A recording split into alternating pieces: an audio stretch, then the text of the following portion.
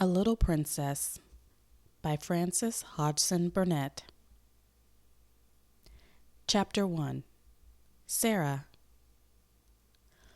Once on a dark winter's day, when the yellow fog hung so thick and heavy in the streets of London that the lamps were lighted and the shop windows blazed with gas as they do at night, an odd-looking little girl sat in a cab with her father, and was driven rather slowly through the big thoroughfares.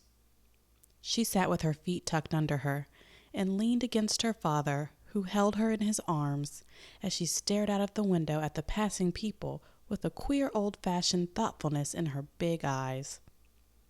She was such a little girl that one did not expect to see such a look on her small face. It would have been an old look for a child of 12, and Sara Crewe was only 7. The fact was, however, that she was always dreaming and thinking odd things, and could not herself remember any time when she has not been thinking things about grown-up people and the world they belonged to.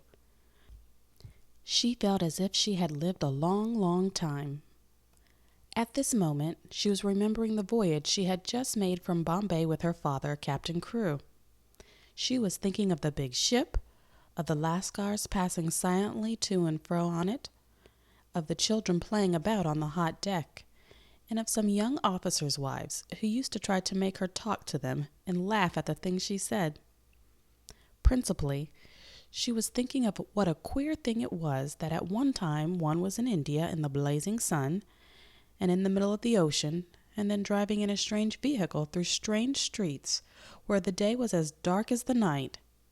She found this so puzzling that she moved closer to her father. "Papa," she said in a low, mysterious little voice, which was almost a whisper. "Papa." "What is it, darling?" Captain Crewe answered, holding her closer and looking down into her face. "What is Sara thinking of?" "Is this the place?" Sara whispered, cuddling still closer to him. "Is it, Papa?" "Yes, little Sara, it is. We have reached it at last." And though she was only 7 years old, she knew that he felt sad when he said it. It seemed to her many years since he had begun to prepare her mind for the place, as she always called it. Her mother had died when she was born, so she had never known or missed her. Her young, handsome, rich, petting father seemed to be the only relation she had in the world. They had always played together and been fond of each other. She only knew he was rich because she had heard people say so when they thought she was not listening. And she had also heard them say that when she grew up, she would be rich too. She did not know all that being rich meant. She had always lived in a beautiful bungalow and had been used to seeing many servants who made salams to her and called her Missy Sahib and gave her her own way in everything. She had had toys and pets and an ayah who worshipped her. And she had gradually learned that people who were rich had these things. That, however, was all she knew about it. During her short life, only one thing had troubled her, and that thing was the place she was to be taken to some day. The climate of India was very bad for children, and as soon as possible they were sent away from it, generally to England and to school. She had seen other children grow away, and had heard their fathers and mothers talk about the letters they received from them. She had known that she would be obliged to go also, and though sometimes her father's stories of the voyage in the new country had attracted her, she had been troubled by the thought that he could not stay with her. "Couldn't you go to that place with me, Papa?" she had asked when she was 5 years old. "Couldn't you go to school too? I would help you with your lessons." "But you will not have to stay for a very long time, little Sara," he had always said. "You will go to a nice house where there will be a lot of little girls, and you will play together, and I will send you plenty of books, and you will grow so fast that it will seem scarcely a year before you are big enough and clever enough to come back and take care of Papa." She had liked to think of that, to keep the house for her father, to ride with him, and sit at the head of his table when he had dinner parties. To talk to him and read his books, that would be what she would like most in the world. And if one must go away to the place in England to attain it, She must make up her mind to go. She did not care very much for the other little girls, but if she had plenty of books, she could console herself. She liked books more than anything else, and was, in fact, always inventing stories of beautiful things and telling them to herself. Sometimes she had told them to her father, and he liked them as much as she did. "Well, Papa," she said softly, "if we are here, I suppose we must be resigned." He laughed at her old-fashioned speech and kissed her. He was really not at all resigned himself, though he knew he must keep that a secret. His quaint little Sara had been a great companion to him, and he felt he should be a lonely fellow when, on his return to India, he went into his bungalow, knowing he need not expect to see the small figure in its white frock come forward to meet him. So he held her very closely in his arms as the cab rolled into the big dull square in which stood the house which was their destination. It was a big, dull brick house, exactly like all the others in its row, but at the front door there shone a brass plate on which was engraved in black letters, "Miss Minchin, Select Seminary for Young Ladies." "Here we are, Sara," said Captain Crewe, making his voice sound as cheerful as possible. Then he lifted her out of the cab, and they mounted the steps and rang the bell. Sara often thought afterward that the house was somehow exactly like Miss Minchin. It was respectable and well furnished, but everything in it was ugly, and the very armchairs seemed to have hard bones in them. In the hall, everything was hard and polished. Even the red cheeks of the moon face on the tall clock in the corner had a severe varnished look.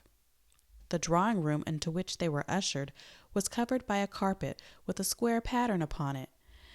The chairs were square, and a heavy marble timepiece stood upon the heavy marble mantel. As she sat down in one of the stiff mahogany chairs, Sara cast one of her quick looks about her. "I don't like it, Papa," she said. "But then, I dare say, soldiers, even brave ones, don't really like going into battle." Captain Crewe laughed outright at this. He was young and full of fun, and he never tired of hearing Sara's queer speeches. "Oh, little Sara," he said, "what shall I do when I have no one to say solemn things to me? No one else is quite as solemn as you are." "But why do solemn things make you laugh so?" inquired Sara. "Because you are such fun when you say them," he answered, laughing still more. And then suddenly he swept her into his arms and kissed her very hard, stopping laughing all at once and looking almost as if tears had come into his eyes. It was just then that Miss Minchin entered the room. She was very like her house, Sara felt, tall and dull, and respectable and ugly. She had large, cold, fishy eyes and a large, cold, fishy smile. It spread itself into a very large smile when she saw Sara and Captain Crewe. She had heard a great many desirable things of the young soldier from the lady who had recommended her school to him. Among other things, she had heard that he was a rich father who was willing to spend a great deal of money on his little daughter. "It will be a great privilege to have charge of such a beautiful and promising child, Captain Crewe," she said, taking Sara's hand and stroking it. "Lady Meredith has told me of her unusual cleverness. A clever child is a great treasure in an establishment like mine." Sara stood quietly, with her eyes fixed upon Miss Minchin's face. She was thinking something odd, as usual. "Why does she say I am a beautiful child?" she was thinking. "I am not beautiful at all. Colonel Grange's little girl Isabel is beautiful. She has dimples and rose-colored cheeks, and long hair the color of gold. I have black hair and green eyes. Besides which, I am a thin child and not fair in the least. I am one of the ugliest children I ever saw. She is beginning by telling a story." She was mistaken, however, in thinking she was an ugly child. She was not in the least like Isabel Grange, who had the beauty of the regiment, but she had an odd charm of her own. She was a slim, supple creature, and rather tall for her age, and had an intense, attractive little face. Her hair was heavy and quite black, and only curled up at the tips. Her eyes were greenish-gray, it is true, but they were big, wonderful, with long black lashes, and though she herself did not like the color of them, many other people did. Still, she was very firm in her belief that she was an ugly little girl, and she was not at all elated by Miss Minchin's flattery. I should be telling a story if I said she was beautiful, she thought. And I should know I was telling a story. I believe I am as ugly as she is, in my way. What did she say that for? After she had known Miss Minchin longer, she learned why she had said it. She discovered that she said the same thing to each papa and mamma who brought a child to her school. Sara stood near her father and listened while he and Miss Minchin talked. She had been brought to the seminary because Lady Meredith's 2 little girls had been educated there, and Captain Crewe had a great respect for Lady Meredith's experience. Sara was to be what was known as a parlor boarder, and she was to enjoy even greater privileges than parlor boarders usually did. She was to have a pretty bedroom and sitting room of her own.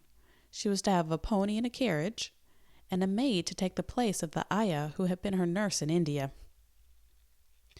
I am not in the least anxious about her education, Captain Crewe said, with his gay laugh, as he held Sara's hand and patted it. The difficulty will be to keep her from learning too fast and too much. She's always sitting with her little nose burrowing into books. She doesn't read them, Miss Minchin. She gobbles them up as if she were a little wolf instead of a little girl. She is always starving for new books to gobble, and she wants grown-up books, great big fat ones, French and German, as well as English, history and biography and poets, and all sorts of things. Drag her away from her books when she reads too much. Make her read her Pony in the Row, or go out and buy a new doll. She ought to play with more dolls.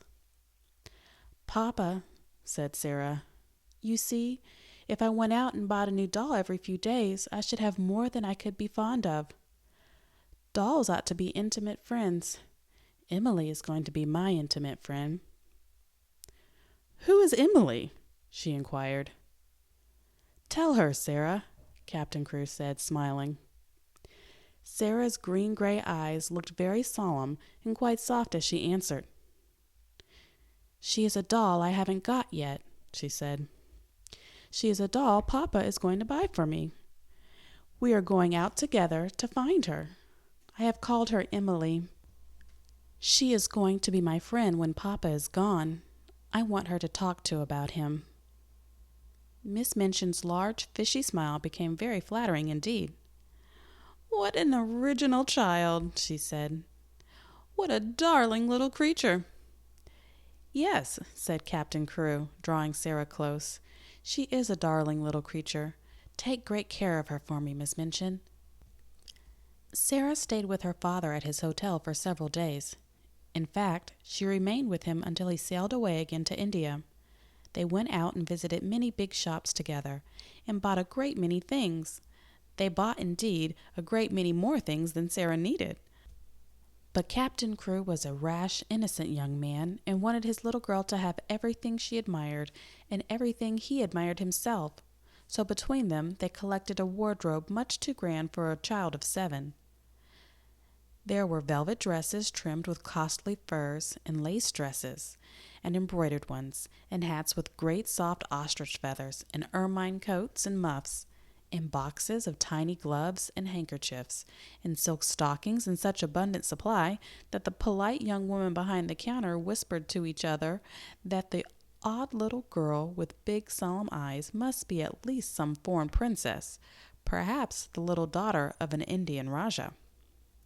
And at last they found Emily, but they went to a number of toy shops and looked at a great many dolls before they finally discovered her. I want her to look as if she wasn't a doll, really, Sara said. I want her to look as if she listens when I talk to her. The trouble with dolls, Papa, and she put her head on one side and reflected as she said it, the trouble with dolls is that they never seem to hear. So they looked at big ones and little ones, at dolls with black eyes and dolls with blue, at dolls with brown curls and dolls with golden braids, dolls dressed and dolls undressed. You see, Sara said when they were examining one who had no clothes, If when I find her she has no frocks, we can take her to a dressmaker and have her things made to fit.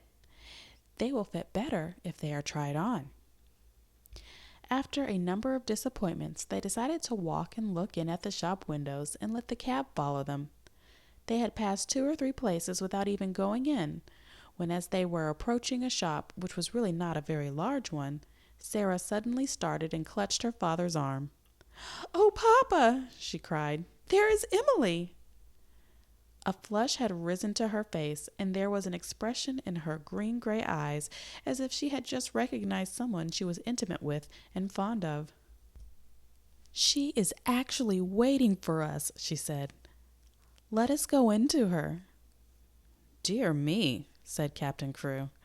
"I feel as if we ought to have someone to introduce us." "You must introduce me and I will introduce you," said Sara. "But I knew her the minute I saw her, so perhaps she knew me too." Perhaps she had known her. She had certainly a very intelligent expression in her eyes when Sara took her in her arms. She was a large doll, but not too large to carry about easily. She had naturally curling, golden brown hair, which hung like a mantle about her, and her eyes were a deep, clear gray blue, with soft, thick eyelashes, which were real eyelashes and not mere painted lines. "Of course," said Sara, looking into her face as she held her on her knee. "Of course, Papa, this is Emily." So Emily was bought and actually taken to a children's outfitter shop and measured for a wardrobe as grand as Sara's own.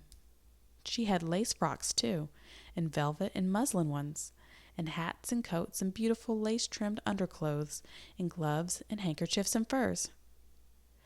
"I should like her always to look as if she was a child with a good mother," said Sara.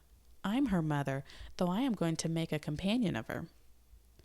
Captain Crewe would really have enjoyed the shopping tremendously, but that a sad thought kept tugging at his heart. This all meant that he was going to be separated from his beloved, quaint little comrade. He got out of his bed in the middle of that night and went and stood looking down at Sara, who lay asleep with Emily in her arms. Her black hair was spread out on the pillow, and Emily's golden brown hair mingled with it. Both of them had lace-ruffled nightgowns, and both had long eyelashes which lay and curled up on their cheeks. Emily looked so like a real child that Captain Crewe felt glad she was there. He drew a big sigh and pulled his mustache with a boyish expression. "Hey-ho, little Sara," he said to himself. "I don't believe you know how much your daddy will miss you." The next day he took her to Miss Minchin's and left her there. He was to sail away the next morning. He explained to Miss Minchin that his solicitors, Messrs. Barrow and Skipworth, had charge of his affairs in England and would give her any advice she wanted, and that they would pay the bill she sent in for Sara's expenses. He would write to Sara twice a week, and she was to be given every pleasure she asked for. "She is a sensible little thing, and she never wants anything it isn't safe to give her," he said. Then he went with Sara into her little sitting room, and they bade each other good-bye. Sara sat on his knee and held the lapels of his coat in her small hands and looked long and hard at his face. "Are you learning me by heart, little Sara?" he said, stroking her hair. "No," she answered. "I know you by heart. You are inside my heart." And they put their arms round each other and kissed as if they would never let each other go. When the cab drove away from the door, Sara was sitting on the floor of her sitting room, with her hands under her chin and her eyes following it until it had turned the corner of the square. Emily was sitting by her, and she looked after it too. When Miss Minchin sent her sister, Miss Amelia, to see what the child was doing, she found she could not open the door. "I have locked it," said a queer, polite little voice from inside. "I want to be quite by myself, if you please." Miss Amelia was fat and dumpy and stood very much in awe of her sister. She was really the better-natured person of the two, but she never disobeyed Miss Minchin. She went downstairs again, looking almost alarmed. "I never saw such a funny old-fashioned child, sister," she said. She has locked herself in, and she's not making the least particle of noise. It is much better than if she kicked and screamed, as some of them do, Miss Minchin answered. I expected that a child as much spoiled as she is would set the whole house in an uproar. If ever a child was given her own way in everything, she is. I've been opening her trunks and putting her things away, said Miss Amelia. I never saw anything like them. Sable and ermine on her coats, and real Valencian lace on her underclothing. You have seen some of her clothes. What do you think of them? I think they're perfectly ridiculous, replied Miss Minchin sharply. But they will look very well at the head of the line when we take the school children to church on Sunday. She has been provided for as if she were a little princess. And upstairs in the locked room, Sara and Emily sat on the floor and stared at the corner round which the cab had disappeared, while Captain Crewe looked backward, waving and kissing his hands as if he would not bear to stop.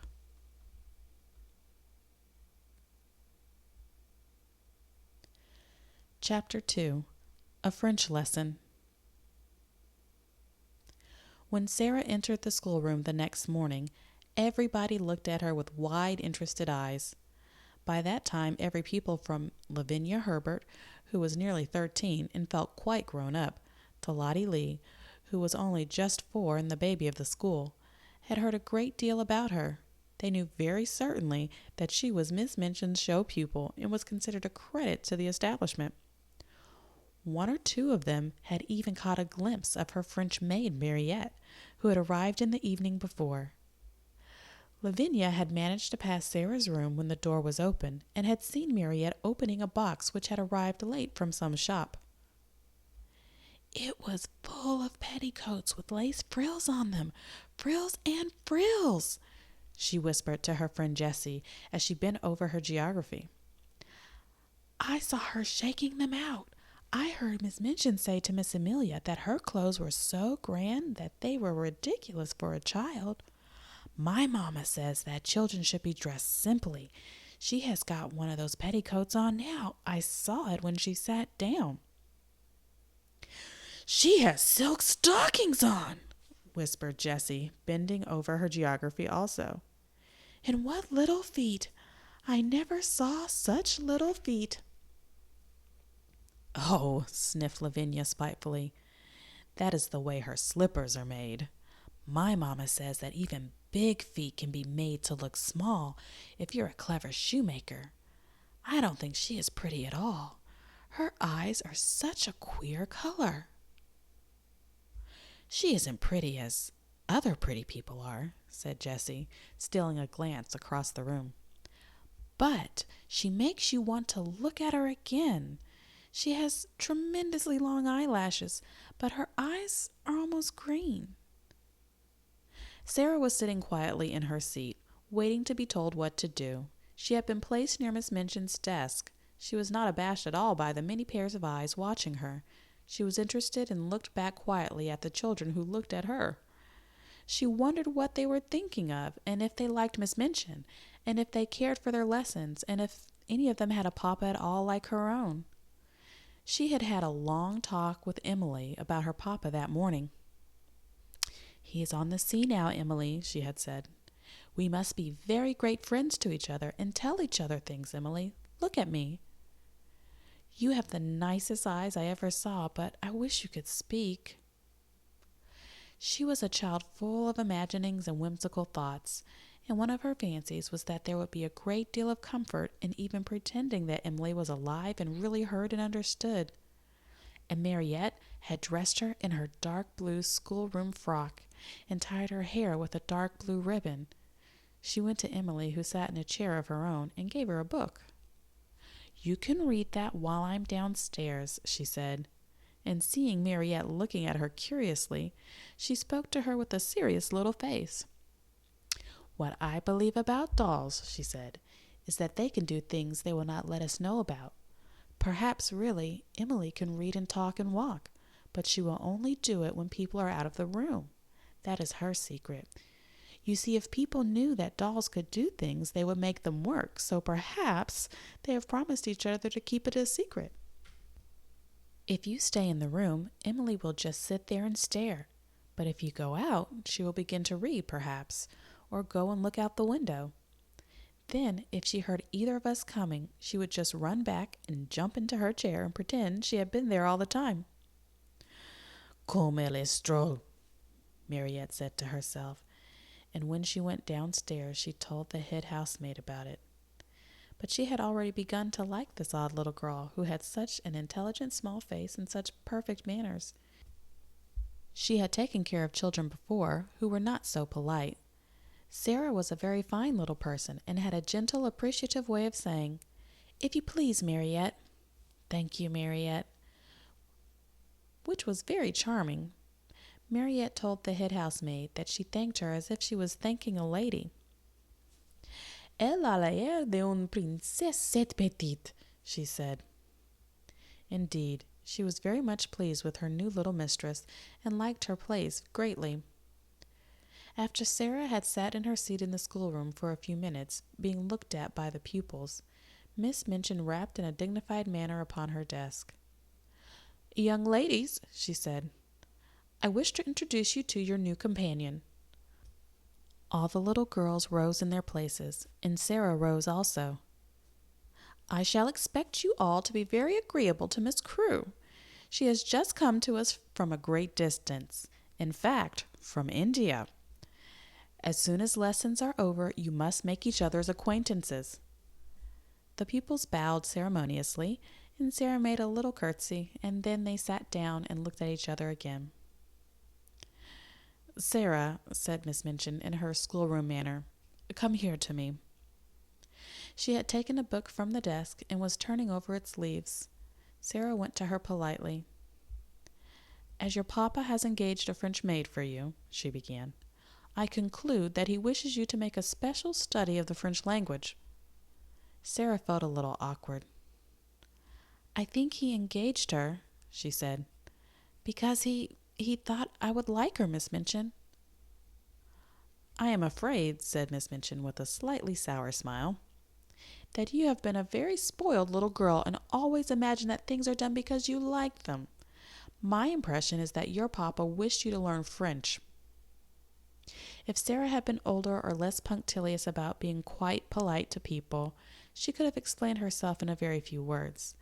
But as it was, she felt a flush rising on her cheeks. Miss Minchin was a very severe and imposing person, and she seemed so absolutely sure that Sara knew nothing whatever of French that she felt as if it would be almost rude to correct her. The truth was that Sara could not remember the time when she had not seemed to know French. Her father had often spoken it to her when she had been a baby. Her mother had been a Frenchwoman, and Captain Crewe had loved her language. So it happened that Sara had always heard and been familiar with it. I have never really learned French, but, she began, trying shyly to make herself clear. One of Miss Minchin's chief secret annoyances was that she did not speak French herself, and was desirous of concealing the irritating fact. She therefore had no intention of discussing the matter and laying herself open to innocent questioning by a new little pupil. "That is enough," she said with polite tartness. "If you have not learned, you must begin at once. The French master, Monsieur Defarge, will be here in a few minutes. Take this book and look at it until he arrives." Sara's cheeks felt warm. She went back to her seat and opened the book. She looked at the first page with a grave face, and she knew it would be rude to smile, and she was very determined not to be rude. But it was very odd to find herself expected to study a page which told her that le père meant the father, and la mère meant the mother. Miss Minchin glanced toward her scrutinizingly. "You look rather cross, Sara," she said. "I am sorry you do not like the idea of learning French." "I am very fond of it," answered Sara, thinking she would try again. "But—" "You must not say 'but' when you are told to do things," said Miss Minchin. "Look at your book again." And Sara did so, and did not smile, even when she found that les fils meant the son, and les frères meant the brother. "When Monsieur Defarge comes," she thought, "I can make him understand." Monsieur Defarge arrived very shortly afterward. He was a very nice, intelligent, middle-aged Frenchman, and he looked interested when his eyes fell upon Sara, trying politely to seem absorbed in her little book of phrases. "Is this a new pupil for me, madame?" he said to Miss Minchin. "I hope that is my good fortune." "Her papa, Captain Crewe, is very anxious that she should begin the language, but I'm afraid she has a childish prejudice against it. She does not seem to wish to learn," said Miss Minchin. "I am sorry of that, mademoiselle," he said kindly to Sara. "Perhaps when we begin to study together, I may show you that it is a charming tongue." Little Sara rose in her seat. She was beginning to feel rather desperate, as if she were almost in disgrace. She looked up to Monsieur Defarge's face with her big green-gray eyes, and they were quite innocently appealing. She knew that he would understand as soon as she spoke. She began to explain quite simply in pretty and fluent French. Madame had not understood. She had not learned French exactly, not out of books, but her papa and other people had always spoken it to her, and she had read it and written it as she had read and written English. Her papa loved it, and she loved it because he did. Her dear mamma, who had died when she was born, had been French. She would be glad to learn anything Monsieur would teach her. But what she had tried to explain to Madame was that she already knew the words in this book, and she held out the little book of phrases. When she began to speak, Miss Minchin started quite violently and sat staring at her over her eyeglasses, almost indignantly, until she had finished. Monsieur Defarge began to smile, and his smile was one of great pleasure. To hear this pretty childish voice speaking his own language so simply and charmingly made him feel almost as if he was in his native land, which, in dark, foggy days in London, sometimes seemed worlds away. When she had finished, he took the phrase book from her with a look almost affectionate. But he spoke to Miss Minchin. "Ah, madame," he said, "there is not much I can teach her. She has not learned French. She is French. Her accent is exquisite." "You ought to have told me," exclaimed Miss Minchin, much mortified, turning on Sara. I tried," said Sara. I suppose I did not begin right." Miss Minchin knew she had tried, and that it had not been her fault that she was not allowed to explain. And when she saw that the pupils had been listening and that Lavinia and Jessie were giggling behind their French grammars, she felt infuriated. "Silence, young ladies," she said severely, rapping upon the desk. "Silence at once." And she began from that minute to feel rather a grudge against her show pupil.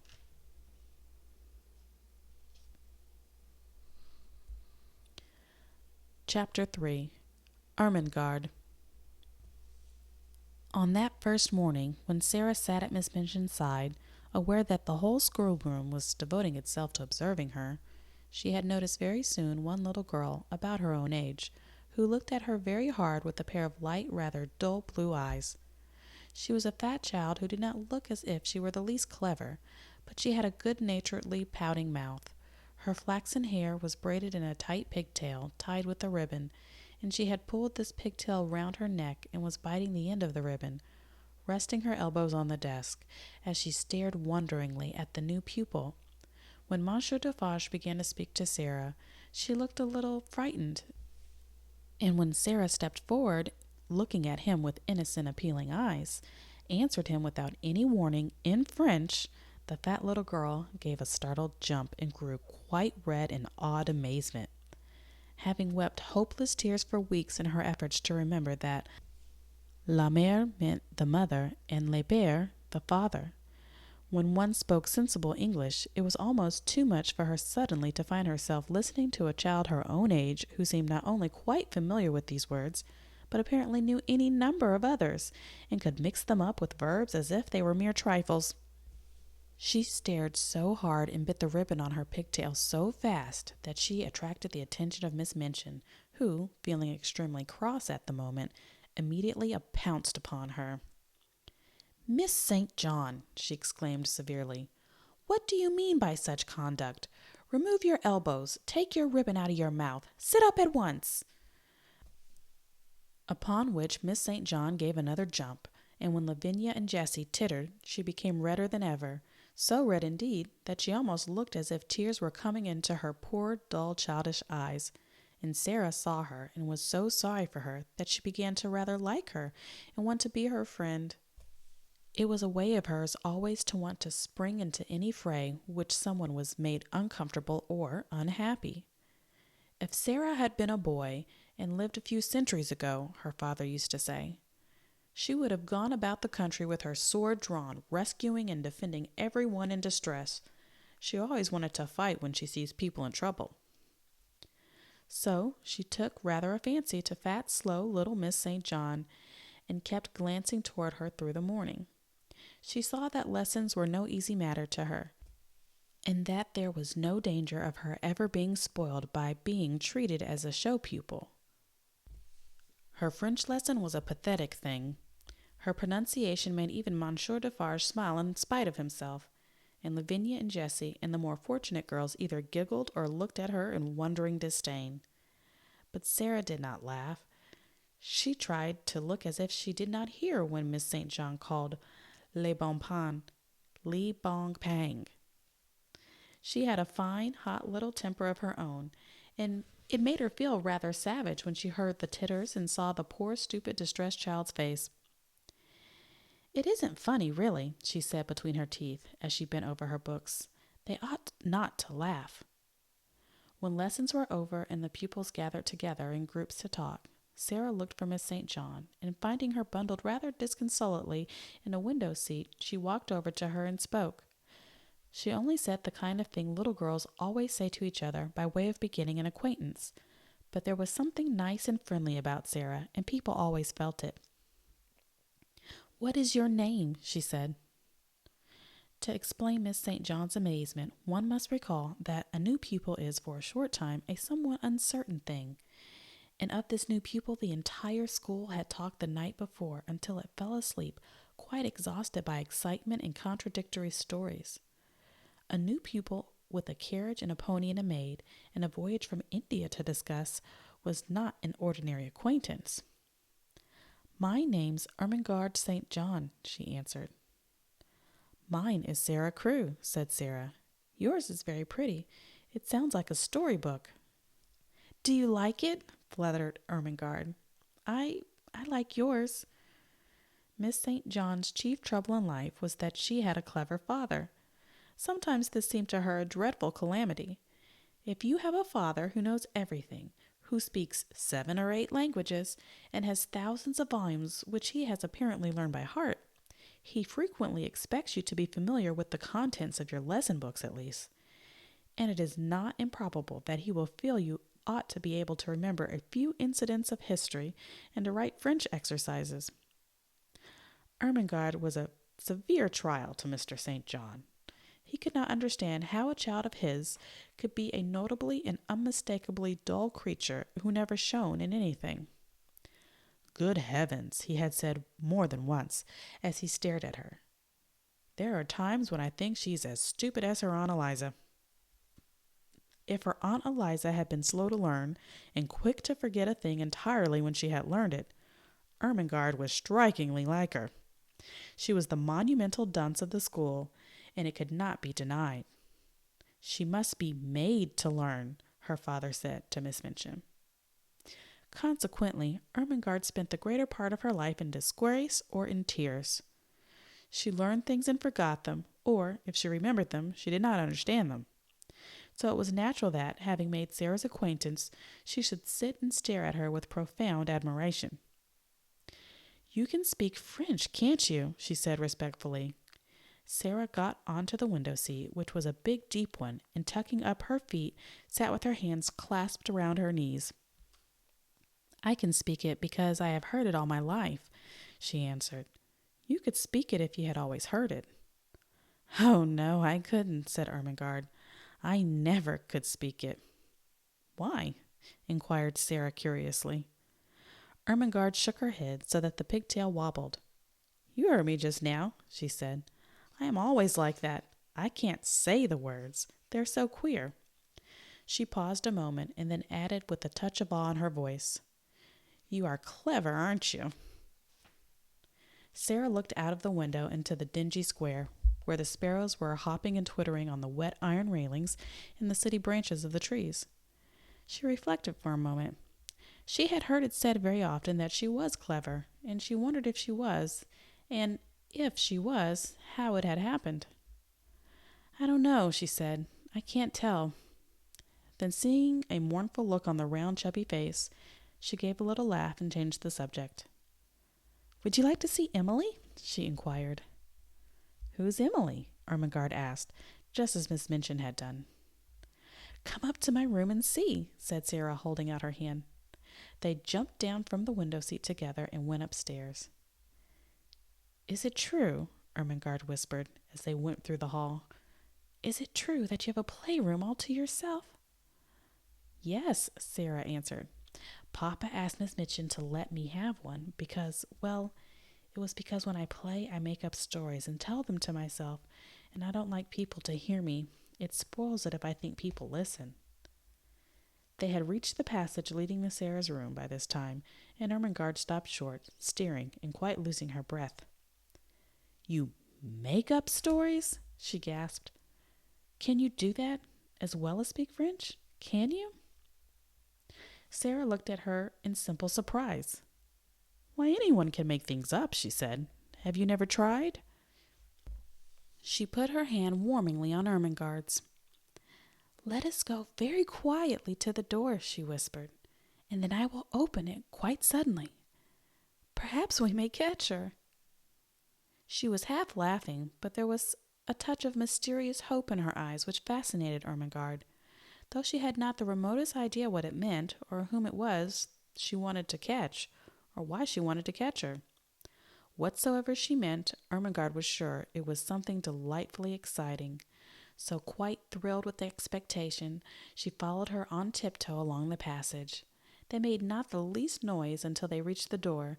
Then Sara suddenly turned the handle and threw it wide open. It revealed the room quite neat and quiet, a fire gently burning in the grate, and a wonderful doll sitting in a chair by it, apparently reading a book. "Oh, she got back to her seat before we could see her," Sara exclaimed. "Of course they always do that. They're as quick as lightning." Ermengarde looked from her to the doll and back again.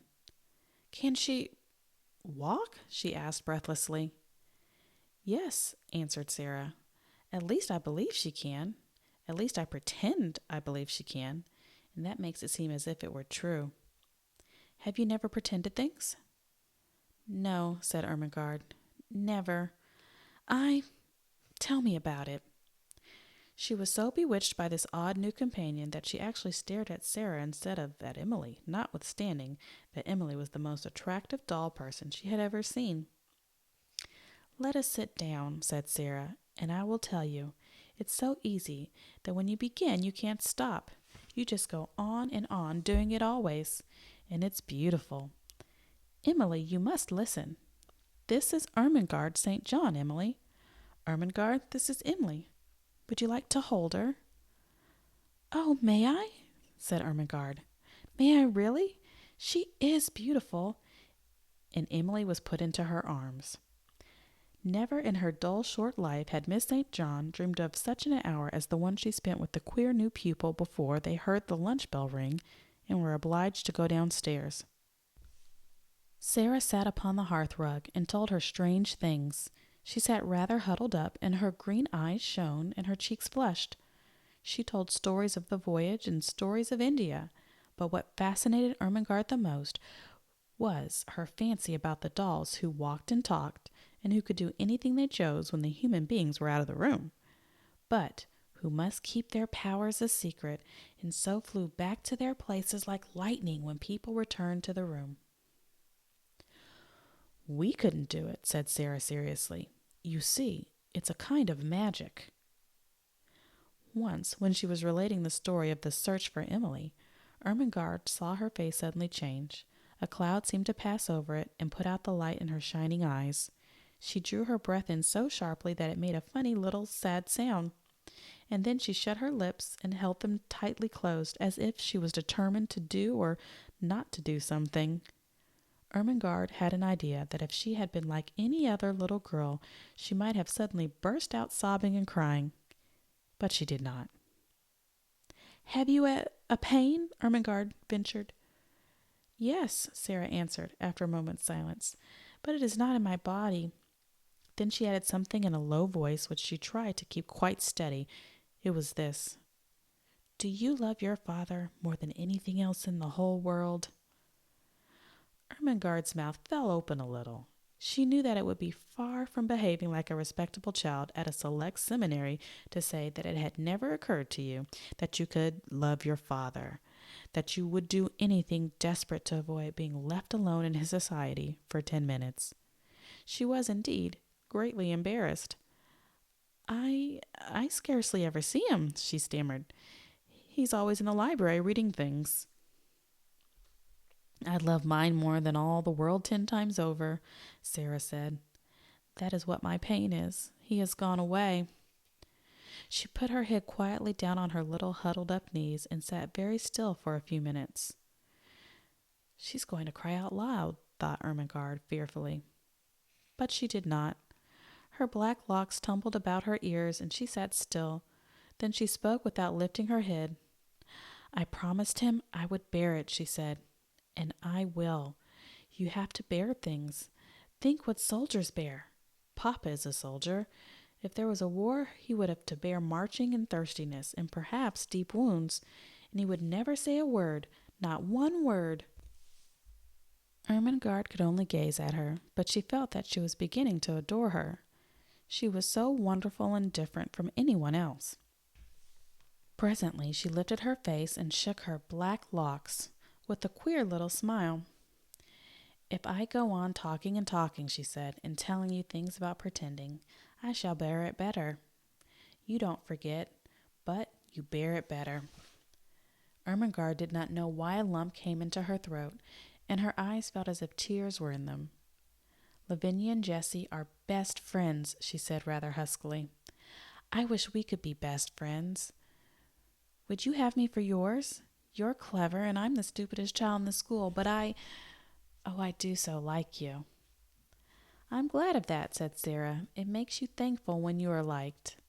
"Yes, we will be friends. And I'll tell you what," a sudden gleam lighting her face, "I can help you with your French lessons."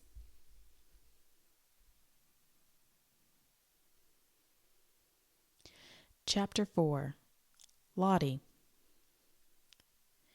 If Sara had been a different kind of child, the life she led at Miss Minchin's Select Seminary for the next 10 years would not have been at all good for her. She was treated more as if she were a distinguished guest at the establishment than if she were a mere little girl.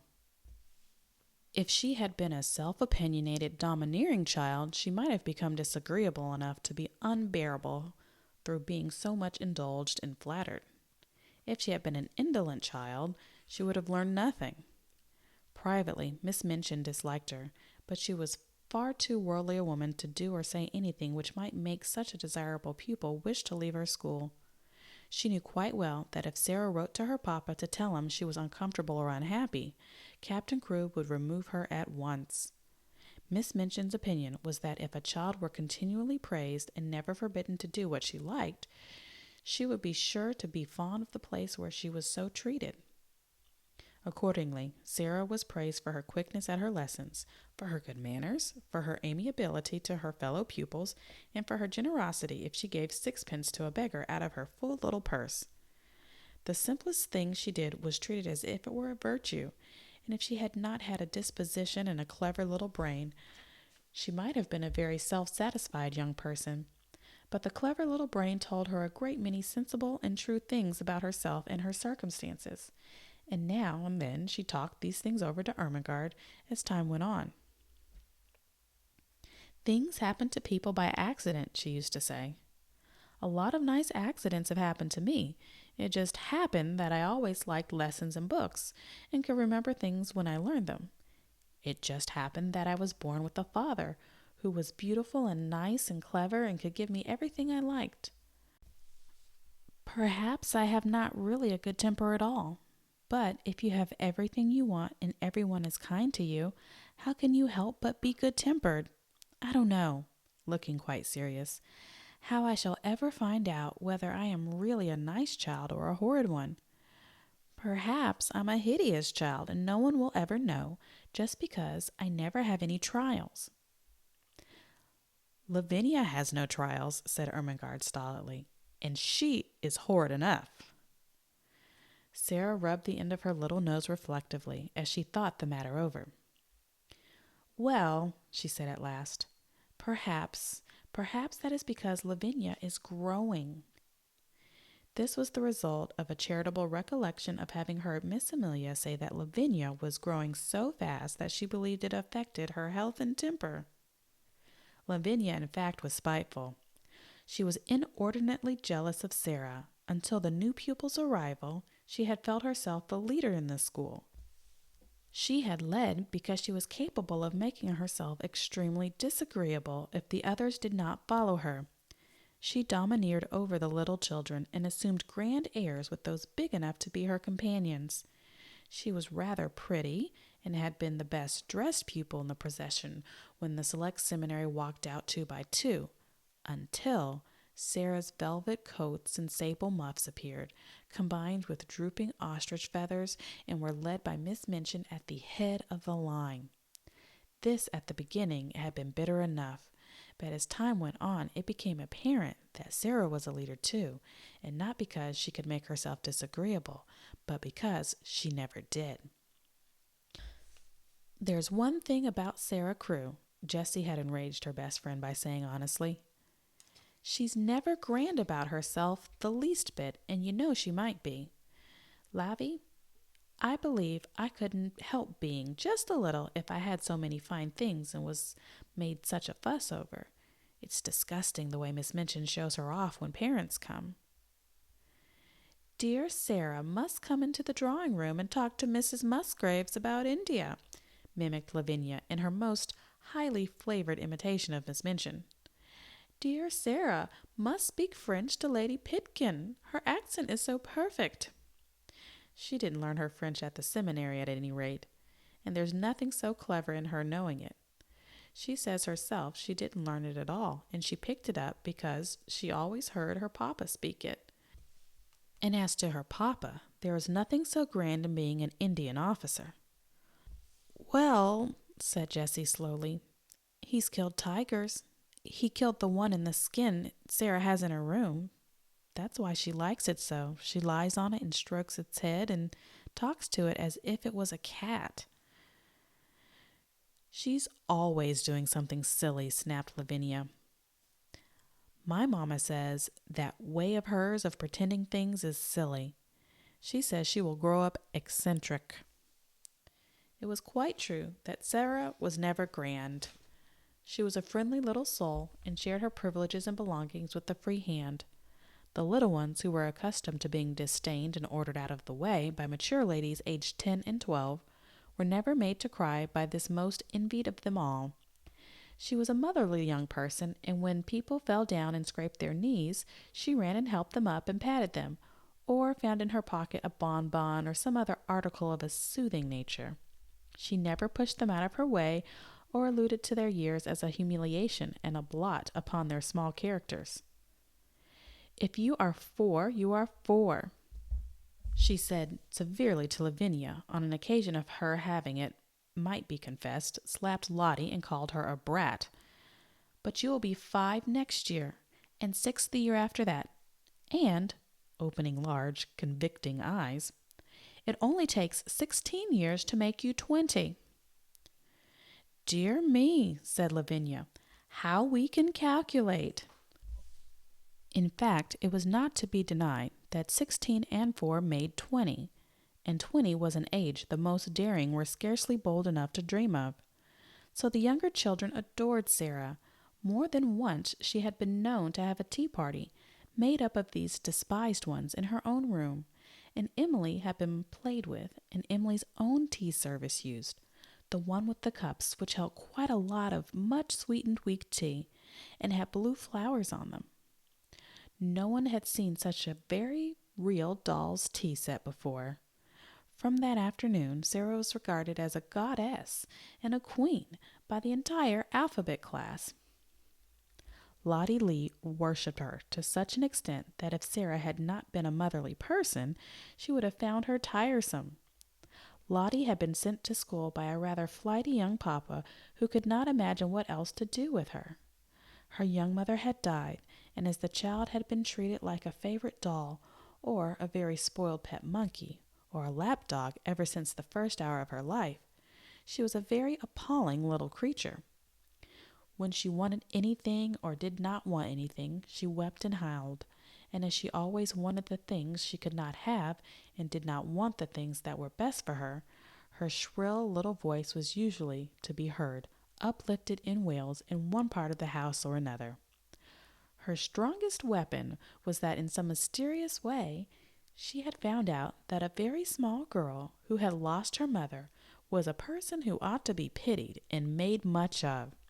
She had probably heard some grown-up people talking her over in the early days after her mother's death, so it became her habit to make great use of this knowledge. The first time Sara took her in charge was one morning when, on passing a sitting room, she heard both Miss Minchin and Miss Amelia trying to suppress the angry wails of some child who, evidently, refused to be silenced. She refused so strenuously indeed that Miss Minchin was obliged to almost shout, in a stately and severe manner, to make herself heard. "What is she crying for?" she almost yelled. Oh, Sara heard. "I haven't got any mama." "Oh, Lottie," screamed Miss Amelia. "Do stop, darling. Don't cry. Please don't." Oh, Lottie howled tempestuously. "Haven't got any mama." "She ought to be whipped," Miss Minchin proclaimed. "You shall be whipped, you naughty child." Lottie wailed more loudly than ever. Miss Amelia began to cry. Miss Minchin's voice rose until it almost thundered. Then suddenly she sprang up from her chair in impotent indignation and flounced out of the room, leaving Miss Amelia to arrange the matter. Sara had paused in the hall, wondering if she ought to go into the room, because she had recently begun a friendly acquaintance with Lottie and might be able to quiet her. When Miss Minchin came out and saw her, she looked rather annoyed. She realized that her voice, as heard from inside the room, could not have sounded either dignified or amiable. "Oh, Sara," she exclaimed, endeavoring to produce a suitable smile. "I stopped," exclaimed Sara, "because I knew it was Lottie, and I thought perhaps, just perhaps, I could make her be quiet. May I try, Miss Minchin?" "If you can, you are a clever child," answered Miss Minchin, drawing in her mouth sharply. Then, seeing that Sara looked slightly chilled by her asperity, she changed her manner. "But you are clever in everything," she said in her approving way. "I dare say you can manage her. Go in." And she left her. When Sara entered the room, Lottie was lying upon the floor, screaming and kicking her small fat legs violently, and Miss Amelia was bending over her in consternation and despair. Looking quite red and damp with heat, Lottie had always found, when in her own nursery at home, that kicking and screaming would always be quieted by any means she insisted upon. Poor plump Miss Amelia was trying first one method and then another. "Poor darling," she said one moment. "I know you haven't any mamma. Poor—" Then in quite another tone, "If you don't stop, Lottie, I will shake you. Poor little angel. There you are, you wicked, bad, detestable child. I will smack you, I will." Sara went to them quietly. She did not know at all what she was going to do, but she had a vague inward conviction that it would be better not to say such different kinds of things quite so helplessly and excitedly. "Miss Amelia," she said in a low voice, "Miss Minchin says I may try to make her stop. May I?" Miss Amelia turned and looked at her hopelessly. "Oh, do you think you can?" she gasped. "I don't know whether I can," answered Sara, still in her half-whisper, "but I will try." Miss Amelia stumbled up from her knees with a heavy sigh, and Lottie's fat little legs kicked as hard as ever. "If you will steal out of the room," said Sara, "I will stay with her." "Oh, Sara," almost whimpered Miss Amelia, "we never had such a dreadful child before. I don't believe we can keep her." But she crept out of the room and was very much relieved to find an excuse for doing it. Sara stood by the howling, furious child for a few moments and looked down at her without saying anything. Then she sat down flat on the floor beside her and waited. Except for Lottie's angry screams, the room was quite quiet. This was a new state of affairs for little Miss Lee, who was accustomed, when she screamed, to hear other people protest and implore, command and coax by turns. To lie and kick and shriek and find the only person near you not seeming to mind in the least attracted her attention. She opened her tight-shut, streaming eyes to see who this person was, and it was only another little girl. But it was the one who owned Emily and all the nice things, and she was looking at her steadily as if she were merely thinking. Having paused for a few seconds to find this out, Lottie thought she must begin again, but the quiet of the room and of Sara's odd, interested face made her first howl rather half-hearted. "I haven't any mama," she announced, but her voice was not so strong. Sara looked at her still more steadily, but with a sort of understanding in her eyes. "Neither have I," she said. This was so unexpected that it was astounding. Lottie actually dropped her legs, gave a wriggle, and lay and stared. A new idea will stop a crying child when nothing else will. Also, it was true that while Lottie disliked Miss Minchin, who was cross, and Miss Amelia, who was foolishly indulgent, she rather liked Sara, little as she knew her. She did not want to give up her grievance, but her thoughts were distracted from it, so she wriggled again, and after a sulky sob said, "Where is she?" Sara paused a moment because she had been told that her mamma was in heaven. She had thought a great deal about the matter, and her thoughts had not been quite like those of other people. "She went to heaven," she said, "but I am sure she comes out sometimes to see me, though I don't see her. So does yours. Perhaps they can both see us now. Perhaps they are both in this room." Lottie sat bolt upright and looked about her. She was a pretty little curly-headed creature, and her round eyes were like wet forget-me-nots. If her mamma had seen her during the last half hour, she might not have thought her the kind of child who ought to be related to an angel. Sara went on talking. Perhaps some people might think that what she said was rather like a fairy story, but it was all so real to her in her own imagination that Lottie began to listen in spite of herself. She had been told that her mamma had wings and a crown, and she had been shown pictures of ladies in beautiful white nightgowns who were said to be angels. But Sara seemed to be telling a real story in a lovely country where real people were. "There are fields and fields of flowers," she said, forgetting herself as usual when she began and talking rather as if she were in a dream. "Fields and fields of lilies, and when the soft wind blows over them, it wafts the scent of them into the air, and everybody always breathes it in, because the soft wind is always blowing. And little children run about in lily fields and gather armfuls of them and laugh and make little wreaths, and the streets are shining, and no one is ever tired, however far they walk. They can float anywhere they like, and there are walls made of pearl and gold all around the city, but they are low enough for the people to go and lean on them and look down onto the earth and smile and send beautiful messages." Whatsoever story she had begun to tell, Lottie would, no doubt, have stopped crying and been fascinated into listening, but there was no denying that this story was prettier than most others. She dragged herself close to Sara and drank in every word until the end came far too soon. When it did come, she was so sorry that she put up her lip ominously. "I want to go there," she cried.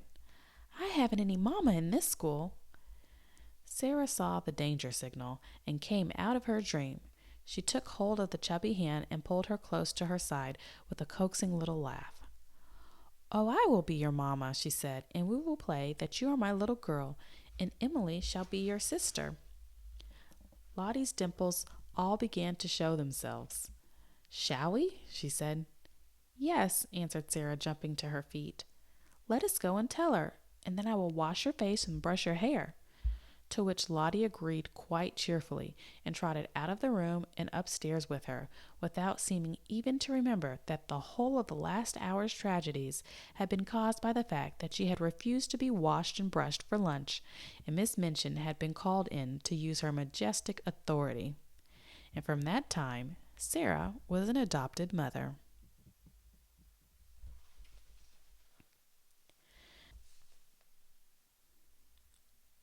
Chapter 5. Becky. Of course, the greatest power Sara possessed, and the one which gained her even more followers than her luxuries and the fact that she was the show pupil, the power that Lavinia and certain other girls were most envious of, and at the same time most fascinated by in spite of themselves, was her power of telling stories, and of making everything she talked about seem like a story, whether it was one or not.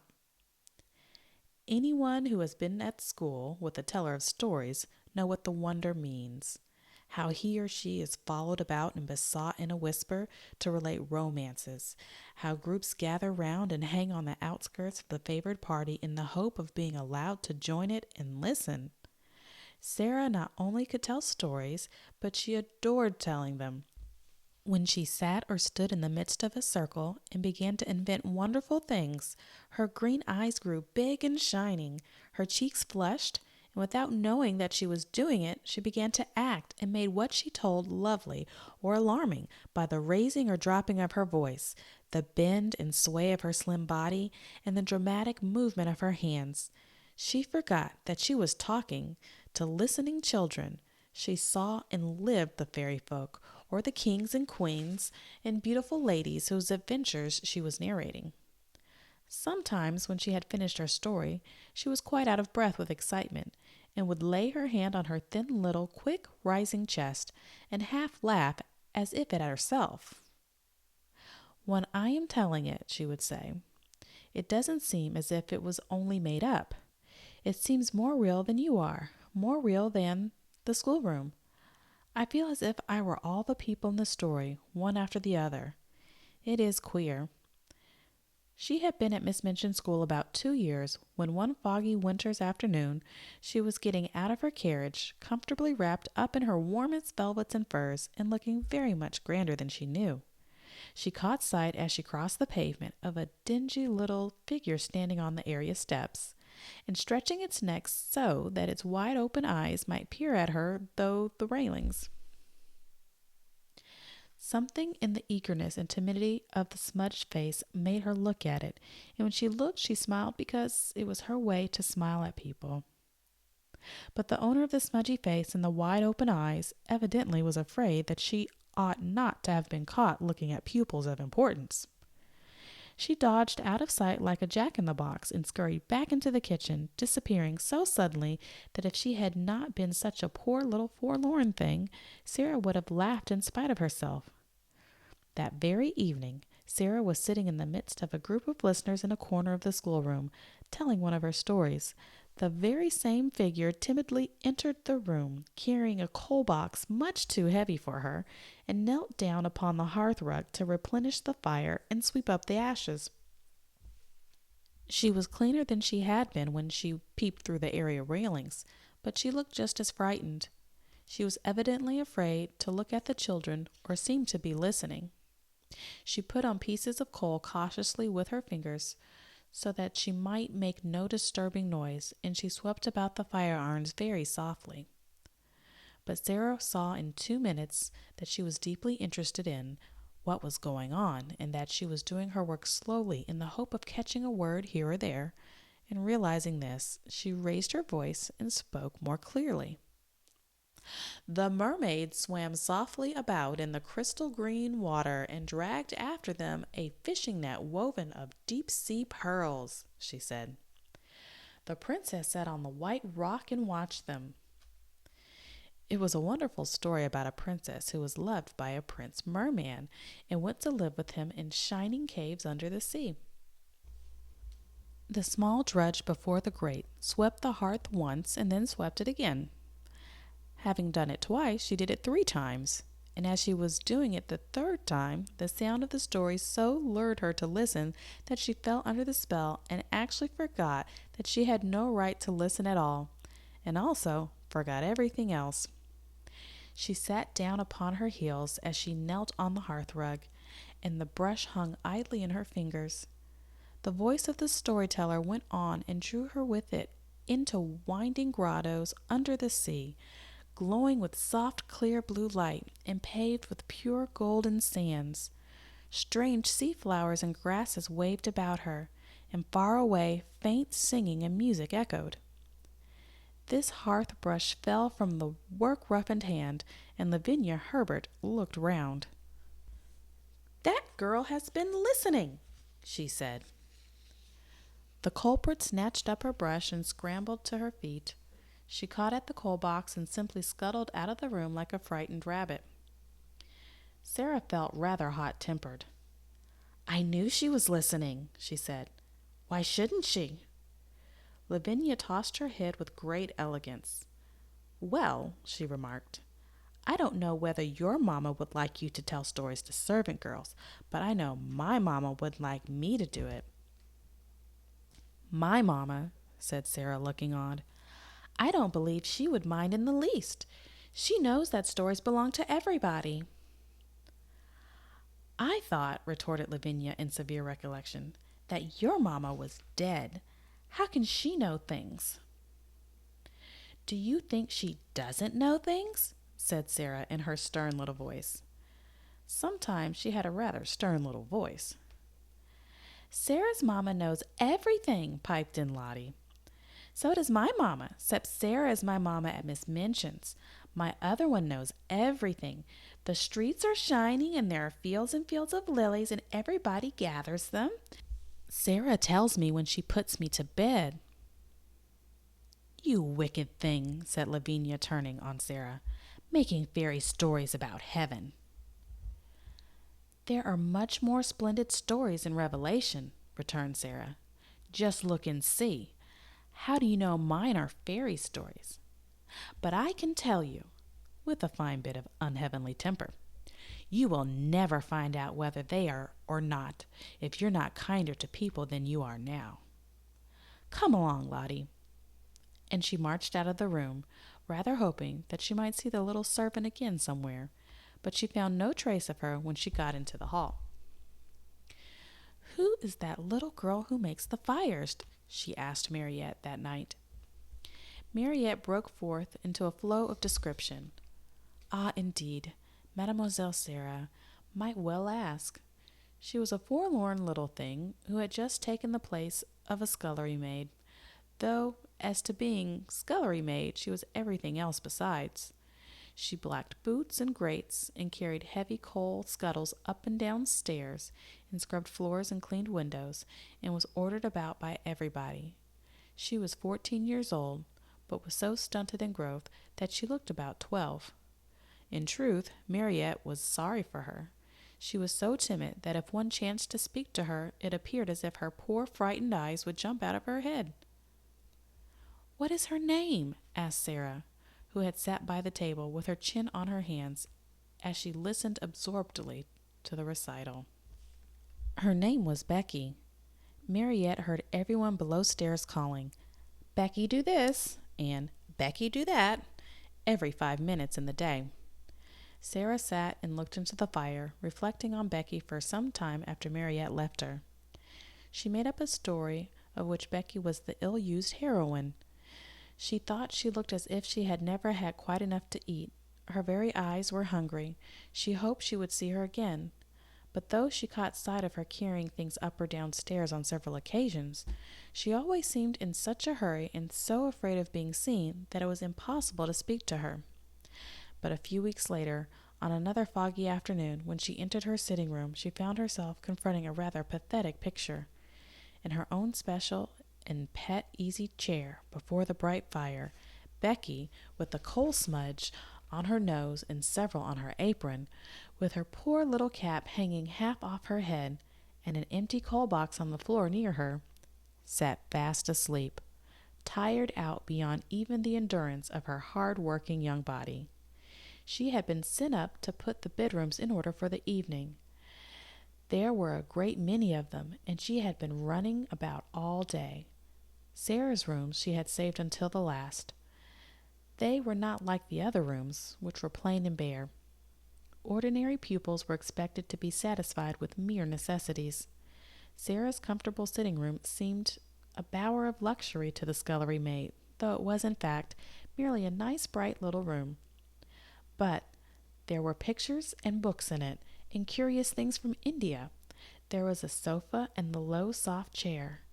Emily sat in a chair of her own, with the air of a presiding goddess, and there was always a glowing fire and a polished grate.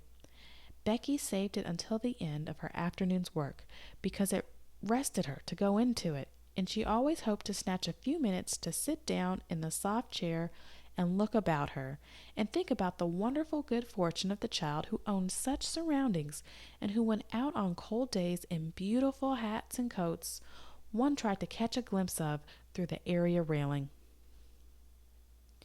On this afternoon, when she had sat down, the sensation of relief to her short, aching legs had been so wonderful and delightful that it had seemed to soothe her whole body, and the glow of warmth and comfort from the fire had crept over her like a spell, until, as she looked at the red coals, a tired, slow smile stole over her smudged face. Her head nodded forward without being aware of it.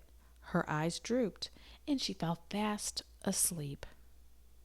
She had really been only about 10 minutes in the room when Sara entered, but she was in as deep a sleep as if she had been like the Sleeping Beauty, slumbering for 100 years. But she did not look, poor Becky, like a Sleeping Beauty at all. She only looked like an ugly, stunted, worn-out little scullery drudge.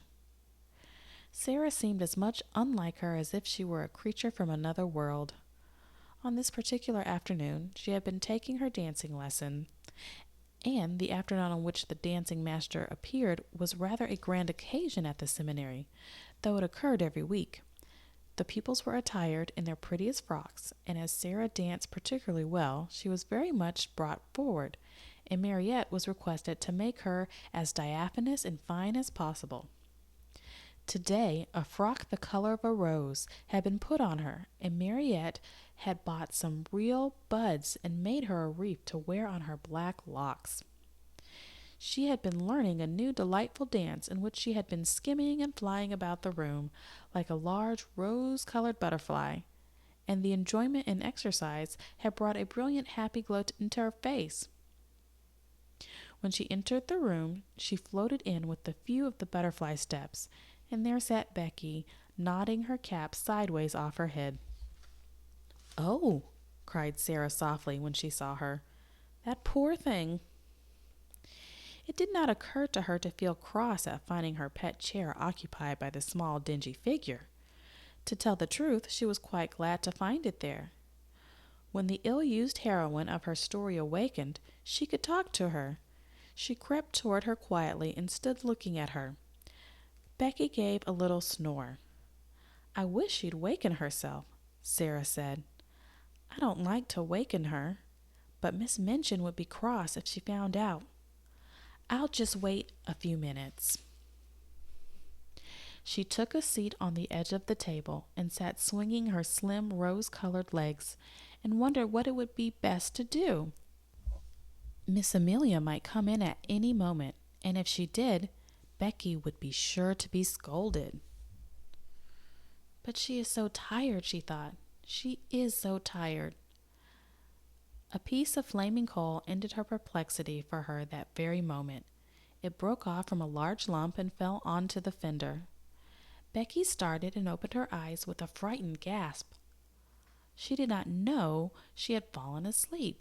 She had only sat down for one moment and felt the beautiful glow, and here she found herself staring in the wild alarm at the wonderful pupil who sat perched quite near her, like a rose-colored fairy with interested eyes. She sprang up and clutched at her cap. She felt it dangling over her ear, and tried wildly to put it straight. Oh, she had got herself into trouble now with a vengeance. To have impudently fallen asleep on such a young lady's chair, she would be turned out of doors without wages. She made a sound like a big breathless sob. Oh, miss, she shuddered. I arst your pardon, miss. Oh, I do, miss. Sara jumped down and came quite close to her.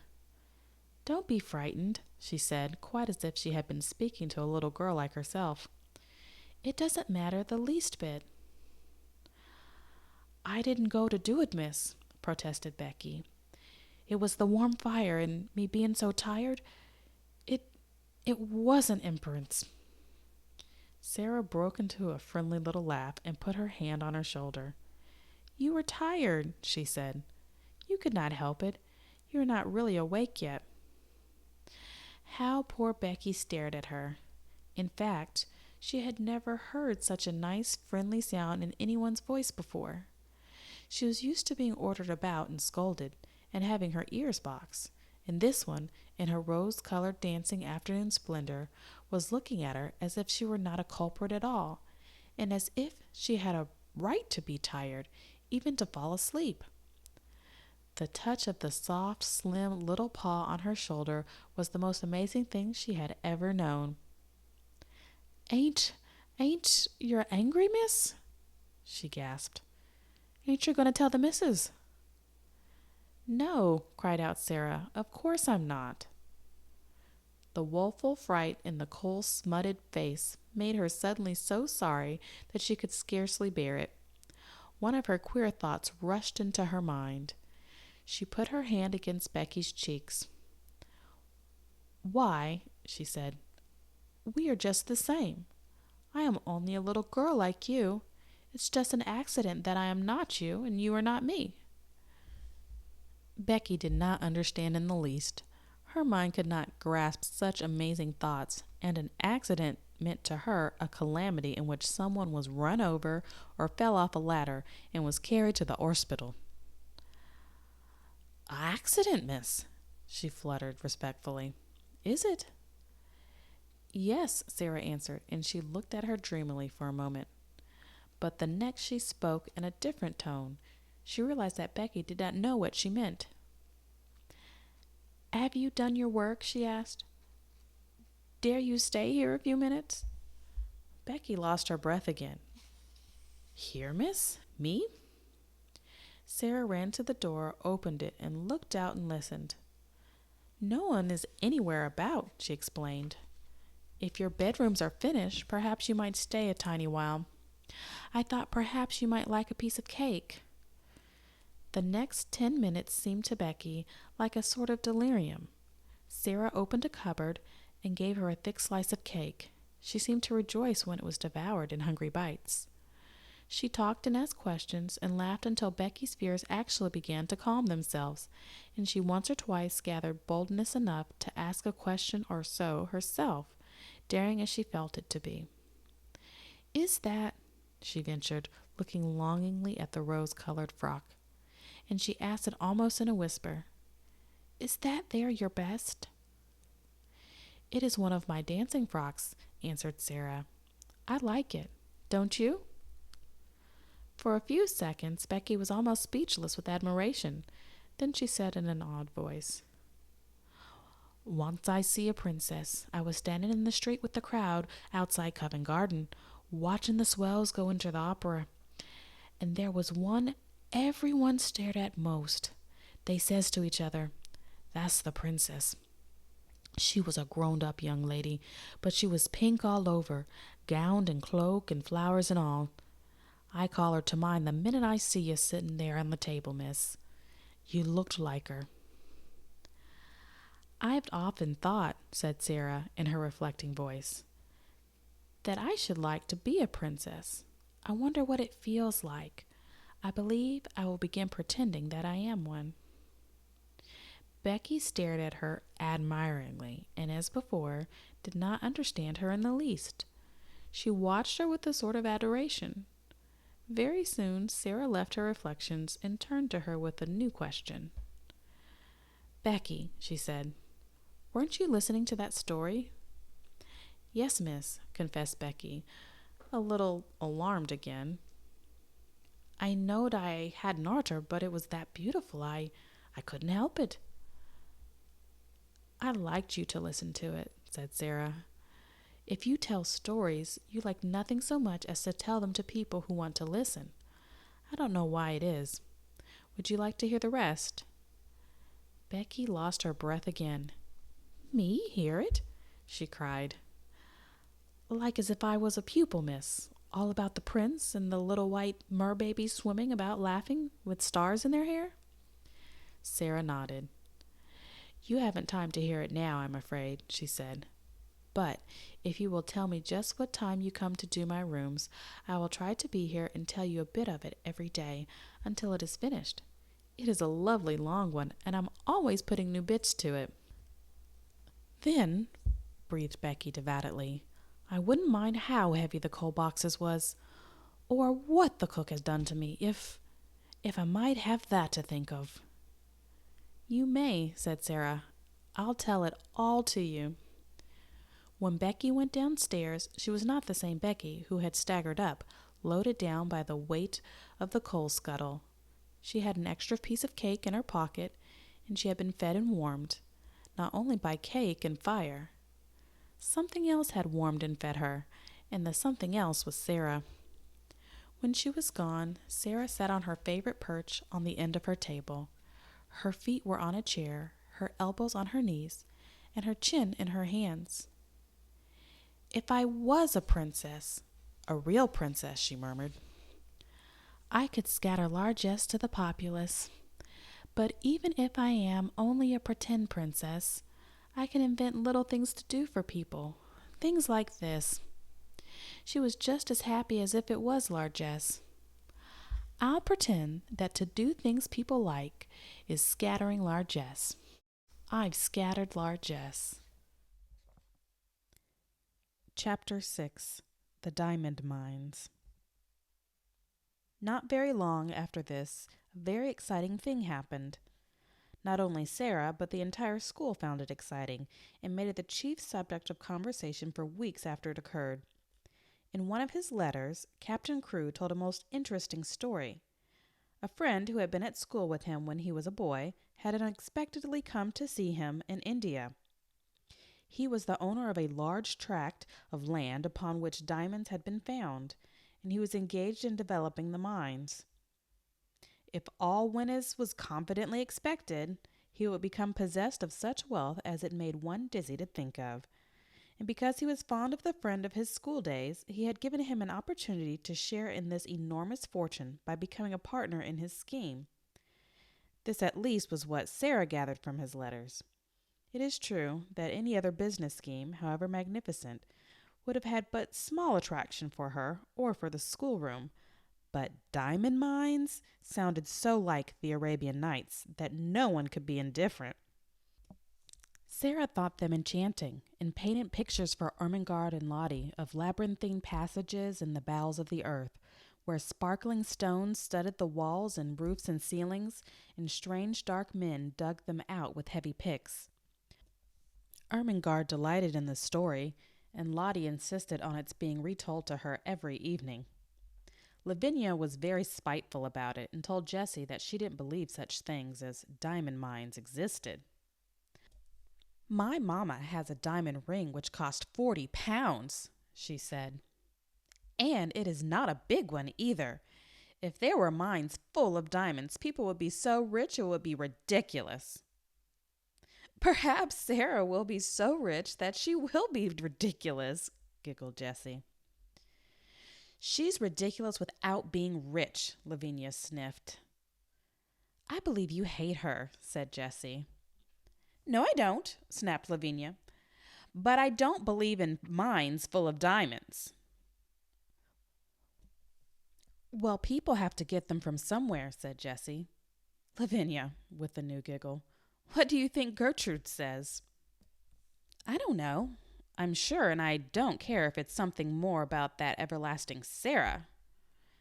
"Well, it is. One of her pretends is that she is a princess. She plays it all the time, even in school. She says it makes her learn her lessons better. She wants Ermengarde to be one too, but Ermengarde says she's too fat. She is too fat, said Lavinia, and Sara's too thin. Naturally, Jessie giggled again. She says it has nothing to do with what you look like or what you have. It has only to do with what you think of and what you do. I suppose she thinks she could be a princess if she was a beggar, said Lavinia. Let us begin to call her Your Royal Highness. Lessons for the day were over, and they were sitting before the schoolroom fire, enjoying the time they liked best. It was the time when Miss Minchin and Miss Amelia were taking their tea in the sitting room, sacred to themselves. At this hour, a great deal of talking was done, and a great many secrets changed hands, particularly if the younger pupils have behaved themselves well, and did not squabble or run about noisily, which it must be confessed they usually did. When they made an uproar, the older girls usually interfered with scoldings and shakes. They were expected to keep order, and there was danger that if they did not, Miss Minchin and Miss Amelia would appear and put an end to festivities. Even as Lavinia spoke, the door opened, and Sara entered with Lottie, whose habit was to trot everywhere after her like a little dog. There she is with that horrid child, exclaimed Lavinia in a whisper. If she's so fond of her, why doesn't she keep her in her own room? She will begin howling about something in 5 minutes. It happened that Lottie had been seized with a sudden desire to play in the schoolroom, and had begged her adopted parent to come with her. She joined a group of little ones who were playing in a corner. Sara curled herself up in the window seat, opened a book, and began to read.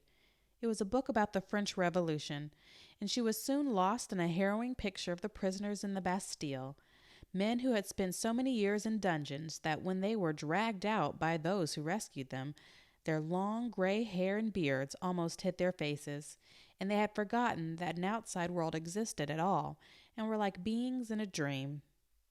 She was so far away from the schoolroom that it was not agreeable to be dragged back suddenly by a howl from Lottie. Never did she find anything so difficult as to keep herself from losing her temper when she was suddenly disturbed while absorbed in a book. People who are fond of books know the feeling of irritation which sweeps over them at such a moment. The temptation to be unreasonable and snappish is one not easy to manage. It makes me feel as if someone had hit me, Sara had told Ermengarde once in confidence, and as if I want to hit back. I have to remember things quickly to keep from saying something ill-tempered. She had to remember things quickly when she laid her book on the window seat and jumped down from her comfortable corner. Lottie had been sliding across the schoolroom floor, and having first irritated Lavinia and Jessie by making a noise, had ended by falling down and hurting her fat knee. She was screaming and dancing up and down in the midst of a group of friends and enemies who were alternately coaxing and scolding her. "Stop this minute, you crybaby! Stop this minute!" Lavinia commanded. "I'm not a crybaby, I'm not!" wailed Lottie. "Sara! Sara!" "If she doesn't stop, Miss Minchin will hear her," cried Jessie. "Lottie, darling, I'll give you a penny." "I don't want your penny," sobbed Lottie, and she looked down at the fat knee and, seeing a drop of blood on it, burst forth again. Sara flew across the room and, kneeling down, put her arms around her. "Now, Lottie," she said. "Now, Lottie, you promised Sara." "She said I was a crybaby," wept Lottie. Sara patted her, but spoke in the steady voice Lottie knew. "But if you cry, you will be one, Lottie pet. You promised." Lottie remembered that she had promised, but she preferred to lift up her voice. "I haven't any mama," she proclaimed. "I haven't a bit of a mama." "Yes, you have," said Sara cheerfully. "Have you forgotten? Don't you know that Sara is your mama? Don't you want Sara for your mama?" Lottie cuddled up to her with a consoled sniff. "Come and sit in the window seat with me," Sara went on, "and I'll whisper a story to you." "Will you?" whimpered Lottie. "Will you tell me about the diamond mines?" "The diamond mines," broke out Lavinia. "Nasty little spoiled thing. I should like to slap her." Sara got up quickly on her feet. It must be remembered that she had been very deeply absorbed in the book about the Bastille, and she had had to recall several things rapidly when she realized that she must go and take care of her adopted child. She was not an angel, and she was not fond of Lavinia. "Well," she said with some fire, "I should like to slap you, but I don't want to slap you," restraining herself. "At least, I both want to slap you and I should like to slap you, but I won't slap you. We are not little gutter children. We are both old enough to know better." Here was Lavinia's opportunity. "Ah, yes, your Royal Highness," she said. "We are princesses, I believe. At least one of us is. The school ought to be very fashionable now Miss Minchin has a princess for a pupil." Sara started toward her. She looked as if she was going to box her ears. Perhaps she was. Her trick of pretending things was the joy of her life. She never spoke of it to girls she was not fond of. Her new pretend about being a princess was very near to her heart, and she was shy and sensitive about it. She had meant it to be rather a secret, and here was Lavinia deriding it before nearly all the school. She felt the blood rush up into her face and tingle in her ears. She only just saved herself. If you were a princess, you did not fly into rages. Her hand dropped, and she stood quite still a moment. When she spoke it in a quiet, steady voice, she held her head up, and everybody listened to her. "It's true," she said. "Sometimes I do pretend I am a princess. I pretend I am a princess so that I can try and behave like one." Lavinia could not think of exactly the right thing to say. Several times she had found that she could not think of a satisfactory reply when she was dealing with Sara. The reason of this, that somehow the rest always seemed to be vaguely in sympathy with her opponent. She saw now that they were pricking up their ears interestedly. The truth was, they liked princesses, and they all hoped they might hear something more definite about this one, and drew nearer Sara accordingly. Lavinia could only invent one remark, and it fell rather flat. "Dear me," she said, "I hope when you ascend the throne you won't forget us." "I won't," said Sara, and she did not utter another word, but stood quite still and stared at her steadily as she saw her take Jessie's arm and turn away. After this, the girls were jealous of her, who used to speak of her as Princess Sara whenever they finished to be particularly disdainful, and those who were fond of her gave the name among themselves as a term of affection. No one called her Princess instead of Sara, but her adorers were much pleased with the picturesqueness and grandeur of the title, and Miss Minchin, hearing of it, mentioned it more than once to visiting parents, feeling that it rather suggested a sort of royal boarding school. To Becky it seemed the most appropriate thing in the world. The acquaintance begun on the foggy afternoon when she had jumped up terrified from her sleep in the comfortable chair, had ripened and grown, though it must be confessed that Miss Minchin and Miss Amelia knew very little about it. They were aware that Sara was kind to the scullery maid, but they knew nothing of certain delightful moments snatched perilously when, the upstairs rooms being set in order with lightning rapidity, Sara's sitting room was reached, and the heavy coal box set down with a sigh of joy. At such times stories were told by installments. Things of a satisfying nature were either produced and eaten or hastily tucked into pockets to be disposed of at night, when Becky went upstairs to her attic to bed. "But I has to eat 'em careful, miss," she said once, "'cause if I leave crumbs, the rats come out and get 'em." "Rats!" exclaimed Sara in horror. "Are there rats there?" "Lots of 'em, miss," Becky answered in a quite matter-of-fact manner. "They're mostly rats and mice in attics. You get used to the noise they make scuttling about. I've got so I don't mind 'em so long as they don't run over my pillar." "Ugh," said Sara. "You get used to anything after a bit," said Becky. "You have to, miss. If you're born a scullery maid, I'd rather have rats than cockroaches." "So would I," said Sara. "I suppose you might make friends with the rat in time, but I don't believe I should like to make friends with the cockroach." Sometimes Becky did not dare to spend more than a few minutes in the bright, warm room, and when this was the case, perhaps only a few words could be exchanged, and a small purchase slipped into the old-fashioned pocket Becky carried under her dress skirt, tied around her waist with a band of tape. The search for and discovery of satisfying things to eat, which could be packed into small compass, added a new interest to Sara's existence. When she drove or walked out, she used to look into shop windows eagerly. The first time it occurred to her to bring home 2 or 3 little meat pies, she felt that she had hit upon a discovery. When she exhibited them, Becky's eyes quite sparkled. "Oh, miss," she murmured, "them will be nice and fillin'. It's fillin'est that's best. Sponge cakes and everything. But it melts away like, if you understand, miss. These'll just stay in your stomach." "Well," hesitated Sara, "I don't think it would be good if they stayed always, but I do believe they will be satisfying." They were satisfying, and so were beef sandwiches bought at a cook shop, and so were rolls and bologna sausage. In time, Becky began to lose her hungry, tired feeling, and the coal box did not seem so unbearably heavy. However heavy it was, and whatsoever the temper of the cook, and the hardness of the work heaped upon her shoulders, she had always the chance of the afternoon to look forward to, the chance that Miss Sara would be able to be in her sitting room. In fact, the mere seeing of Miss Sara would have been enough without meat pies. If there was time only for a few words, there were always friendly, merry words that put heart into one.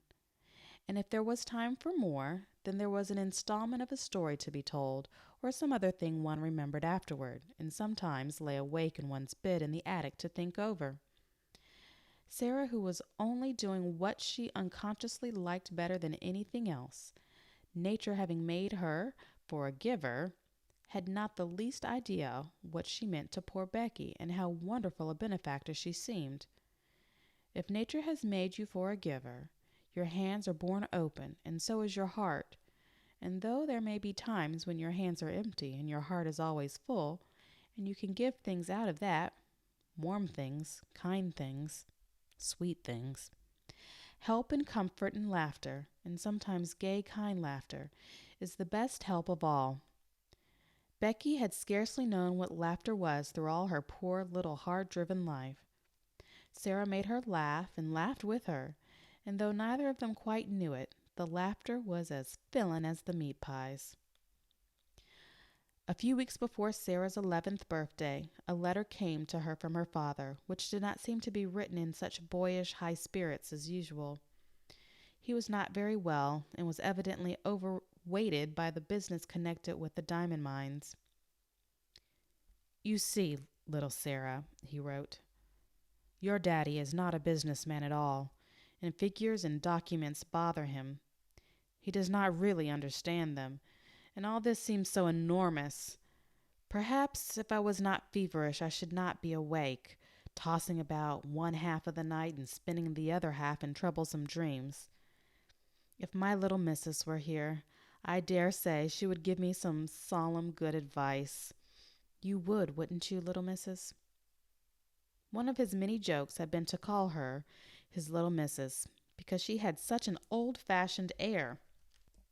He had made wonderful preparations for her birthday.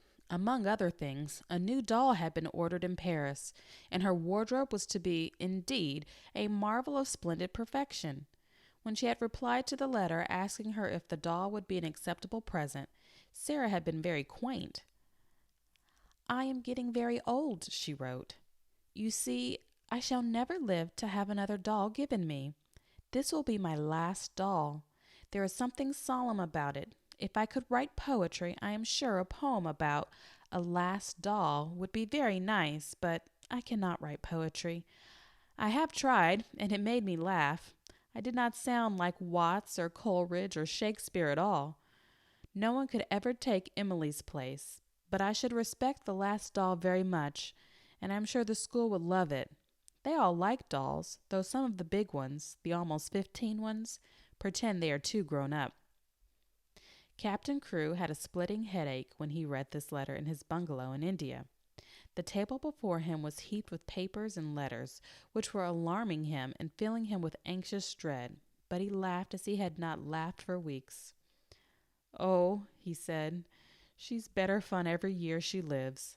God grant this business may right itself and leave me free to run home and see her. What wouldn't I give to have her little arms round my neck this minute? What wouldn't I give?" The birthday was to be celebrated by great festivities. The schoolroom was to be decorated, and there was to be a party. The boxes containing the presents were to be opened with great ceremony, and there was to be a glittering feast spread in Miss Minchin's sacred room. When the day arrived, the whole house was in a whirl of excitement. How the morning passed, nobody quite knew, because there seemed such preparations to be made. The schoolroom was being decked with garlands of holly. The desks had been moved away, and red covers had been put on the forms which were arrayed around the room against the wall. When Sara went into her sitting room in the morning, she found on the table a small dumpy package tied up in a piece of brown paper. She knew it was a present, and she thought she could guess whom it came from. She opened it quite tenderly. It was a square pincushion made of not quite clean red flannel, and black pins had been stuck carefully into it to form the words, "Many 'appy returns." "Oh," cried Sara with a warm feeling in her heart, "what pains she has taken. I like it so. It makes me feel sorrowful."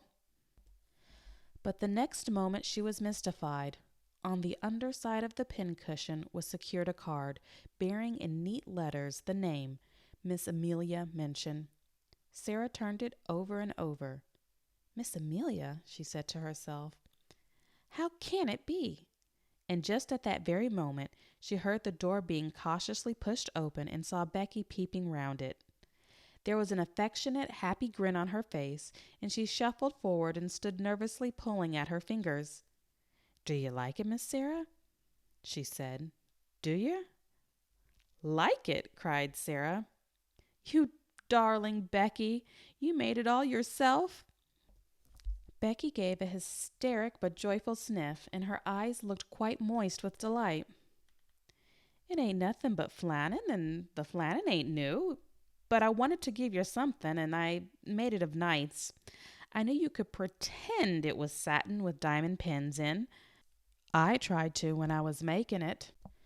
"The card, miss," rather doubtfully. "'Twarn't wrong of me to pick it up out of the dustbin, was it? Miss Amelia had thrown it away. I had no card of my own, and I knowed it wouldn't be a proper present if I didn't pin a card on, so I pinned Miss Amelia's." Sara flew at her and hugged her. She could not have told herself or anyone else why there was a lump in her throat. "Oh, Becky," she cried out, with a queer little laugh.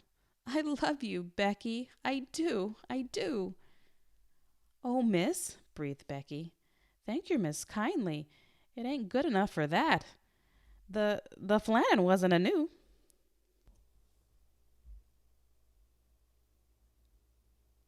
Chapter 7. The Diamond Mines Again. When Sara entered the holly-hung classroom in the afternoon, she did so as the head of a sort of procession. Miss Minchin, in her grandest silk, led her by the hand. A manservant followed, carrying the box containing the last doll. A housemaid carried a second box, and Becky brought up the rear, carrying a third and wearing a clean apron and a new cap. Sara would have much preferred to enter in the usual way, but Miss Minchin had sent for her, and after an interview in her private sitting room had expressed her wishes. "This is not an ordinary occasion," she said. "I do not desire that it should be treated as one." So Sara was led grandly in and felt shy when, on her entry, the big girls stared at her and touched each other's elbows, and the little ones began to squirm joyously in their seats. "Silence, young ladies," said Miss Minchin, at the murmur which arose. "James, place the box on the table and remove the lid. Emma, put yours upon a chair. Becky," suddenly and severely. Becky had quite forgotten herself in her excitement and was grinning at Lottie, who was wriggling with rapturous expectation. She almost dropped her box. The disapproving voice so startled her, and her frightened bobbing courtesy of apology was so funny that Lavinia and Jessie tittered.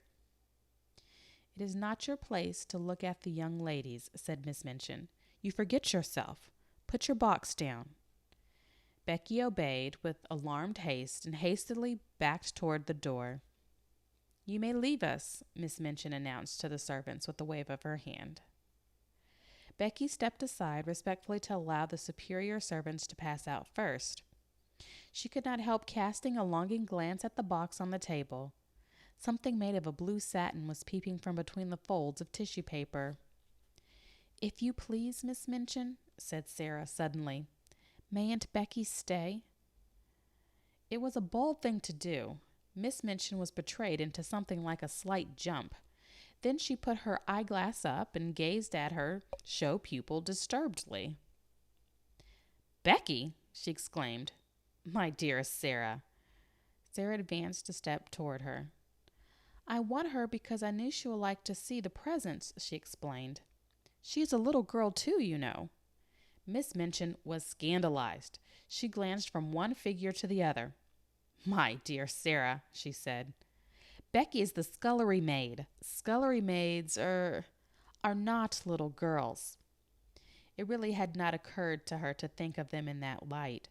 Scullery maids were machines who carried coal scuttles and made fires. "But Becky is," said Sara, "and I know she would enjoy herself. Please let her stay, because it is my birthday." Miss Minchin replied with much dignity, "As you ask it as a birthday favor, she may stay. Rebecca, thank Sara for her great kindness." Becky had been backing into the corner, twisting the hem of her apron in delighted suspense. She came forward, bobbing curtsies, but between Sara's eyes and her own there passed a gleam of friendly understanding, while her words tumbled over each other. "Oh, if you please, miss. I'm that grateful, miss. I did want to see the dolls, miss. That I did. Thank you, miss.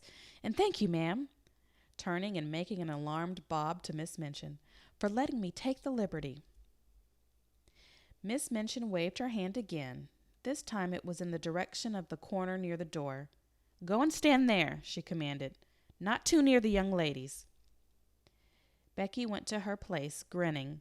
She did not care where she was sent, so that she might have the luck of being inside the room instead of being downstairs in the scullery while these delights were going on. She did not even mind when Miss Minchin cleared her throat ominously and spoke again. "Now, young ladies, I have a few words to say to you," she announced. "She's going to make a speech," whispered one of the girls. "I wish it was over." Sara felt rather uncomfortable, as this was her party. It was probably that the speech was about her. It is not agreeable to stand in a schoolroom and have a speech made about you. "You are aware, young ladies," the speech began, for it was a speech, "that dear Sara is 11 years old today." "Dear Sara," murmured Lavinia. "Several of you here have also been 11 years old. But Sara's birthdays are rather different from other little girls' birthdays. When she is older, she will be heiress to a large fortune, which will be her duty to spend in a meritorious manner." "The diamond mines," giggled Jessie in a whisper. Sara did not hear her, but as she stood with her green-gray eyes fixed steadily on Miss Minchin, she felt herself growing rather hot. When Miss Minchin talked about money, she felt somehow that she always hated her, and of course it was disrespectful to hate grown-up people. "When her dear papa, Captain Crewe, brought her from India and gave her into my care," the speech proceeded, "he said to me in a jesting way, 'I am afraid she will be very rich, Miss Minchin.' My reply was, 'Her education at my seminary, Captain Crewe, shall be such as will adorn the largest fortune.' Sara has become my most accomplished pupil. Her French and her dancing are a credit to the seminary. Her manners, which have caused you to call her Princess Sara, are perfect. her amiability she exhibits by giving you this afternoon's party. I hope you appreciate her generosity. I wish you to express her appreciation of it by saying aloud all together, 'Thank you, Sara.'" The entire schoolroom rose to its feet as it had done the morning Sara remembered so well. "Thank you, Sara," it said, and it must be confessed that Lottie jumped up and down. Sara looked rather shy for a moment. She made a curtsy, and it was a very nice one. "Thank you," she said, "for coming to my party." "Very pretty indeed, Sara," approved Miss Minchin. "That is what a real princess does when the populace applauds her, Lavinia," scathingly. "The sound you just made was extremely like a snort. If you are jealous of your fellow pupil, I beg you will express your feelings in some more ladylike manner.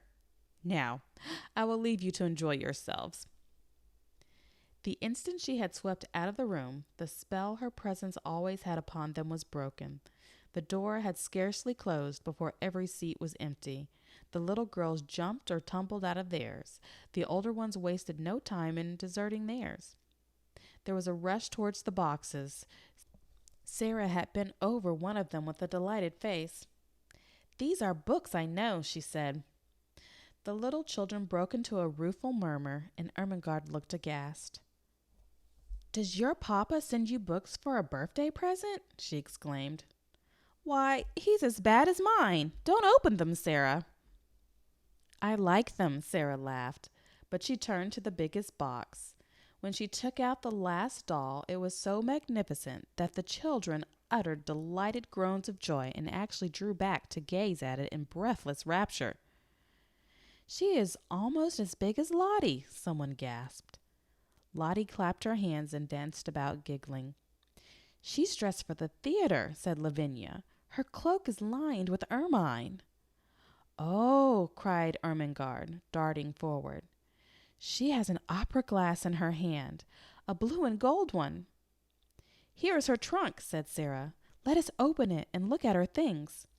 She sat down upon the floor and turned the key. The children crowded, clamoring around her, and she lifted her tray after tray and revealed their contents. Never had the schoolroom been in such an uproar. There were lace collars and silk stockings and handkerchiefs. There was a jewel case containing a necklace and a tiara, which looked quite as if they were made of real diamonds. There was a long sealskin and muff. There were ball dresses and walking dresses and visiting dresses. There were hats and tea gowns and fans. Even Lavinia and Jessie forgot that they were too elderly to care for dolls, and uttered exclamations of delight and caught up things to look at them. "Suppose," Sara said as she stood by the table, putting a large black velvet hat on the impassively smiling owner of all these splendors. "Suppose she understands human talk and feels proud of being admired." "You are always supposing things," said Lavinia, and her air was very superior. "I know I am," answered Sara undisturbedly. "I like it. There is nothing so nice as supposing. It's almost like being a fairy. If you suppose anything hard enough, it seems as if it were real." "It's all very well to suppose things if you have everything," said Lavinia. "Could you suppose and pretend if you were a beggar and lived in a garret?" Sara stopped arranging the last doll's ostrich plumes and looked thoughtful. "I believe I could," she said. "If one was a beggar, one would have to suppose and pretend all the time, but it mightn't be easy." She often thought afterward how strange it was that just as she had finished saying this, just at that very moment, Miss Amelia came into the room. "Sara," she said, "your papa's solicitor, Mr. Barrow, has called to see Miss Minchin, and as she must talk to him alone and the refreshments are laid in her parlor, you had all better come and have your feast now so that my sister can have her interview here in the schoolroom." Refreshments were not likely to be disdained at any hour, and many pairs of eyes gleamed. Miss Amelia arranged the procession into decorum, and then with Sara at her side heading it, she led it away, leaving the last doll sitting upon a chair with the glories of her wardrobe scattered about her. Dresses and coats hung upon chair backs, piles of lace-frilled petticoats lining upon their seats. Becky, who was not expected to partake of refreshments, had the indiscretion to linger a moment to look at these beauties. It really was an indiscretion. "Go back to your work, Becky," Miss Amelia had said, but she had stopped to reverently pick up first a muff and then a coat, and while she stood looking at them adoringly, she heard Miss Minchin upon the threshold, and being smitten with terror, and at the thought of being accused of taking liberties, she rashly darted under the table, which hid her by its tablecloth. Miss Minchin came into the room, accompanied by a sharp-featured, dry little gentleman who looked rather disturbed. Miss Minchin herself also looked rather disturbed, it must be admitted, and she gazed at the dry little man with an irritated and puzzled expression.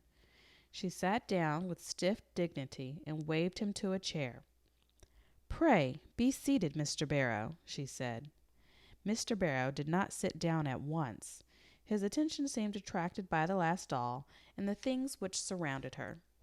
He settled his eyeglasses and looked at them in nervous disapproval. The last doll herself did not seem to mind this in the least. She merely sat upright and returned his gaze indifferently. £100, Mr. Barrow remarked succinctly. "All expensive material, and made at a Parisian modiste. He's spent money lavishly enough, that young man." Miss Minchin felt offended. This seemed to be a disparagement of her best patron, and was a liberty. Even solicitors had no right to take liberties. "I beg your pardon, Mr. Barrow," she said stiffly. "I do not understand." "Birthday presents," said Mr. Barrow in the same critical manner. "To a child 11 years old? Mad extravagance, I call it." Miss Minchin drew herself up still more rigidly. "Captain Crewe is a man of fortune," she said. "The diamond mines alone—" Mr. Barrow wheeled round upon her. "Diamond mines!" he broke out. "There are none. Never were." Miss Minchin actually got up from her chair. "What?" she cried. "What do you mean?" "At any rate," answered Mr. Barrow, quite snappishly, "it would have been much better if there never had been any." "Any diamond mines?" ejaculated Miss Minchin, catching at the back of a chair and feeling as if a splendid dream was fading away from her. "Diamond mines spell ruin oftener than they spell wealth," said Mr. Barrow. "When a man is in the hands of a very dear friend, and is not a businessman himself, he had better steer clear of the dear friend's diamond mines, or gold mines, or any other kind of mines dear friends want his money to put into. The late Captain Crewe—" Here Miss Minchin stopped him with a gasp. "The late Captain Crewe?" she cried out. "The late? You don't come to tell me that Captain Crewe is—" "He's dead, ma'am," Mr. Barrow answered with jerky brusqueness. "Dead of jungle fever and business troubles combined. The jungle fever might not have killed him if he had not been driven mad by the business troubles, and the business troubles might not have put an end to him if jungle fever had not assisted. Captain Crewe is dead." Miss Minchin dropped into her chair again. The words he had spoken filled her with alarm.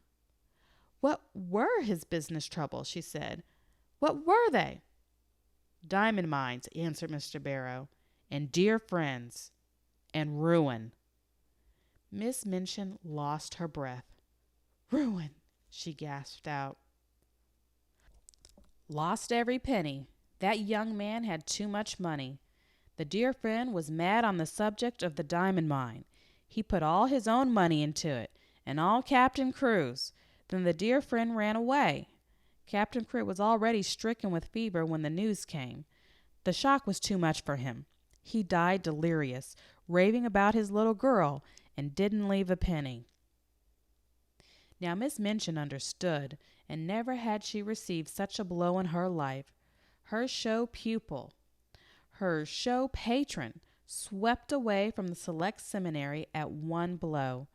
She felt as if she had been outraged and robbed, and that Captain Crewe and Sara and Mr. Barrow were equally to blame.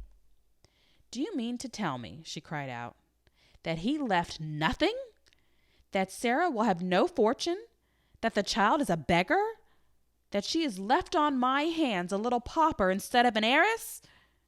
Mr. Barrow was a shrewd businessman and felt it as well to make his own freedom from responsibility quite clear without any delay. She is certainly left a beggar, he replied, and she is certainly left on your hands, ma'am, as she hasn't a relation in the world that we know of. Miss Minchin started forward.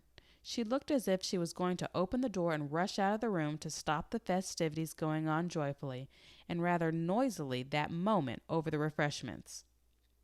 "It is monstrous," she said. "She's in my sitting room at this moment, dressed in silk gauze and lace petticoats, giving a party at my expense." "She's giving it at your expense, madam, if she's giving it," said Mr. Barrow calmly. "Barrow and Skipworth are not responsible for anything. There never was a cleaner sweep made of a man's fortune. Captain Crewe died without paying our last bill, and it was a big one." Miss Minchin turned back from the door in increased indignation. This was worse than anyone could have dreamed of its being. "This is what has happened to me," she cried. "I was always so sure of his payments that I went to all sorts of ridiculous expenses for the child. I paid the bills for the ridiculous doll and her ridiculous fantastic wardrobe. The child was to have anything she wanted. She has a carriage and a pony and a maid, and I've paid all of them since the last check came." Mr. Barrow evidently did not intend to remain to listen to the story of Miss Minchin's grievances after he had made the position of his firm clear and related the mere dry facts. He did not feel any particular sympathy for irate keepers of boarding schools. "You had better not pay for anything more, ma'am," he remarked, "unless you want to make presents to the young lady. No one will remember you. She hasn't a brass farthing to call her own." "What am I to do?" demanded Miss Minchin, as if she felt it entirely his duty to make the matter right. "What am I to do?" "There isn't anything to do," said Mr. Barrow, folding up his eyeglasses and slipping them into his pocket. "Captain Crewe is dead. The child is left a pauper. Nobody is responsible for her but you." "I am not responsible for her, and I refuse to be made responsible." Miss Minchin became quite white with rage. Mr. Barrow turned to go. "I have nothing to do with that, madam," he said uninterestedly. "Barrow and Skipworth are not responsible. Very sorry the thing has happened, of course." "If you think she's to be foisted off on me, you are greatly mistaken," Miss Minchin gasped. "I have been robbed and cheated. I will turn her into the street." If she had not been so furious, she would have been too discreet to say so much. She saw herself burdened with an extravagantly brought-up child whom she had always resented, and she lost all self-control. Mr. Barrow undisturbedly moved toward the door. "I wouldn't do that, madam," he commented. "It wouldn't look well. Unpleasant story to get about in connection with the establishment. Pupil bundled out penniless and without friends." He was a clever businessman, and he knew what he was saying. He also knew that Miss Minchin was a businesswoman and would be shrewd enough to see the truth. She could not afford to do a thing which would make people speak of her as cruel and hard-hearted. "Better keep her and make use of her," he added. "She's a clever child, I believe. You can get a good deal out of her as she grows older."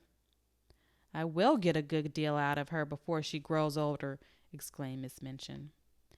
"I'm sure you will, ma'am," said Mr. Barrow with a little sinister smile. "I am sure you will. Good morning."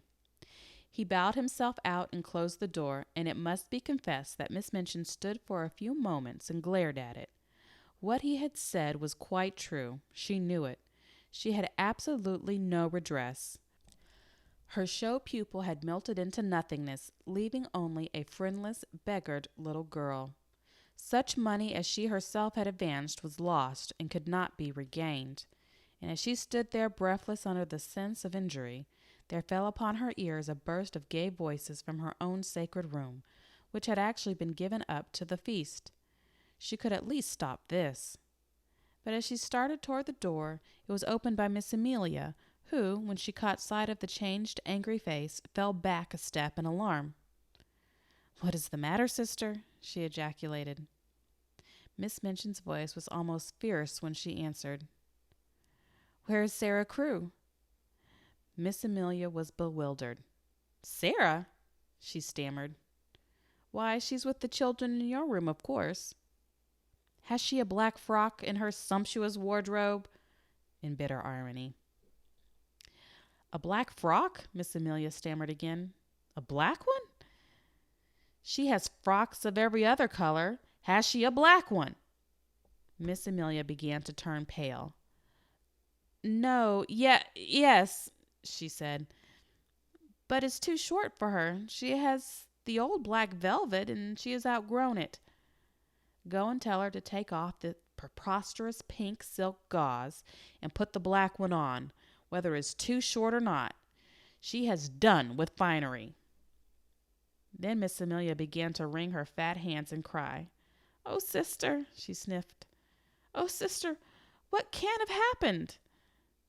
Miss Minchin wasted no words.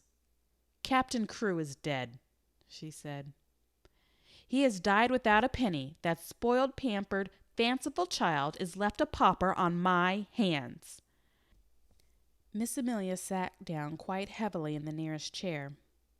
"Hundreds of pounds have I spent on nonsense for her, and I shall never see a penny of it. Put a stop to this ridiculous party of hers. Go and make her change her frock at once." "I," panted Miss Amelia, "must I go and tell her now?" "This moment," was the fierce answer. "Don't sit staring like a goose. Go." Poor Miss Amelia was accustomed to being called a goose. She knew, in fact, that she was rather a goose, and that it was left to geese to do a great many disagreeable things. It was a somewhat embarrassing thing to go into the midst of a room full of delighted children and tell the giver of the feast that she had suddenly been transformed into a little beggar and must go upstairs and put on an old black frock which was too small for her. But the thing must be done. This was evidently not the time when questions might be asked. She rubbed her eyes with her handkerchief until they looked quite red, after which she got up and went out of the room, without venturing to say another word. When her older sister looked and spoke as she had done just now, the wisest course to pursue was to obey orders without any comment. Miss Minchin walked across the room. She spoke to herself aloud without knowing that she was doing it. During the last year, the story of the diamond mines had suggested all sorts of possibilities to her. Even proprietors of seminaries might make fortunes in stocks, with the aid of owners of mines. And now, instead of looking forward to gains, she was left to look back upon losses. "The Princess Sara, indeed," she said. "The child has been pampered, as if she were a queen." She was sweeping angrily past the corner table as she said it, and the next moment she started at the sound of a loud sobbing sniff which issued from under the cover. "What is that?" she exclaimed angrily. The loud sobbing sniff was heard again, and she stopped and raised the hanging folds of the table cover. "How dare you?" she cried out. "How dare you? Come out immediately." It was poor Becky who crawled out, and her cap was knocked on one side, and her face was red with repressed crying. "If you please, it's me, Mum," she explained. "I know I had not to, but I was looking at the doll, Mum, and I was frightened when you came in, and I slipped under the table." "You've been there all the time listening?" said Miss Minchin. "No, Mum," Becky protested, bobbing curtsies. "Not listening. I thought I could slip out without your noticing, but I couldn't, and I had to stay. But I didn't listen, Mum. I wouldn't for nothing, but I couldn't help hearing." Suddenly it seemed almost as if she lost all fear of the awful lady before her. She burst into fresh tears. "Oh, please, she said. "I dare say you'll give me warning, Mum, but I'm so sorry. Poor Miss Sara, I'm so sorry." "Leave the room," ordered Miss Minchin. Becky curtsied again, the tears openly streaming down her cheeks. "Yes'm, I will'm," she said, trembling. But oh, I just wanted to ask you, Miss Sara, she's been such a rich young lady, and she's been waited on, hand and foot. And what will she do now, Mum, without no maid? Oh please, would you let me wait on her after I've done my pots and kettles? I'd do 'em that quick, if you let me wait on her now she's poor. Oh, breaking out afresh. Poor little Miss Sara, Mum. That was called a princess. Somehow she made Miss Minchin feel more angry than ever. That the very scullery maid should range herself on the side of this child, whom she realized more fully than ever that she had never liked, was too much. She actually stamped her foot. No, certainly not, she said. She will wait on herself, and on other people too. Leave the room this instant, or you'll leave your place. Becky threw her apron over her head and fled. She ran out of the room and down the steps into the scullery, and there she sat down among her pots and kettles and wept as if her heart would break. It's exactly like the ones in the stories, she wailed. Them poor princesses, ones that was drove into the world. Miss Minchin had never looked quite so still and hard as she did when Sara came to her a few hours later in response to a message she had sent to her. Even by that time it seemed to Sara as if the birthday party had either been a dream or a thing which had happened years ago, and had happened in the life of quite another little girl. Every sign of the festivities had been swept away. The holly had been removed from the schoolroom walls, and the forms and desks put back into their places. Miss Minchin's sitting room looked as it always did. All traces of the feast were gone, and Miss Minchin had resumed her usual dress. The pupils had been ordered to lay aside their party frocks, and this having been done, they had returned to the schoolroom and huddled together in groups, whispering and talking excitedly. "Tell Sara to come to my room," Miss Minchin had said to her sister, "and explain to her clearly that I will have no crying or unpleasant scenes." "Sister," replied Miss Amelia, "she's the strangest child I ever saw. She actually made no fuss at all. Remember, she had none when Captain Crewe went back to India. When I told her what had happened, she just stood quite still and looked at me without making a sound. Her eyes seemed to get bigger and bigger, and she went quite pale. When I had finished, she still stood staring for a few seconds, and then her chin began to shake, and she turned round and ran out of her room and upstairs. Several of the other children began to cry, but she did not seem to hear them or to be alive to anything but just what I was saying. It made me feel quite queer not to be answered. And when you tell anything sudden and strange, you expect people will say something, whatever it is." Nobody but Sara herself ever knew what had happened in her room after she had run upstairs and locked her door. In fact, she herself scarcely remembered anything but that she walked up and down, saying over and over again to herself in a voice which did not seem her own, "My papa is dead. My papa is dead."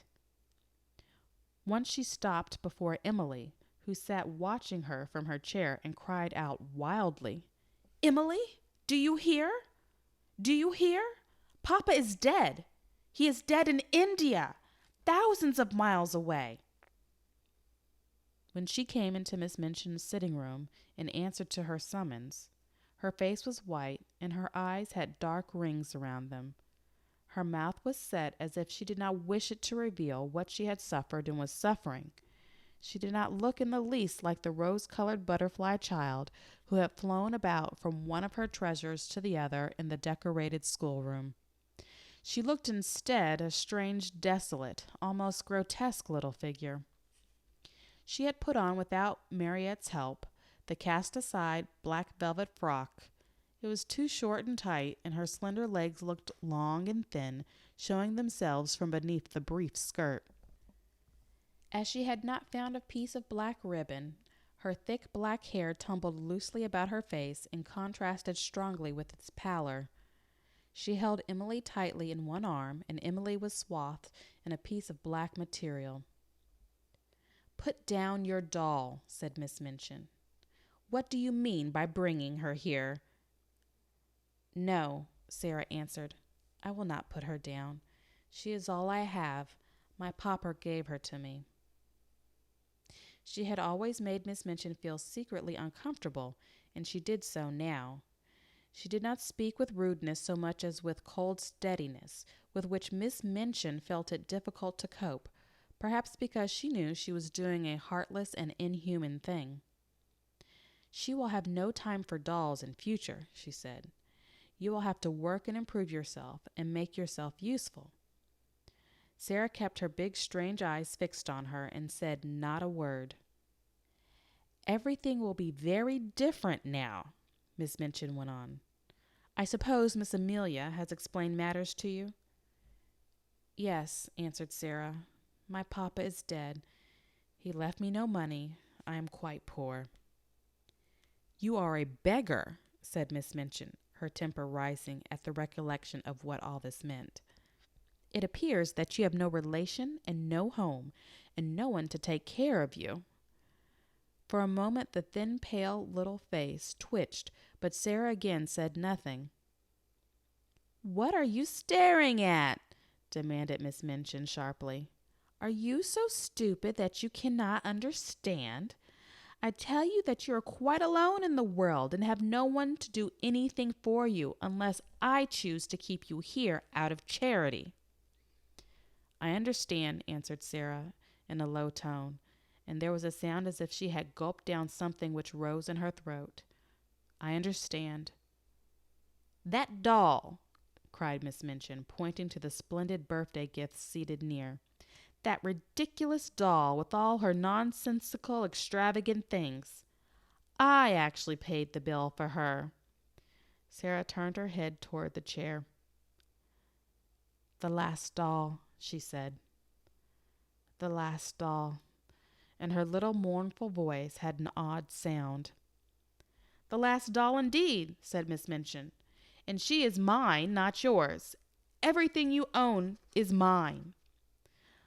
Please take it away from me then, said Sara. I do not want it. If she had cried and sobbed and seemed frightened, Miss Minchin might also have more patience with her. She was a woman who liked to domineer and feel her power, and as she looked at Sara's pale little steadfast face and heard her proud little voice, she quite felt as if her might was being set at naught. Don't put on grand airs, she said. The time for that sort of thing is past. You are not a princess any longer. Your carriage and your pony will be sent away. Your maid will be dismissed. You will wear your oldest and plainest clothes. Your extravagant ones are no longer suited to your station. You are like Becky. You must work for your living. To her surprise, a faint gleam of light came into the child's eyes, a shade of relief. Can I work? She said. If I can work, it will not matter so much. What can I do? You can do anything you are told, was the answer. You are a sharp child and pick up things readily. If you make yourself useful, I may let you stay here. You speak French well, and you can help with the younger children. May I? Exclaimed Sara. Oh, please let me. I know I can teach them. I like them, and they like me. Don't talk nonsense about people liking you, said Miss Minchin. You will have to do more than teach the little ones. You will run errands and help in the kitchen as well as in the schoolroom. If you don't please me, you will be sent away. Remember that. Now go. Sara stood still just a moment, looking at her. In her young soul she was thinking deep and strange things. Then she turned to leave the room. Stop, said Miss Minchin. Do you intend to thank me? Sara paused, and all the deep, strange thoughts surged up in her breast. What for? She said. For my kindness to you, replied Miss Minchin. For my kindness in giving you a home. Sara made 2 or 3 steps toward her. Her thin little chest heaved up and down, and she spoke in a strange, unchildishly fierce way. You are not kind, she said. You are not kind, and it is not a home. and she had turned and run out of the room before Miss Minchin could stop her or do anything but stare after her with stony anger. She went up the stairs slowly, but panting for breath, and she held Emily tight against her side. I wish she could talk, she said to herself. If she could speak, if she could speak. She meant to go to her room and lie down on the tiger skin with her cheek upon the great cat's head and look into the fire and think and think and think. But just before she reached the landing, Miss Amelia came out of the door and closed it behind her, and stood before it, looking nervous and awkward. The truth was that she felt secretly ashamed of the thing she had been ordered to do. You are not to go in there, she said. Not go in, exclaimed Sara, and she fell back a pace. That is not your room now, Miss Amelia answered, reddening a little. Somehow, all at once, Sara understood. She realized that this was the beginning of the change Miss Minchin had spoken of. Where is my room? She asked, hoping very much that her voice did not shake. You are to sleep in the attic next to Becky. Sara knew where it was. Becky had told her about it. She turned and mounted up 2 flights of stairs. The last one was narrow and covered with shabby strips of old carpet. She felt as if she were walking away and leaving far behind her the world in which that other child, who no longer seemed herself, had lived. This child in her short, tight old frock, climbing the stairs to the attic, was quite a different creature. When she reached the attic door and opened it, her heart gave a dreary little thump. Then she shut the door and stood against it and looked about her. Yes, this was another world. The room had a slanting roof and was whitewashed. The whitewash was dingy and had fallen off in places. There was a rusty grate, an old iron bedstead, and a hard bed covered with a faded coverlet. Some pieces of furniture too much worn to be used downstairs had been sent up. Under the skylight in the roof, which showed nothing but an oblong piece of dull gray sky, there stood an old battered red footstool. Sara went to it and sat down. She seldom cried. She did not cry now. She laid Emily across her knees and put her face down upon her and her arms round her and sat there, her little black head resting on the black draperies, not saying one word, not making one sound. And as she sat in this silence, there came a low tap at the door, such a low, humble one that she did not at first hear it, and indeed was not roused until the door was timidly pushed open and a poor, tear-smeared face appeared peeping round it. It was Becky's face, and Becky had been crying furtively for hours and rubbing her eyes with her kitchen apron until she looked strange indeed. "Oh, miss," she said under her breath, "might I? Would you allow me just to come in?" Sara lifted her head and looked at her. She tried to begin a smile, and somehow she could not. Suddenly, and it was all through the loving mournfulness of Becky's streaming eyes, her face looked more like a child's, not so much too old for her years. She held out her hand and gave a little sob. "Oh, Becky," she said, "I told you we were just the same, only 2 little girls, just 2 little girls. You see how true it is. There is no difference now. I'm not a princess anymore." Becky ran to her and caught her hand and hugged it to her breast, kneeling beside her and sobbing with love and pain. "Yes, miss, you are," she cried, and her words were all broken. "Whatsoever happens to you, whatsoever, you'd be a princess all the time, and nothing could make you nothing different." Chapter 8. In the Attic. The first night she spent in her attic was a thing Sara never forgot. During its passing, she lived through a wild, unchildlike woe of which she never spoke to anyone about her. There was no one who would have understood. It was indeed well for her that as she lay awake in the darkness, her mind was forcibly distracted, now and then, by the strangeness of her surroundings. It was perhaps well for her that she was reminded by her small body of material things. If this had not been so, the anguish of her young mind might have been too great for a child to bear. But really, while the night was passing, she scarcely knew that she had a body at all, or remembered any other thing than one. "My papa is dead," she kept whispering to herself. "My papa is dead." It was not until long afterward that she realized that her bed had been so hard that she turned over and over in it to find a place to rest, that the darkness seemed more intense than any she had ever known, and that the wind howled over the roof among the chimneys like something which wailed aloud. Then there was something worse. This was certain scufflings and scratchings and squeakings in the wall and behind the skirting boards. She knew what they meant, because Becky had described them. They meant rats and mice who were either fighting with each other or playing together. Once or twice she even heard sharp-toed feet scurrying across the floor, and she remembered in those after days, when she recalled things, that when first she heard them she started up in bed and sat trembling, and when she lay down again covered her head with the bedclothes. The change in her life did not come about gradually, but was made all at once. "She must begin as she is to go on," Miss Minchin said to Miss Amelia. "She must be taught at once what she is to expect." Mariette had left the house the next morning. The glimpse Sara caught of her sitting room as she passed its open door showed her that everything had been changed.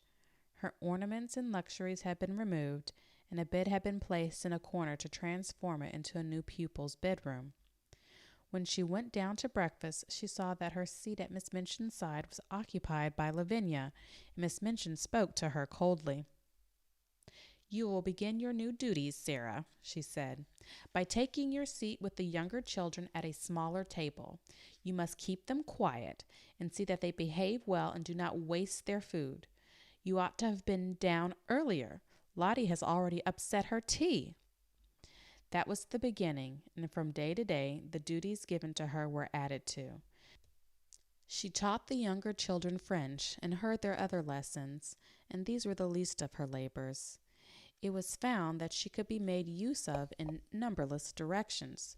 She could be sent on errands at any time and in all weathers. She could be told to do things other people neglected. The cook and the housemaids took their tone from Miss Minchin and rather enjoyed ordering about the young one who had been made so much fuss over for so long. They were not servants of the best class, and had neither good manners nor good tempers, and it was frequently convenient to have at hand someone on whom blame could be laid. During the first month or two, Sara thought her willingness to do things as well as she could, and her silence under reproof, might soften those who drove her so hard. In her proud little heart, she wanted them to see that she was trying to earn her living and not accepting charity. But the time came when she saw that no one was softened at all, and the more willing she was to do as she was told, the more domineering and exacting careless housemaids became, and the more ready a scolding cook was to blame her. If she had been older, Miss Minchin would have given her the bigger girls to teach and saved money by dismissing an instructress.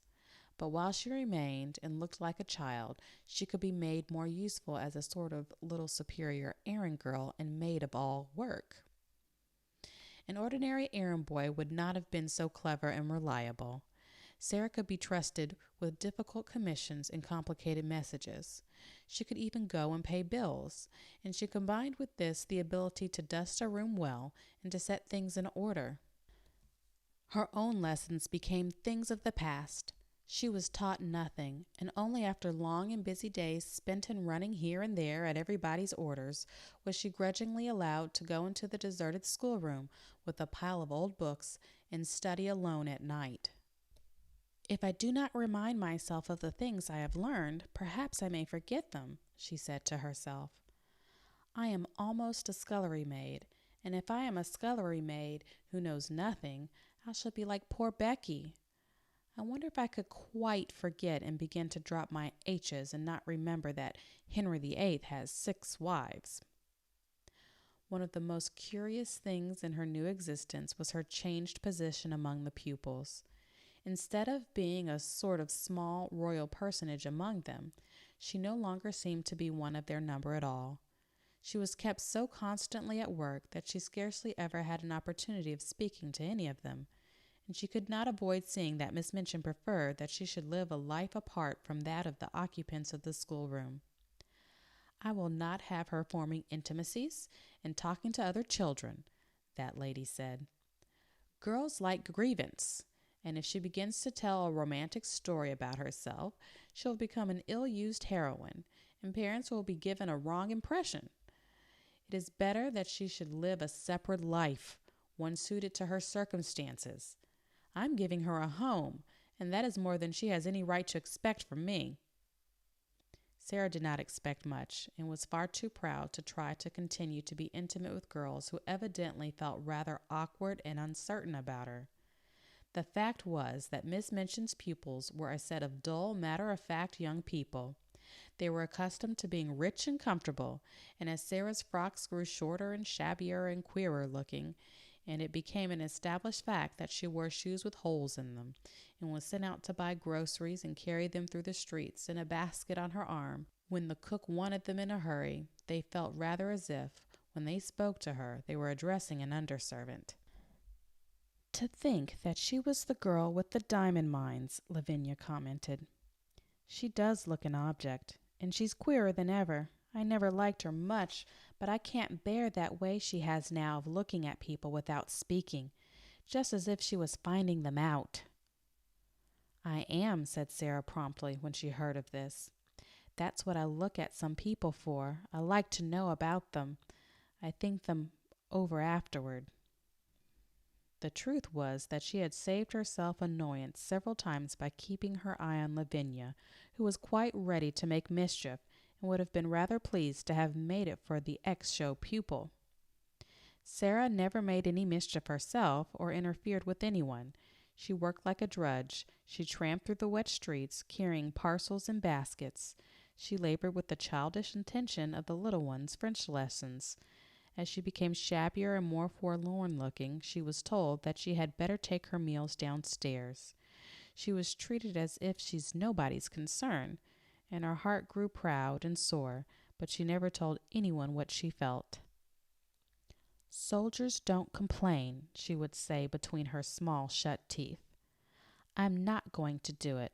I will pretend this is part of a war. But there were hours when her child heart might almost have broken with loneliness but for 3 people. The first, it must be owned, was Becky. Just Becky. Throughout all that first night spent in the garret, she had felt a vague comfort in knowing that the other side of the wall in which the rats scuttled and squeaked there was another young human creature.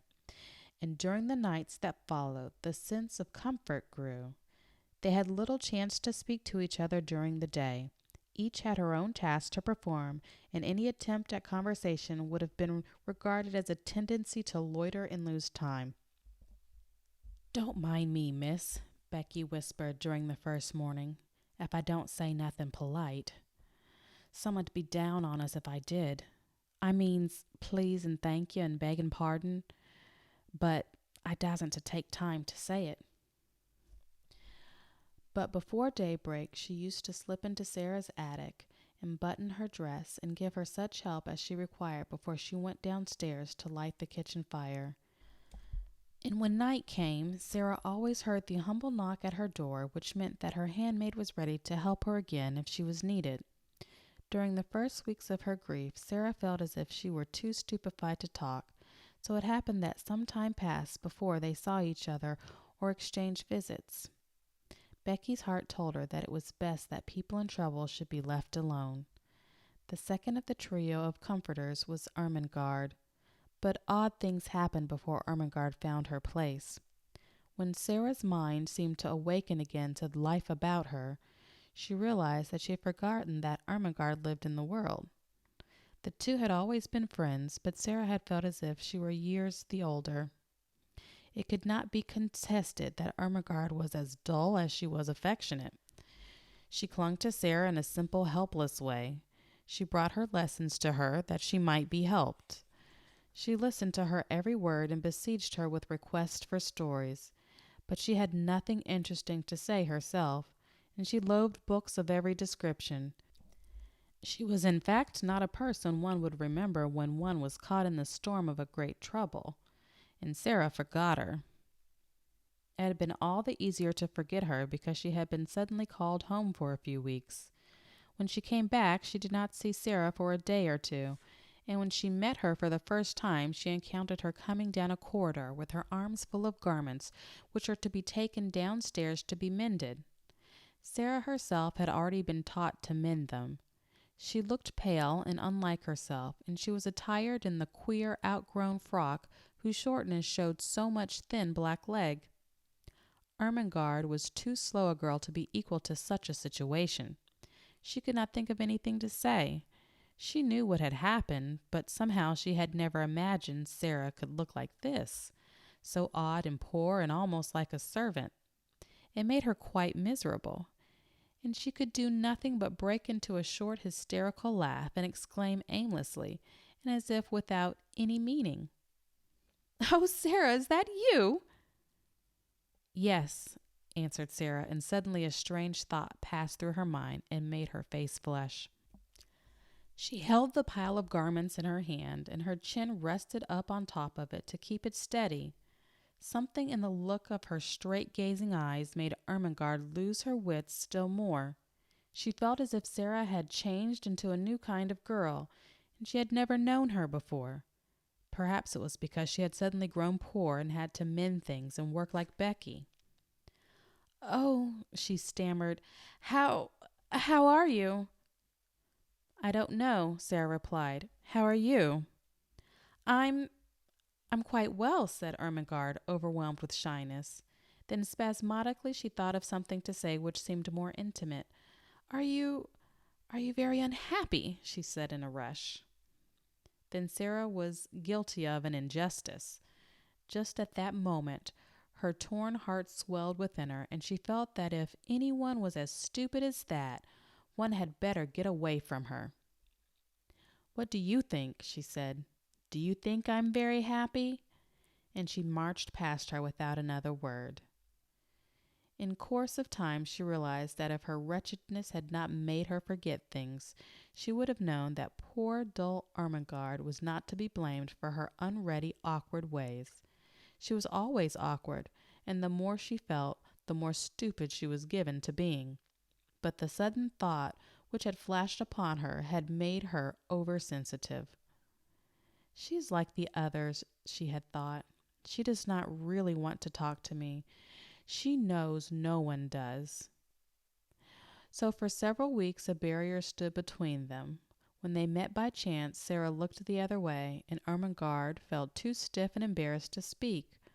Sometimes they nodded to each other in passing, but there were times when they did not even exchange a greeting. "If she would rather not talk to me," Sara thought, "I will keep out of her way. Miss Minchin makes that easy enough." Miss Minchin made it so easy that at last they scarcely saw each other at all, and at that time it was noticed that Ermengarde was more stupid than ever and that she looked listless and unhappy.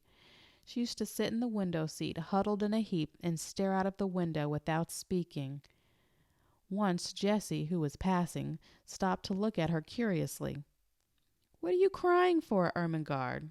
she asked. "I'm not crying," answered Ermengarde in a muffled, unsteady voice. "You are," said Jessie. "A great big tear just rolled down the bridge of your nose and dropped off at the end of it, and there goes another." "Well," said Ermengarde, "I'm miserable, and no one need interfere." And she turned her plump back and took out her handkerchief and boldly hid her face in it. That night, when Sara went to her attic, she was later than usual. She had been kept at work until after the hour at which the pupils went to bed, and after that she had gone to her lessons in the lonely schoolroom. When she reached the top of the stairs, she was surprised to see a glimmer of light coming from under the attic door. Nobody goes there but myself, she thought quickly. But someone has lighted a candle. Someone had, indeed, lighted a candle, and it was not burning in the kitchen candlestick she was expected to use, but in one of those belonging to the pupils' bedrooms. The someone was sitting upon the battered footstool and was dressed in her nightgown and wrapped up in a red shawl. It was Ermengarde. "Ermengarde!" cried Sara. She was so startled that she was almost frightened. "You will get into trouble." Ermengarde stumbled up from her footstool. She shuffled across the attic in her bedroom slippers, which were too large for her. Her eyes and nose were pink with crying. "I know I shall, if I'm found out," she said. "But I don't care. I don't care a bit. Oh, Sara, please tell me, what is the matter? Why don't you like me any more?" Something in her voice made the familiar lump rise in Sara's throat. It was so affectionate and simple, so like the old Ermengarde who had asked her to be best friends. It sounded as if she had not meant what she had seemed to mean during the past weeks. "I do like you," Sara answered. "I thought, you see, everything is different now. I thought you were different." Ermengarde opened her wet eyes wide. "Why, it was you who were different," she cried. "You didn't want to talk to me. I didn't know what to do. It was you who were different after I came back." Sara thought a moment. She saw she had made a mistake. "I am different," she explained, "though not in the way you think. Miss Minchin does not want me to talk to the girls. Most of them don't want to talk to me. I thought perhaps you didn't, so I tried to keep out of your way." "Oh, Sara," Ermengarde almost wailed in her reproachful dismay. And then after one more look, they rushed into each other's arms. It must be confessed that Sara's small black head lay for some minutes on the shoulder covered by the red shawl. When Ermengarde had seemed to desert her, she had felt horribly lonely. Afterward, they sat down upon the floor together, Sara clasping her knees with her arms, and Ermengarde rolled up in her shawl. Ermengarde looked at the odd, big-eyed face adoringly. "I couldn't bear it any more," she said. "I dare say you could live without me, Sara, but I couldn't live without you. I was nearly dead. So tonight, when I was crying under the bedclothes, I thought all at once of creeping up here and just begging you to let us be friends again." "You are nicer than I am," said Sara. "I am too proud to try and make friends. You see, now that trials have come, they have shown that I am not a nice child. I was afraid they would. Perhaps," wrinkling her forehead wisely, "that is what they were sent for." "I do not see any good in them," said Ermengarde stoutly. "Neither do I, to speak the truth," admitted Sara frankly. "But I suppose there might be good in things, even if we don't see it. There might," doubtfully, "be good in Miss Minchin." Ermengarde looked round the attic with a rather fearsome curiosity. "Sara," she said, "do you think you can bear living here?" Sara looked round also. "If I pretend it's quite different, I can," she answered, "or if I pretend it is a place in a story." She spoke slowly. Her imagination was beginning to work for her. It had not worked for her at all since her troubles had come upon her. She felt as if it had been stunned. "Other people have lived in worse places. Think of the Count of Monte Cristo and the dungeons of Chateau d'If, and think of the people in the Bastille." "The Bastille," half-whispered Ermengarde, watching her and beginning to be fascinated. She remembered stories of the French Revolution which Sara had been able to fix in her mind by her dramatic relation of them. No one but Sara could have done it. A well-known glow came into Sara's eyes. "Yes," she said, hugging her knees. "That will be a good place to pretend about. I am a prisoner in the Bastille. I have been here for years and years and years, and everybody has forgotten about me. Miss Minchin is the jailer, and Becky," a sudden light adding itself to the glow in her eyes, "Becky is the prisoner in the next cell." She turned to Ermengarde, looking quite like the old Sara. I shall pretend that, she said, and it will be a great comfort. Ermengarde was at once enraptured and awed. And will you tell me all about it, she said. May I creep up here at night whenever it is safe, and hear the things you have made up in the day? It will seem as if we were more best friends than ever. Yes, answered Sara, nodding. Adversity tries people, and mine has tried you and proved how nice you are. Chapter 9. Melchisedec. The third person in the trio was Lottie. She was a small thing and did not know what adversity meant, and was much bewildered by the alteration she saw in her young adopted mother. She had heard it rumored that strange things had happened to Sara, but she could not understand why she looked different, why she wore an old black frock and came into the schoolroom only to teach instead of to sit in her place of honor and learn lessons herself. There had been much whispering among the little ones when it had been discovered that Sara no longer lived in the rooms in which Emily had so long sat in state. Lottie's chief difficulty was that Sara said so little when one asked her questions. At 7, mysteries must be made very clear if one is to understand them. Are you very poor now, Sara? She had asked confidentially the first morning her friend took charge of the small French class. Are you as poor as a beggar? She thrust a fat hand into the slim one and opened round, tearful eyes. I don't want you to be as poor as a beggar. She looked as if she was going to cry, and Sara hurriedly consoled her. Beggars have nowhere to live, she said courageously. I have a place to live in. Where do you live? Persisted Lottie. The new girl sleeps in your room, and it isn't pretty any more. I live in another room, said Sara. Is it a nice one? Inquired Lottie. I want to go and see it. You must not talk, said Sara. Miss Minchin is looking at us. She will be angry with me for letting you whisper. She had found out already that she was to be held accountable for everything which was objected to. If the children were not attentive, if they talked, if they were restless, it was she who would be reproved. But Lottie was a determined little person. If Sara would not tell her where she lived, she would find out in some other way.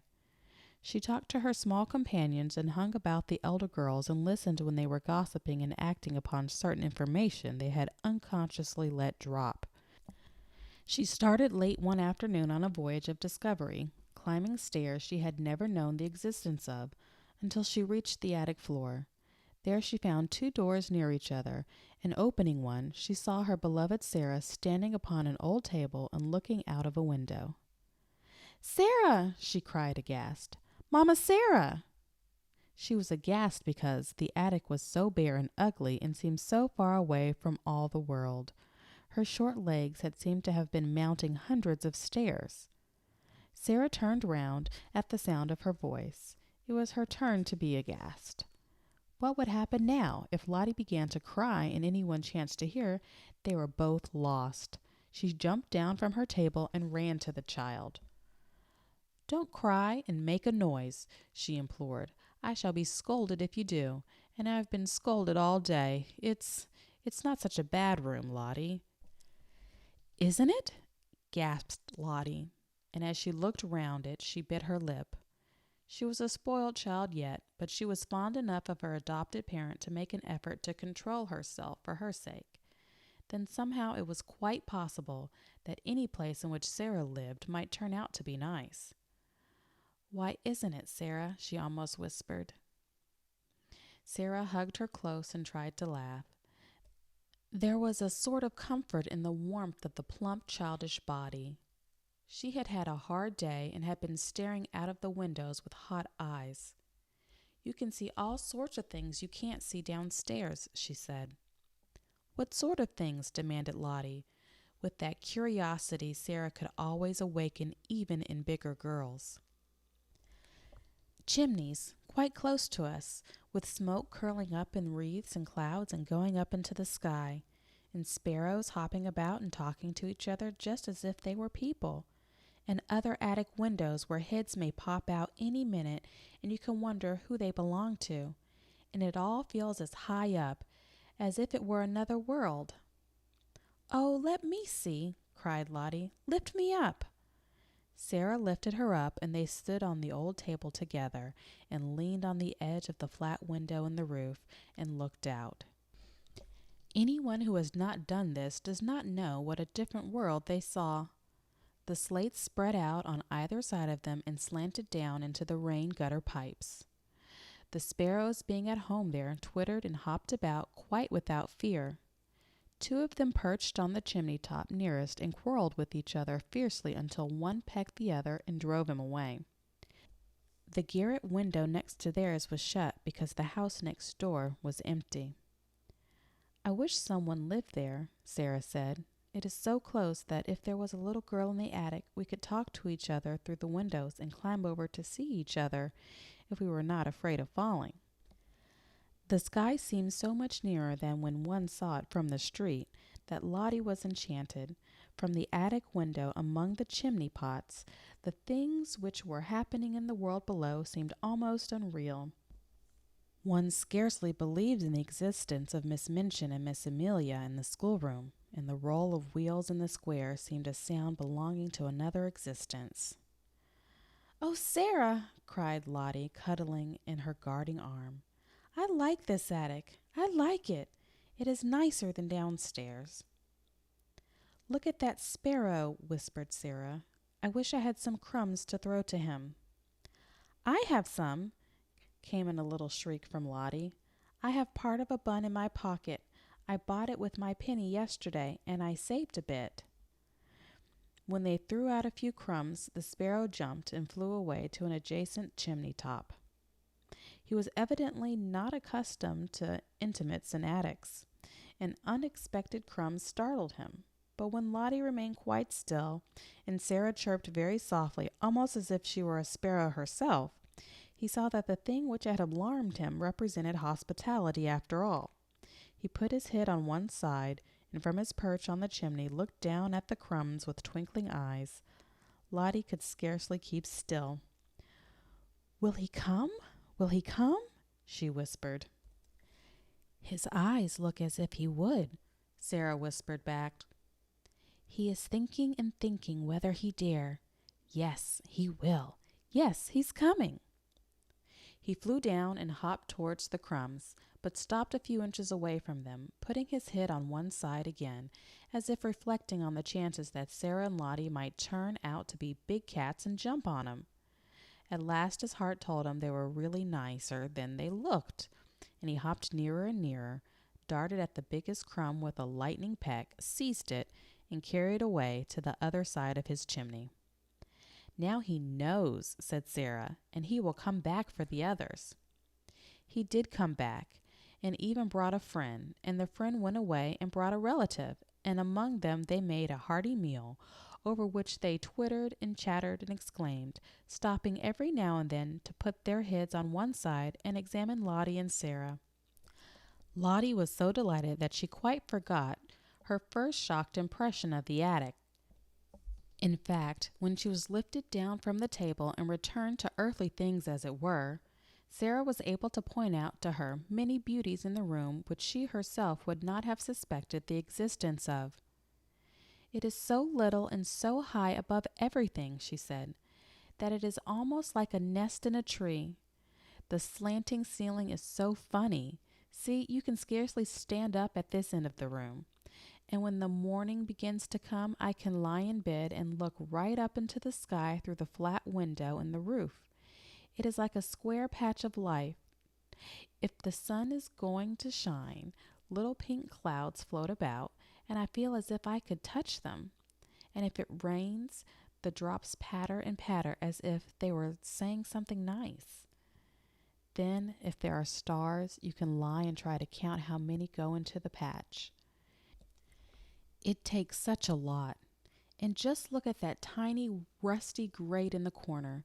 If it was polished and there was a fire in it, just think how nice it would be. You see, it's really a beautiful little room." She was walking around the small place, holding Lottie's hand and making gestures which described all the beauties she was making herself see. She quite made Lottie see them too. Lottie could always believe in the things Sara made pictures of. "You see," she said, "there could be a thick, soft blue Indian rug on the floor, and in that corner there could be a soft little sofa with cushions to curl up on, and just over it could be a shelf full of books so that one could reach them easily, and there could be a fur rug before the fire and hangings on the wall to cover up the whitewash and pictures. They would have to be little ones, but they could be beautiful, and there could be a lamp with a deep rose-colored shade and a table in the middle with things to have tea with, and a little fat copper kettle singing on the hob, and the bed could be quite different. It could be made soft and covered with a lovely silk coverlet. It could be beautiful, and perhaps we could coax the sparrows until we made such friends with them that they would come and peck at the window and ask to be let in." "Oh, Sara," cried Lottie, "I should like to live here." When Sara had persuaded her to go downstairs again, and after setting her on her way, had come back to her attic, she stood in the middle of it and looked about her. The enchantment of her imaginings for Lottie had died away. The bed was hard and covered with its dingy quilt. The whitewashed wall showed its broken patches. The floor was cold and bare. The grate was broken and rusty, and the battered footstool tilted sideways on its injured leg, the only seat in the room. She sat down on it for a few minutes and let her head drop in her hands. The mere fact that Lottie had come and gone again made things seem a little worse, just as perhaps prisoners feel a little more desolate after visitors come and go, leaving them behind. "It's a lonely place," she said. "Sometimes it's the loneliest place in the world." She was sitting in this way when her attention was attracted by a slight sound near her. She lifted her head to see where it came from, and if she had been a nervous child, she would have left her seat on the battered footstool in a great hurry. A large rat was sitting up on his hind quarters and sniffing the air in an interested manner. Some of Lottie's crumbs had dropped upon the floor, and their scent had drawn him out of his hole. He looked so queer and so like a gray-whiskered dwarf or gnome that Sara was rather fascinated. He looked at her with his bright eyes as if he were asking a question. He was evidently so doubtful that one of the child's queer thoughts came into her mind. "I dare say it is rather hard to be a rat," she mused. "Nobody likes you. People jump up and run away and scream out, 'Oh, horrid rat!' I shouldn't like people to scream and jump and say, 'Oh, horrid Sara!' the moment they saw me and set traps for me and pretend they were dinner. It's so different to be a sparrow, but nobody asked this rat if he wanted to be a rat when he was made. Nobody said, 'Wouldn't you rather be a sparrow?'" She had sat so quietly that the rat had begun to take courage. He was very much afraid of her, but perhaps he had a heart. Like the sparrow, it told him that she was not a thing which pounced. He was very hungry. He had a wife and a large family in the wall, and they had frightfully bad luck for several days. He had left the children crying bitterly and felt he would risk a good deal for a crumb, so he cautiously dropped upon his feet. "Come on," said Sara. "I'm not a trap. You can have them, poor thing. Prisoners in the Bastille used to make friends with rats. Suppose I make friends with you." How it is that animals understand things I do not know, but it is certain that they do understand. Perhaps there is a language which is not made of words, and everything in the world understands it. Perhaps there is a soul hidden in everything, and it can always speak, without even making a sound to another soul. But whatsoever the reason, the rat knew from that moment that he was safe, even though he was a rat. He knew that his young human being sitting on the red footstool would not jump up and terrify him with wild, sharp noises, or throw heavy objects at him, which, if they did not fall and crush him, would send him limping in his scurry back into the hole. He was really a very nice rat, and did not mean the least harm.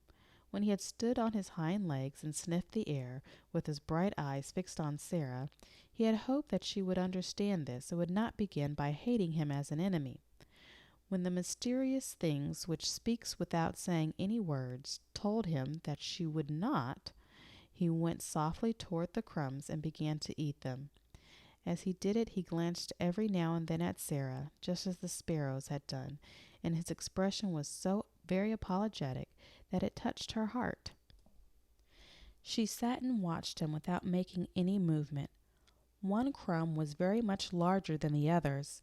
In fact, it could scarcely be called a crumb. It was evident that he wanted that piece very much, but it lay quite near the footstool, and he was still rather timid.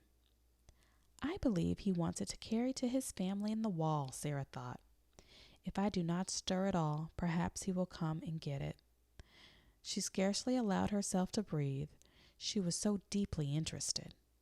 The rat shuffled a little nearer and ate a few more crumbs. Then he stopped and sniffed delicately, giving a side glance at the occupant of the footstool.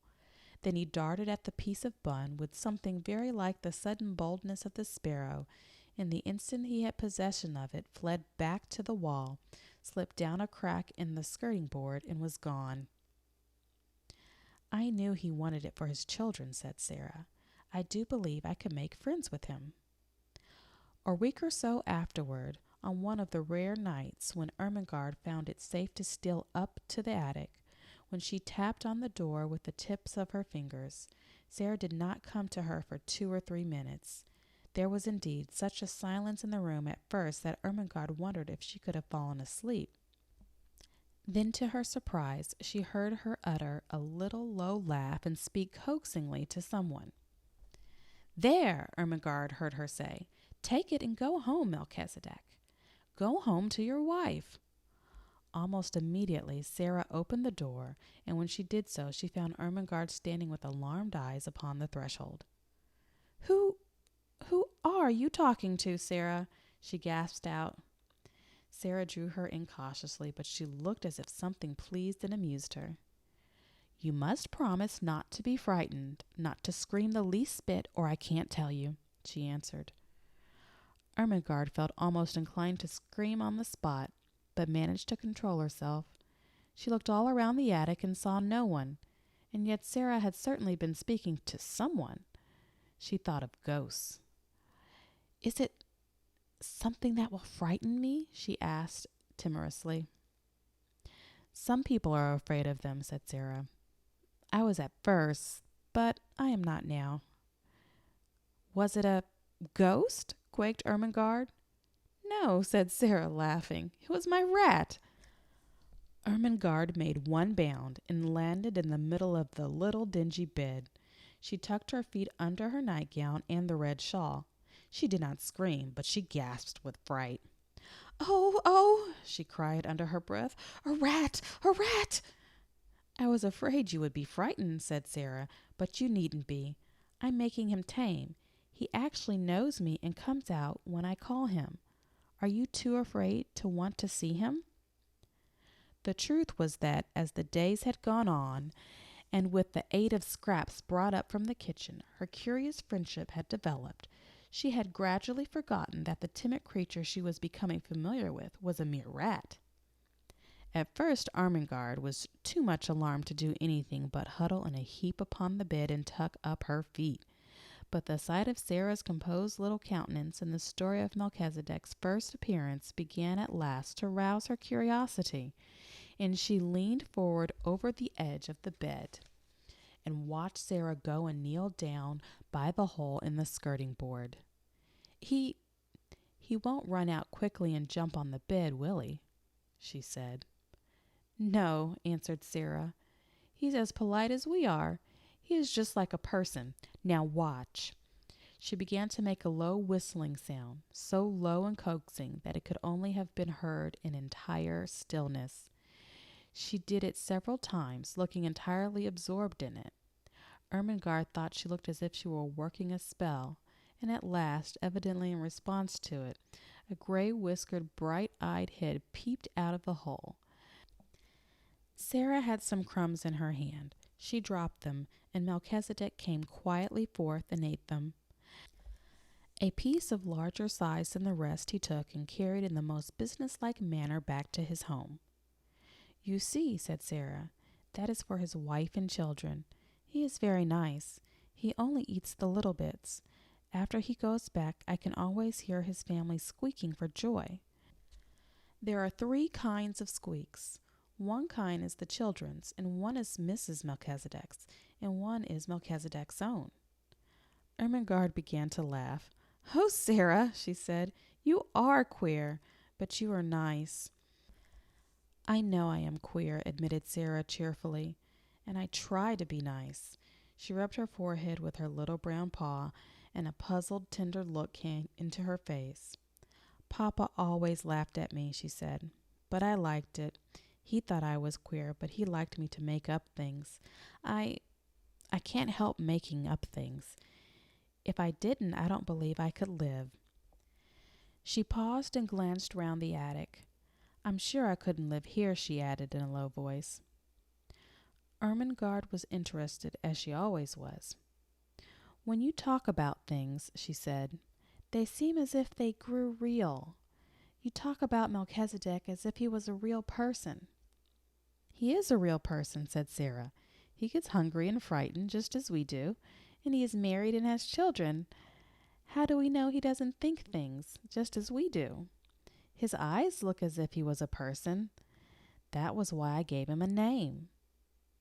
She sat down on the floor in her favorite attitude, holding her knees. "Besides," she said, "he is a Bastille rat sent to be my friend. I can always get a bit of bread the cook has thrown away, and it's quite enough to support him." "Is it the Bastille yet?" asked Ermengarde eagerly. "Do you always pretend it is the Bastille?" "Nearly always," answered Sara. "Sometimes I try to pretend it is another kind of place, but the Bastille is generally easiest, particularly when it is cold." Just at that moment, Ermengarde almost jumped off the bed. She was so startled by a sound she heard. It was like 2 distinct knocks on the wall. "What is that?" she exclaimed. Sara got up from the floor and answered quite dramatically. "It is the prisoner in the next cell." "Becky!" cried Ermengarde, enraptured. "Yes," said Sara. "Listen, the 2 knocks meant, 'Prisoner, are you there?'" She knocked 3 times on the wall herself, as if in answer. "That means, 'Yes, I am here, and all is well.'" 4 knocks came from Becky's side of the wall.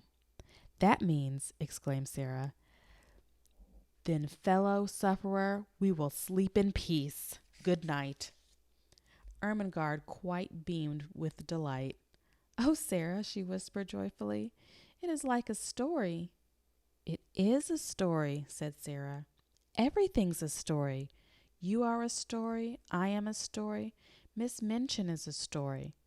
And she sat down again and talked until Ermengarde forgot that she was a sort of escaped prisoner herself, and to be reminded by Sara that she could not remain in the Bastille all night, but must steal noiselessly downstairs again and creep back into her deserted bed.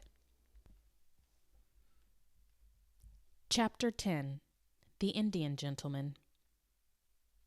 But it was a perilous thing for Ermengarde and Lottie to make pilgrimages to the attic.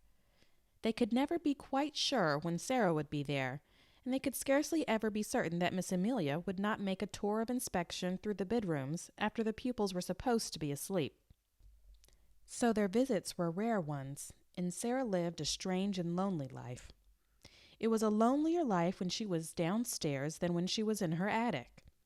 She had no one to talk to, and when she was sent out on errands and walked through the streets, a forlorn little figure carrying a basket or a parcel, trying to hold her hat on when the wind was blowing, and feeling the water soak through her shoes when it was raining, she felt as if the crowd hurrying past her made her loneliness greater.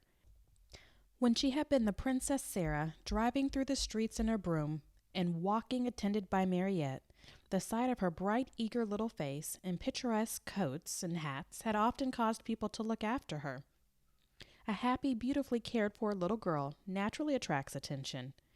Shabby, poorly dressed children are not rare enough and pretty enough to make people turn around to look at them and smile. No one looked at Sara in these days, and no one seemed to see her as she hurried along the crowded pavements. She had begun to grow very fast, and as she was dressed only in such clothes as the plainer remnants of her wardrobe would supply, she knew she looked very queer indeed. All her valuable garments had been disposed of, and such as had been left for her use she was expected to wear so long as she could put them on at all. Sometimes when she passed a shop window with a mirror in it, she almost laughed outright on catching a glimpse of herself, and sometimes her face went red and she bit her lip and turned away. In the evening, when she passed houses whose windows were lighted up, she used to look into the warm rooms and amuse herself by imagining things about the people she saw sitting before the fires or about the tables. It always interested her to catch glimpses of rooms before the shutters were closed.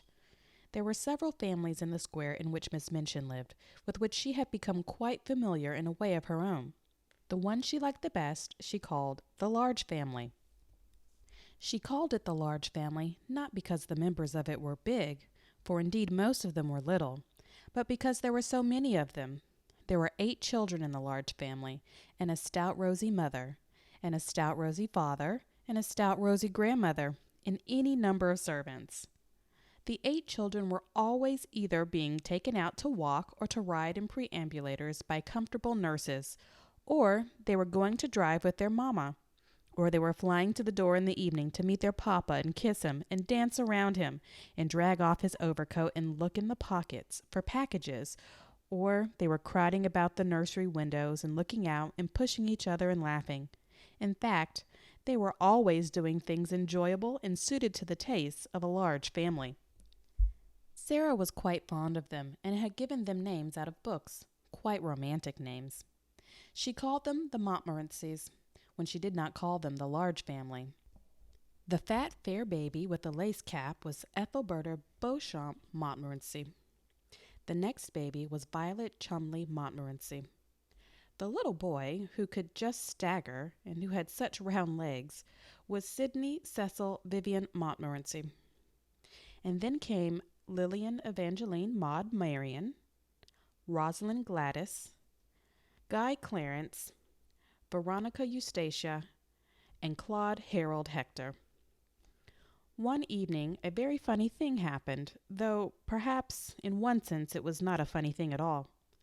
Several of the Montmorencys were evidently going to a children's party, and just as Sara was about to pass the door, they were crossing the pavement to get into the carriage, which was waiting for them.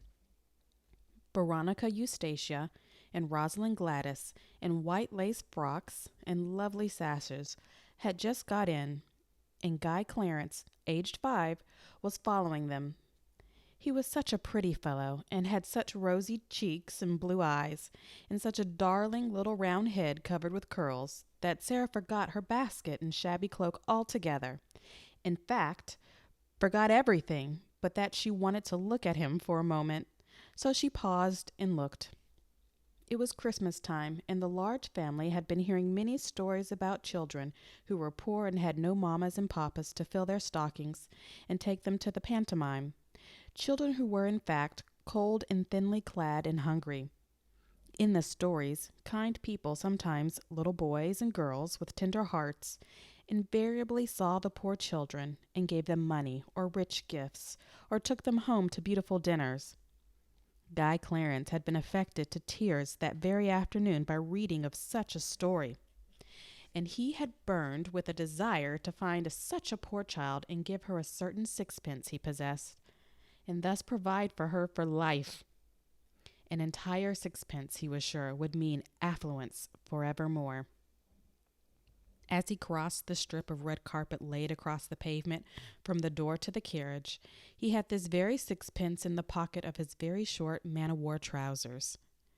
And just as Rosalind Gladys got into the vehicle and jumped onto the seat in order to feel the cushions spring under her, he saw Sara standing on the wet pavement in her shabby frock and hat, with her old basket on her arm, looking at him hungrily.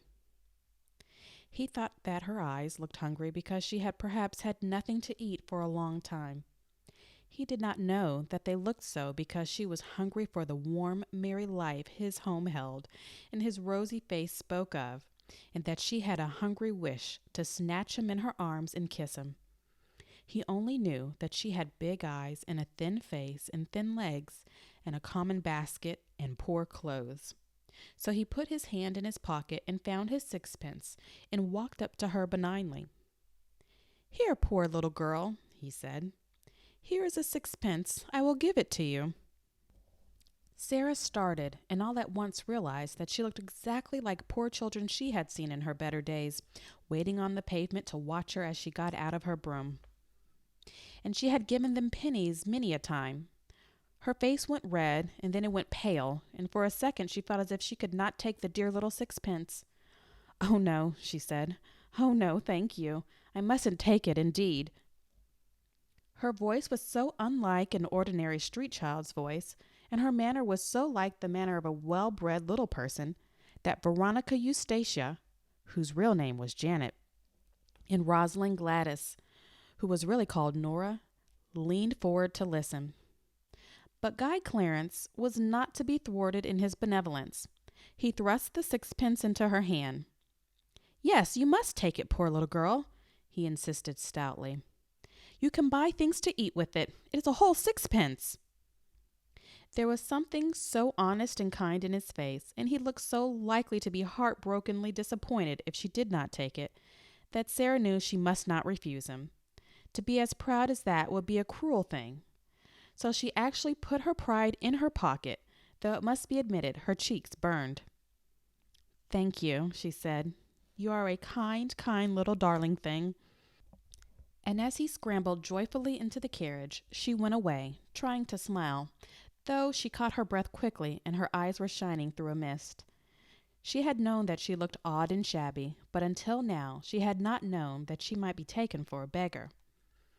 As the large family's carriage drove away, the children inside it were talking with interested excitement. "Oh, Donald!" This was Guy Clarence's name. Janet exclaimed alarmedly. "Why did you offer that little girl your sixpence? I'm sure she is not a beggar." "She didn't speak like a beggar," cried Nora, "and her face didn't really look like a beggar's face." "Besides, she didn't beg," said Janet. "I was so afraid she might be angry with you. You know, it makes people angry to be taken for beggars when they're not beggars." "She wasn't angry," said Donald, a trifle dismayed, but still firm. "She laughed a little, and she said I was a kind, kind little darling, and I was," stoutly. "It was my whole sixpence." Janet and Nora exchanged glances. "A beggar girl would never have said that," decided Janet. "She would have said, 'Thank you kindly, little gentleman. Thank you, sir,' and perhaps she would have bobbed a curtsy." Sara knew nothing about the fact, but from that time the large family was as profoundly interested in her as she was in it. Faces used to appear at the nursery windows when she passed, and many discussions concerning her were held round the fire.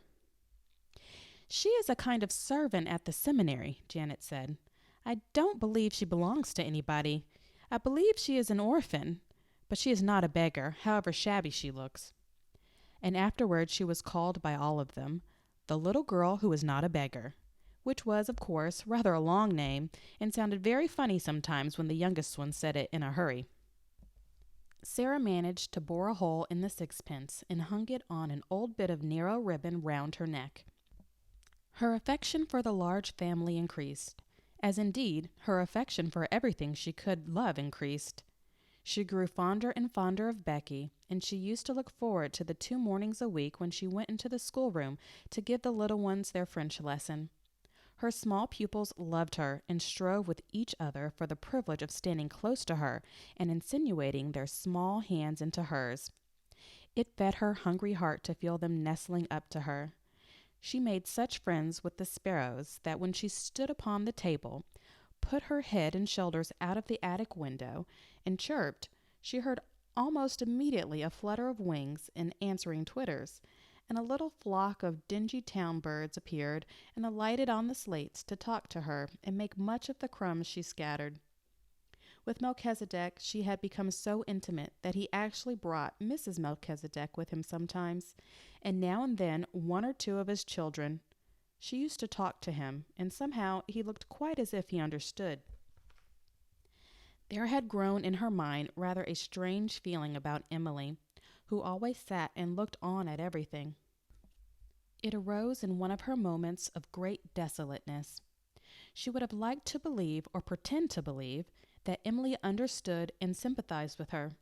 She did not like to own to herself that her only companion could feel and hear nothing.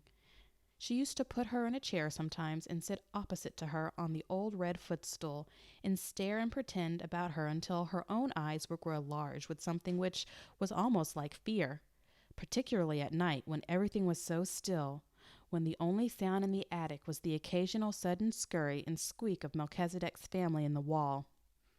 One of her pretends was that Emily was a kind of good witch who could protect her.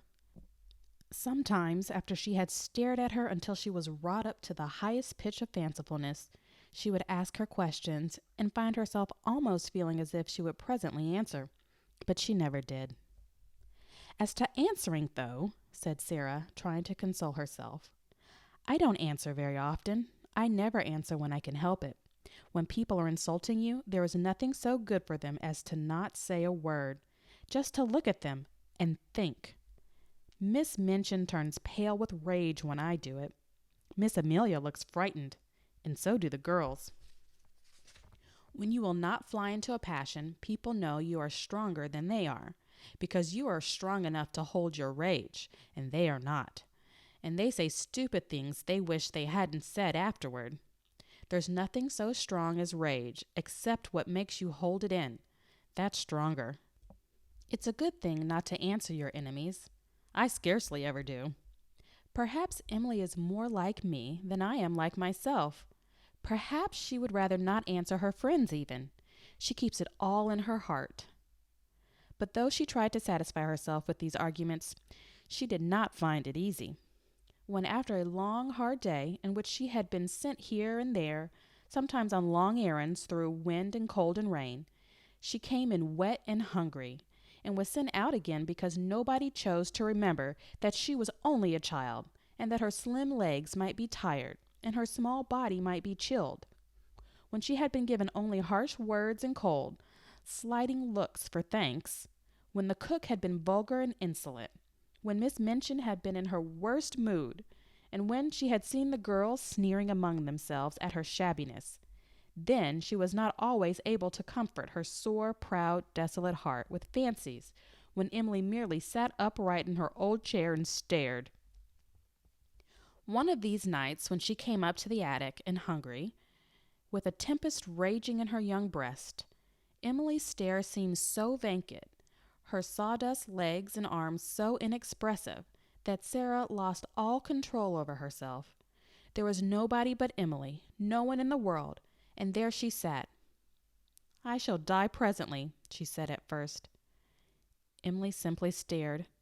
"I can't bear this," said the poor child, trembling. "I know I shall die. I'm cold, I'm wet, I'm starving to death. I've walked 1,000 miles today, and they have done nothing but scold me from morning until night. And because I could not find the last thing the cook sent me for, they would not give me any supper. Some men laughed at me because my old shoes made me slip down in the mud. I'm covered with mud now, and they laughed. Do you hear?" She looked at the staring glass eyes and complacent face, and suddenly a sort of heartbroken rage seized her. She lifted her little savage hand and knocked Emily off the chair, bursting into a passion of sobbing. Sara, who never cried. "You are nothing but a doll," she cried. "Nothing but a doll. Doll, doll. You care for nothing. You are stuffed with sawdust. You never had a heart. Nothing could ever make you feel. You're a doll."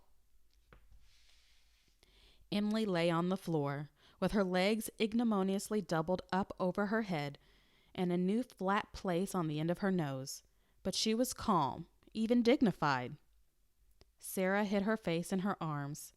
The rats in the wall began to fight and bite each other and squeak and scramble.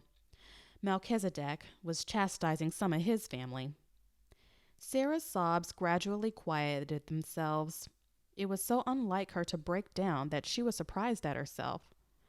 After a while, she raised her face and looked at Emily, who seemed to be gazing at her round the side of one angle, and somehow, by this time actually, with a kind of glass-eyed sympathy. Sara bent and picked her up. Remorse overtook her. She even smiled at herself, a very little smile. "You can't help being a doll," she said with a resigned sigh, "any more than Lavinia and Jessie cannot help having any sense. We are not all made alike. Perhaps you do your sawdust best." And she kissed her and shook her clothes straight and put her back upon the chair. She had wished very much that someone would take the empty house next door. She wished it because of the attic window, which was so near hers. It seemed as if it would be so nice to see it propped open some day, and a head and shoulders rising out of the square aperture. If it looked a nice head, she thought, I might begin by saying, "Good morning," and all sorts of things might happen. But of course, it's not really likely that anyone but underservants would sleep there. One morning, on turning the corner of the square after a visit to the grocer's, the butcher's, and the baker's, she saw to her great delight that during her rather prolonged absence, a van full of furniture had stopped before the house. The front doors were thrown open, and men in shirt sleeves were going in and out, carrying heavy packages and pieces of furniture. "It's taken," she said. "It really is taken. Oh, I do hope a nice head will look out of the attic window." She would almost have liked to join the group of loiterers who had stopped on the pavement to watch the things carried in. She had an idea that if she could see some of the furniture, she could guess something about the people it belonged to. Miss Minchin's tables and chairs are just like her, she thought. I remember thinking that the first minute I saw her, even though I was so little. I told Papa afterward, and he laughed and said it was true. I am sure the large family have fat, comfortable armchairs and sofas, and I can see that their red flowery wallpaper is exactly like them. It's warm and cheerful and kind-looking and happy. She was sent out for parsley to the greengrocer's later in the day, and when she came up the area steps, her heart gave quite a quick beat of recognition. Several pieces of furniture had been set out the van upon the pavement. There was a beautiful table of elaborately wrought teak wood, and some chairs, and a screen covered with rich oriental embroidery. The sight of them gave her a weird homesick feeling. She had seen things so like them in India. One of the things Miss Minchin had taken from her was a carved teakwood desk her father had sent her. "They are beautiful things," she said. "They look as if they ought to belong to a nice person.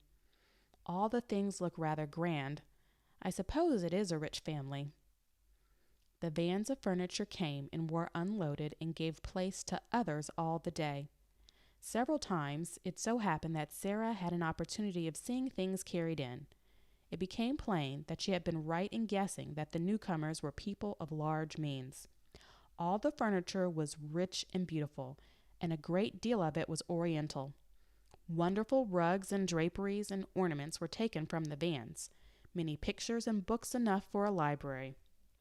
Among other things, there was a superb god Buddha in a splendid shrine.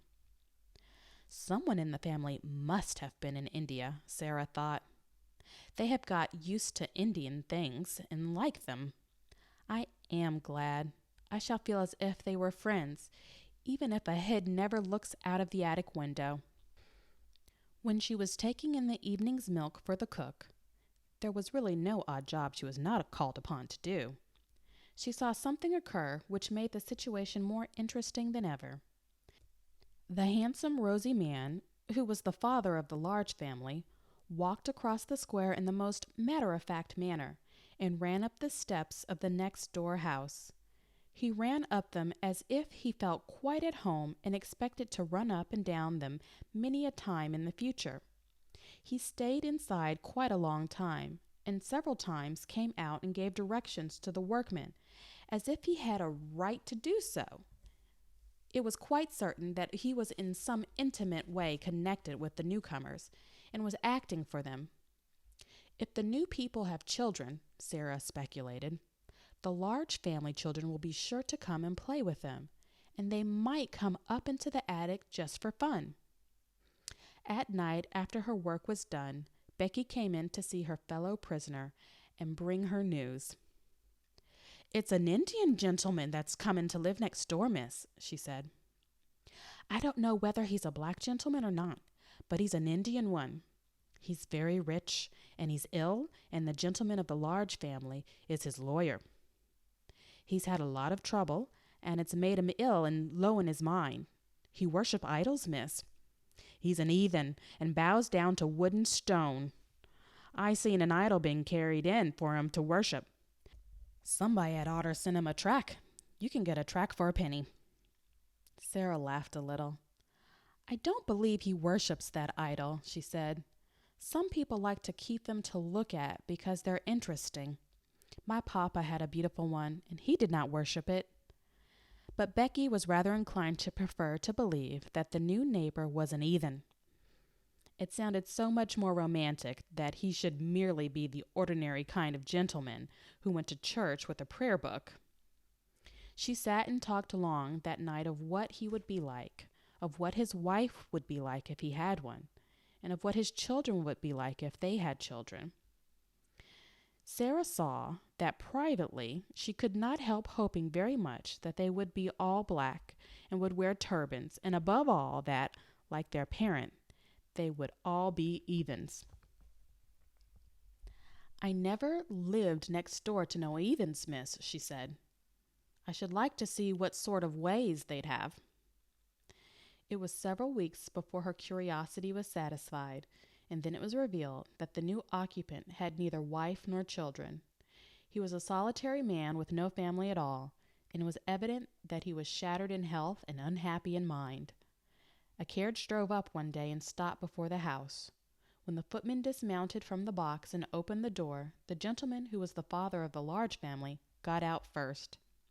After him there descended a nurse in uniform. Then came down the steps 2 men servants. They came to assist their master, who, when he was helped out of the carriage, proved to be a man with a haggard, distressed face and a skeleton body wrapped in furs. He was carried up the steps, and the head of the large family went with him, looking very anxious. Shortly afterward, a doctor's carriage arrived, and the doctor went in, plainly to take care of him. "There is such a yellow gentleman next door, Sara," Lottie whispered at the French class afterward. "Do you think he is a Chinese? The geography says the Chinamen are yellow." "No, he is not Chinese," Sara whispered back. "He is very ill. Go on with your exercise, Lottie." "Non, monsieur. Je n'ai pas les canifs de mon oncle." That was the beginning of the story of the Indian gentleman. Chapter 11. Ram Dass. There were fine sunsets even in the square sometimes. One could only see parts of them, however, between the chimneys and over the roofs. From the kitchen windows one could not see them at all, and could only guess that they were going on because the brooks looked warm and the air rosy or yellow for a while. Or perhaps one saw a blazing glow strike a particular pane of glass somewhere. There was, however, one place from which one could see all the splendor of them, the piles of red or gold clouds in the west, or the purple ones edged with dazzling brightness, or the little fleecy floating ones tinged with rose color and looking like flights of pink doves scurrying across the blue in a great hurry if there was a wind. The place where one could see all this and seem at the same time to breathe a purer air was, of course, the attic window. When the square suddenly seemed to begin to glow in an enchanted way and look wonderful in spite of its sooty trees and railings, Sara knew something was going on in the sky. And when it was at all possible to leave the kitchen without being missed or called back, she invariably stole away and crept up the flight of stairs, and climbing on the old table, got her head and body as far out of the window as possible. When she had accomplished this, she always drew a long breath and looked all around her. It used to seem as if she had all the sky and the world to herself. No one else ever looked out of the other attics. Generally, the skylights were closed, but even if they were propped open to admit air, no one seemed to come near them. And there Sara would stand, sometimes turning her face upward to the blue, which seemed so friendly and near, just like a lovely vaulted ceiling, sometimes watching the west and all the other wonderful things that happened there. The clouds melting or drifting or waiting softly to be changed pink or crimson, or snow white or purple, or pale dove gray. Sometimes they made islands or great mountains enclosing lakes of deep turquoise blue, or liquid amber, or chiroprase green. Sometimes dark headlands jutted into strange lost seas. Sometimes slender strips of wonderful lands joined other wonderful lands together. There were places where it seemed that one could run or climb or stand and wait to see what next was coming, until perhaps, as it all melted, one could float away. At least it seemed so to Sara, and nothing had ever been quite so beautiful to her as the things she saw as she stood on the table, her body half out of the skylight. The sparrows twittering with sunset softness on the slates. The sparrows always seemed to her to twitter with a sort of subdued softness just when the marvels were going on. There was such a sunset as this a few days after the Indian gentleman was brought to his new home, and, as it fortunately happened that the afternoon's work was done in the kitchen and nobody had ordered her to go anywhere or perform any task, Sara found it easier than usual to slip away or go upstairs. She mounted her table and stood looking out. It was a wonderful moment. There were floods of molten gold covering the west, as if a glorious tide were sweeping over the world. A deep, rich yellow light filled the air. The birds flying across the tops of the house showed quite black against it. "It's a splendid one," said Sara softly to herself. "It makes me feel almost afraid, as if something strange was just going to happen. The splendid ones always make me feel like that." She suddenly turned her head because she heard a sound a few yards away from her. It was an odd sound, like a queer little squeaky chattering. It came from the window of the next attic. Someone had come to look at the sunset as she had. There was a head and part of a body emerging from the skylight, but it was not the head or body of a little girl or a housemaid. It was the picturesque white swathed form of a dark-faced, gleaming-eyed, white-turbaned head of a native Indian manservant. "A Lascar," Sara said to herself quickly. And the sound she had heard came from a small monkey he held in his arms as if he were fond of it, and which was snuggling and chattering against his breast. As Sara looked toward him, he looked toward her. The first thing she thought was that his dark face looked sorrowful and homesick. She felt absolutely sure he had come up to look at the sun, because he had seen it so seldom in England that he longed for a sight of it. She looked at him interestedly for a second, and then smiled across the slates. She had learned to know how comforting a smile, even from a stranger, may be. Hers was evidently a pleasure to him. His whole expression altered, and he showed such gleaming white teeth as he smiled back at that. It was as if a light had been illuminated in his dusky face. The friendly look in Sara's eyes was also very effective when people felt tired or dull.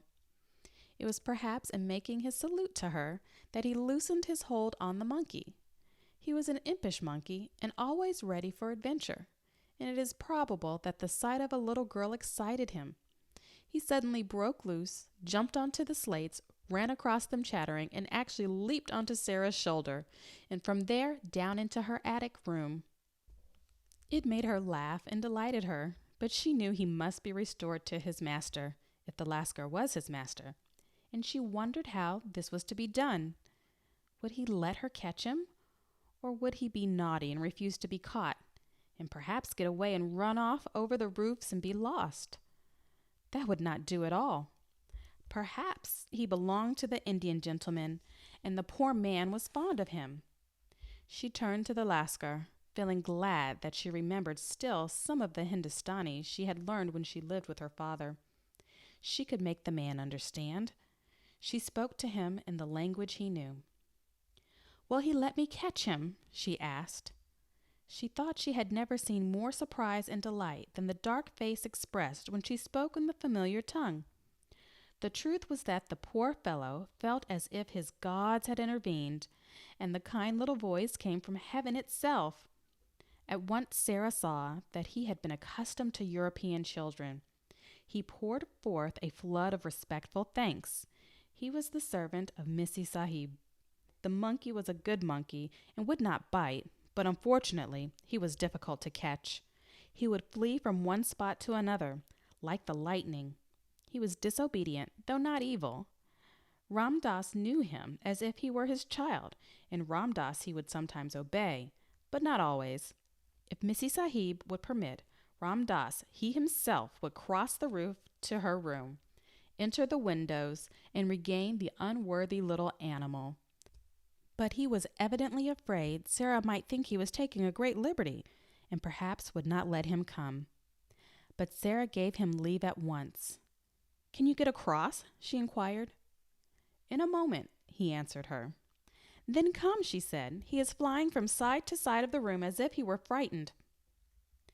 Ram Dass slipped through his attic window and crossed to hers as steadily and lightly as if he had walked on roofs all his life. He slipped through the skylight and dropped upon his feet without a sound. Then he turned to Sara and salaamed again. The monkey saw him and uttered a little scream. Ram Dass hastily took the precaution of shutting the skylight and then went in chase of him. It was not a very long chase.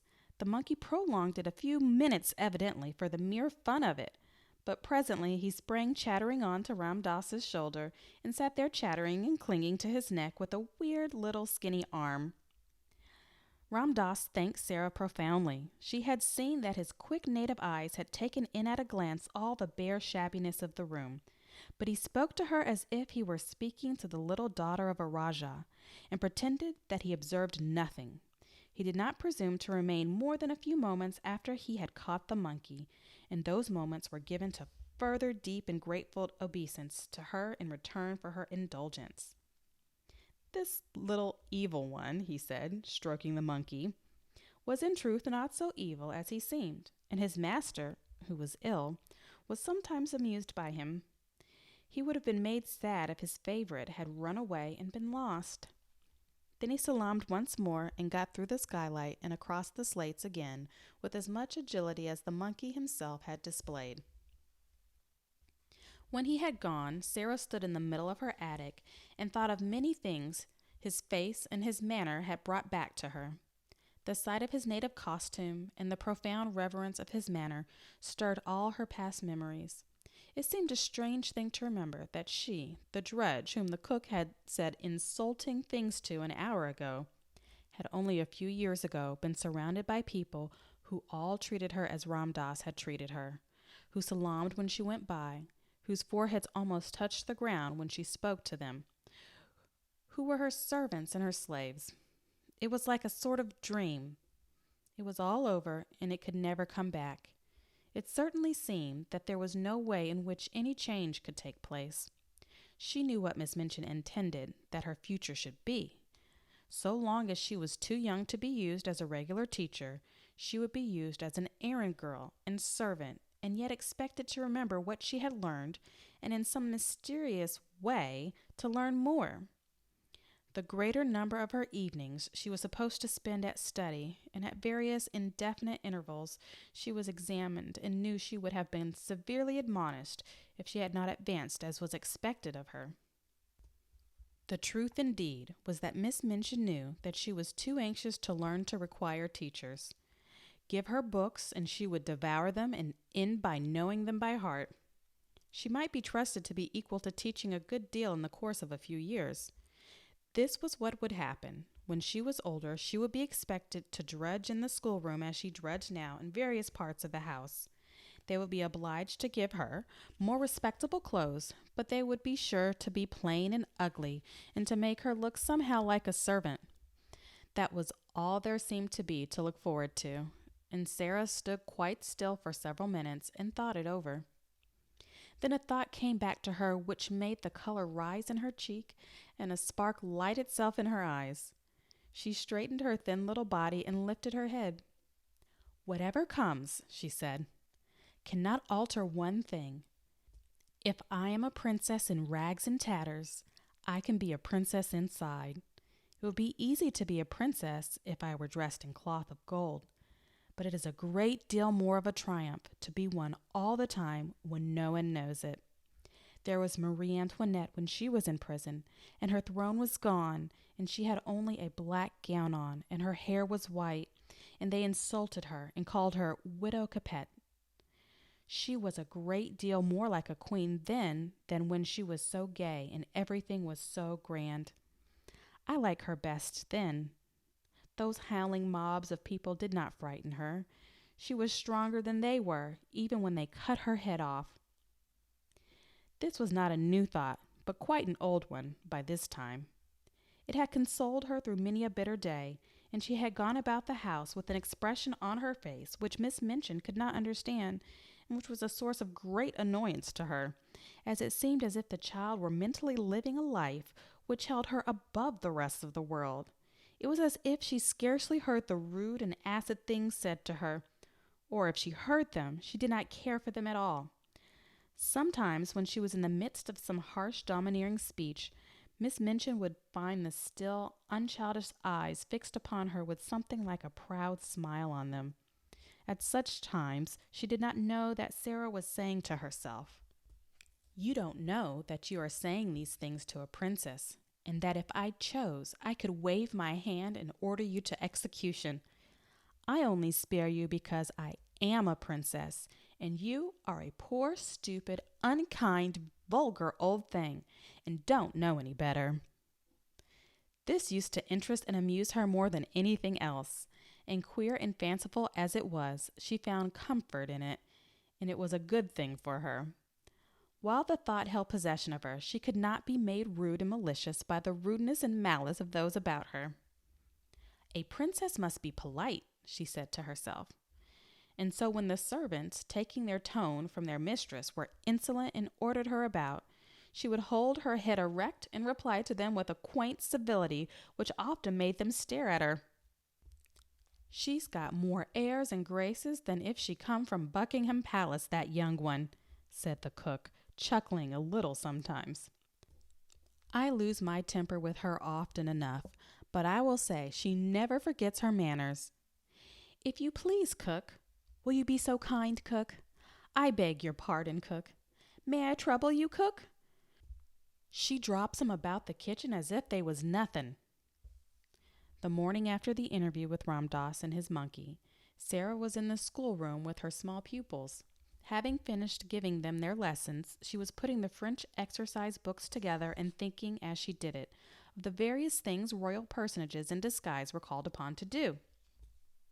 Alfred the Great, for instance, burning the cakes and getting his ears boxed by the wife of the neatherd. How frightened she must have been when she found out what she had done. If Miss Minchin found out what she, Sara, whose toes were almost sticking out of her boots, was a princess, a real one, the look in her eyes was exactly the look which Miss Minchin most disliked. She would not have it.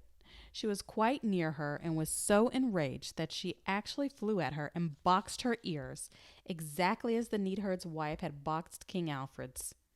It made Sara start. She wakened from her dream at the shock, and catching her breath, stood still a second.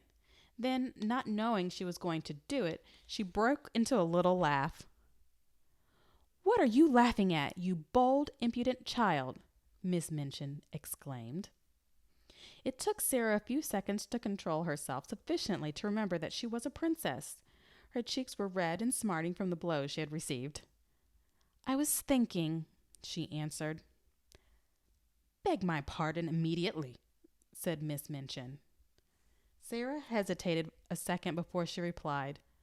"I will beg your pardon for laughing, if it was rude," she said then. "But I won't beg your pardon for thinking." "What were you thinking?" demanded Miss Minchin. "How dare you think? What were you thinking?" Jessie tittered, and she and Lavinia nudged each other in unison. All the girls looked up from their books to listen. Really, it always interested them a little when Miss Minchin attacked Sara. Sara always said something queer and never seemed the least bit frightened. She was not in the least frightened now, though her boxed ears were scarlet and her eyes were as bright as stars. "I was thinking," she answered grandly and politely, "that you did not know what you were doing." "That I did not know what I was doing!" Miss Minchin fairly gasped. "Yes," said Sara, "and I was thinking what would happen if I were a princess and you boxed my ears, what I should do to you. And I was thinking that if I were one, you would never dare to do it, whatever I said or did. And I was thinking how surprised and frightened you would be if you suddenly found out." She had imagined the future so clearly before her eyes that she spoke in a manner which had an effect even upon Miss Minchin. It almost seemed for the moment to her narrow, unimaginative mind that there must be some real power hidden behind the candid daring. "What?" she exclaimed. "Found out what?" "That I really was a princess," said Sara, "and could do anything I liked." Every pair of eyes in the room widened to its full limit. Lavinia leaned forward on her seat to look. "Go to your room," cried Miss Minchin breathlessly. "This instant. Leave the schoolroom. Attend to your lessons, young ladies." Sara made a little bow. "Excuse me for laughing if it was impolite," she said, and walked out of the room, leaving Miss Minchin struggling with her rage, and the girls whispering over their books. "Did you see her? Did you see how queer she looked?" Jessie broke out. "I shouldn't be at all surprised if she did turn out to be something. Suppose she should."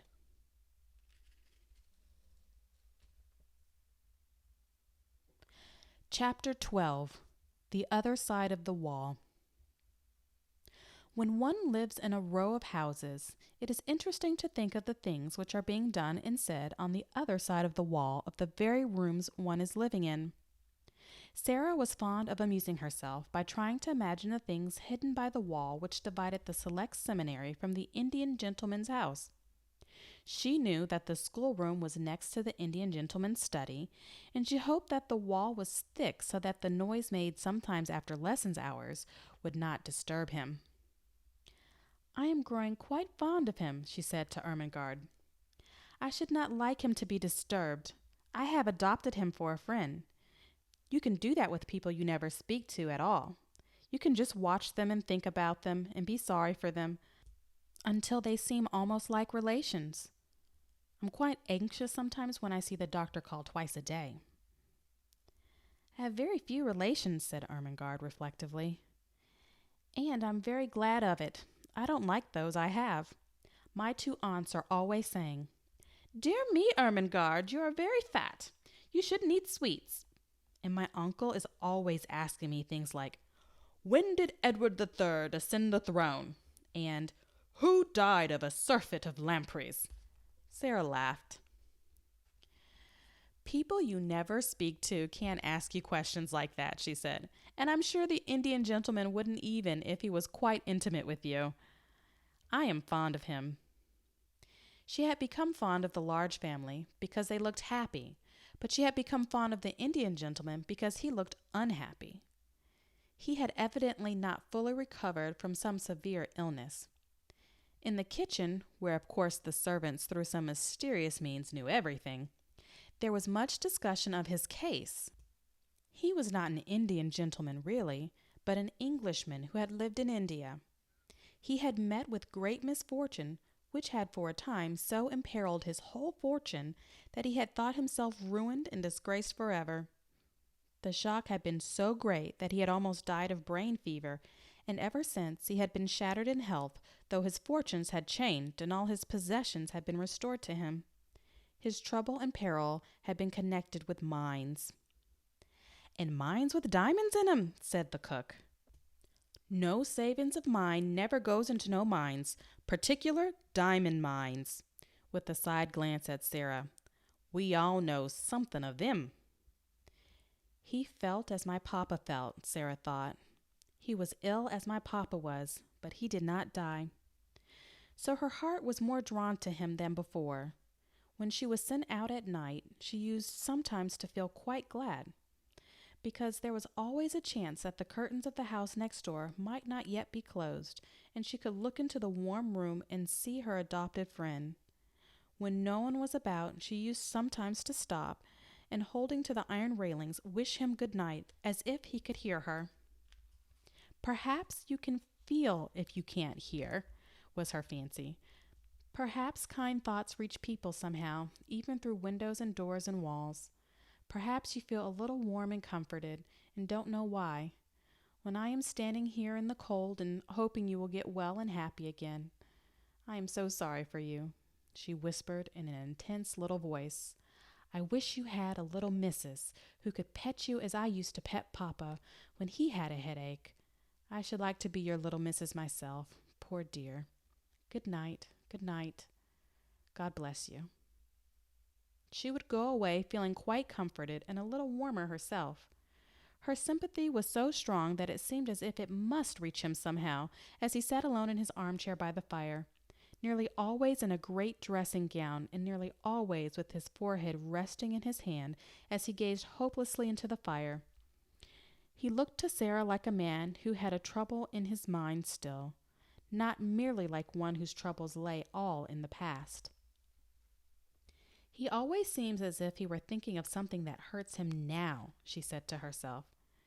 But he has got his money back, and he will get over his brain fever in time, so he ought not to look like that. I wonder if there is something else. If there was something else, something even servants did not hear of, she could not help believing that the father of the large family knew it, the gentleman she called Mr. Montmorency. Mr. Montmorency went to see him often, and Mrs. Montmorency and all the little Montmorencys went too, though less often. He seemed particularly fond of the two elder little girls, the Janet and Nora, who had been so alarmed when their small brother Donald had given Sara his sixpence. He had in fact a very tender place in his heart for all children, and particularly for little girls. Janet and Nora were as fond of him as he was of them, and looked forward with the greatest pleasure to the afternoons when they were allowed to cross the square and make their well-behaved little visits to him. They were extremely decorous little visits because he was an invalid. He is a poor thing, said Janet, and he says we cheer him up. We try to cheer him up very quietly. Janet was the head of the family, and kept the rest of it in order. It was she who decided when it was discreet to ask the Indian gentleman to tell stories about India, and it was she who saw when he was tired and it was the time to steal quietly away and tell Ram Dass to go to him. They were very fond of Ram Dass. He could have told any number of stories if he had been able to speak anything but Hindustani. The Indian gentleman's real name was Mr. Carrisford, and Janet told Mr. Carrisford about the encounter with the little girl who was not a beggar. He was very much interested, and all the more so when he heard from Ram Dass of the adventure of the monkey on the roof. Ram Dass made for him a very clear picture of the attic and its desolateness, of the bare floor and broken plaster, the rusty, empty grate, and the hard, narrow bed. Carmichael, he said to the father of the large family, after he had heard this description, I wonder how many of the attics in this square are like that one, and how many wretched little servant girls sleep on such beds, while I toss on my down pillows, loaded and harassed by wealth that is, most of it, not mine. My dear fellow, Mr. Carmichael answered cheerily, the sooner you cease tormenting yourself, the better it will be for you. If you possessed all the wealth of all the Indies, you could not set right all the discomforts in the world. And if you began to refurnish all the attics in the square, there would still remain all the attics in all the other squares and streets to put in order. And there you are. Mr. Carrisford sat and bit his nails as he looked into the glowing bit of coals in the grate. Do you suppose, he said slowly after a pause, do you think it is possible that the other child, the child I never cease thinking of, I believe could possibly be reduced to any such conditions as the poor little soul next door? Mr. Carmichael looked at him uneasily. He knew that the worst thing the man could do for himself, for his reason and his health, was to begin to think in this particular way of this particular subject. If the child at Madame Pascal's school in Paris was the one you're in search of, he answered soothingly, she would seem to be in the hands of people who could afford to take care of her. They adopted her because she had been the favorite companion of their little daughter who died. They had no other children, and Madame Pascal said that they were extremely well-to-do Russians. And the wretched woman actually did not know where they had taken her, exclaimed Mr. Carrisford. Mr. Carmichael shrugged his shoulders. She was a shrewd, worldly Frenchwoman, and was evidently only too glad to get the child so comfortably off her hands when the father's death left her totally unprovided for. Women of her type do not trouble themselves about the futures of children who might prove burdens. The adopted parents apparently disappeared and left no trace. But you say if the child was the one I am in search of. You say if. We are not sure. There was a difference in the name. Madame Pascal pronounced it as if it was Carew instead of Carew. But that might be merely a matter of pronunciation. The circumstances were curiously similar. An English officer in India had placed his motherless little girl at the school. He had died suddenly after losing his fortune. Mr. Carmichael paused a moment, as if a new thought had occurred to him. Are you sure the child was left at a school in Paris? Are you sure it was Paris? My dear fellow, broke forth Carrisford, with restless bitterness, I am sure of nothing. I never saw either the child or her mother. Ralph Crewe and I loved each other as boys, but we had not met since our school days until we met in India. I was absorbed in the magnificent promise of the mines. He became absorbed too. The whole thing was so huge and glittering that we half lost our heads. When we met, we scarcely spoke of anything else. I only knew that the child had been sent to school somewhere. I do not even remember now how I knew it. He was beginning to be excited. He always became excited when his still weakened brain was stirred by memories of the catastrophes of the past. Mr. Carmichael watched him anxiously. It was necessary to ask some questions, but they must be put quietly and with caution. But you had reason to think the school was in Paris. Yes, was the answer, because her mother was a Frenchwoman, and I had heard that she wished her child to be educated in Paris. It seemed only likely that she would be there. Yes, Mr. Carmichael said, it seems more than probable. The Indian gentleman leaned forward and struck the table with a long, wasted hand. Carmichael, he said, I must find her. If she is alive, she is somewhere. If she is friendless and penniless, it is through my fault. How is a man to get back his nerve with a thing like that on his mind? This sudden change of luck at the mines had made realities of all our most fantastic dreams, and poor Crew's child may be begging in the street. No, no, said Carmichael. Try to be calm. Console yourself with the fact that when she is found, you have a fortune to hand over to her. Why was I not man enough to stand my ground when things looked black? Carrisford groaned in petulant misery. I believe I should have stood my ground if I had not been responsible for other people's money as well as my own. Poor Crewe had put into the scheme every penny he owned. He trusted me, he loved me, and he died thinking I had ruined him. I, Tom Carrisford, who played cricket at Eton with him. What a villain he must have thought me. Don't reproach yourself so bitterly. I don't reproach myself because the speculation threatened to fail. I reproach myself for losing my courage. I ran away like a swindler and a thief because I could not face my best friend and tell him I had ruined him and his child. The good-hearted father of the large family put his hand on his shoulder comfortingly. You ran away because your brain had given way under the strain of mental torture, he said. You were half delirious already. If you had not been, you would have stayed and fought it out. You were in a hospital strapped down in a bed, raving with brain fever, 2 days after you left the place. Remember that?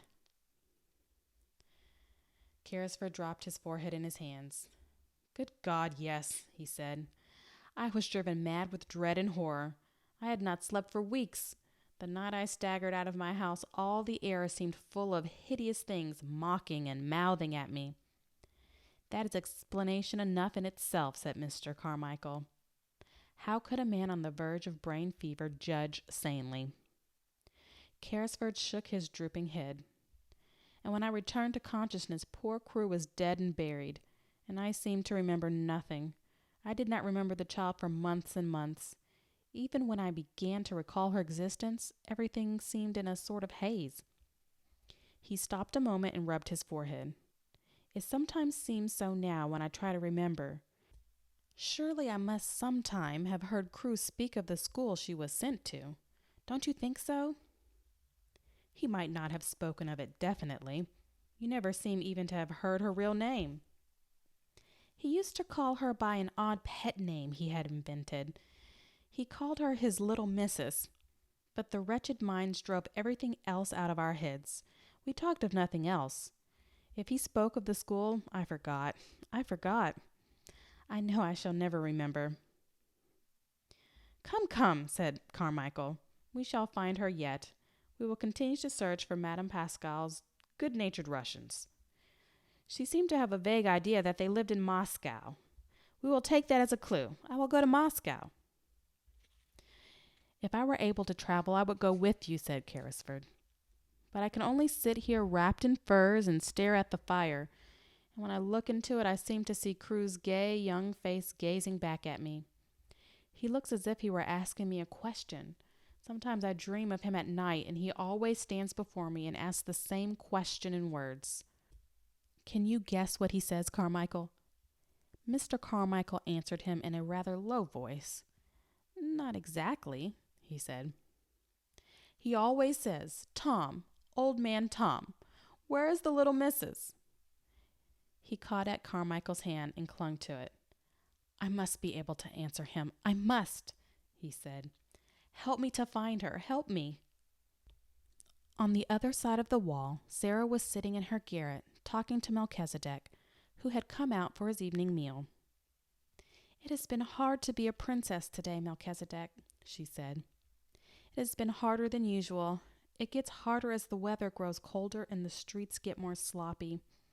When Lavinia laughed at my muddy skirt as I passed her in the hall, I thought of something to say, all in a flash, and I only just stopped myself in time. You can't sneer back at people like that if you are a princess, but you have to bite your tongue to hold yourself in. I bit mine. It was a cold afternoon, Melchisedec, and it's a cold night. Quite suddenly she put her black head down in her arms, as she often did when she was alone. Oh, Papa, she whispered, what a long time it seems since I was your little missus. This was what happened that day on both sides of the wall.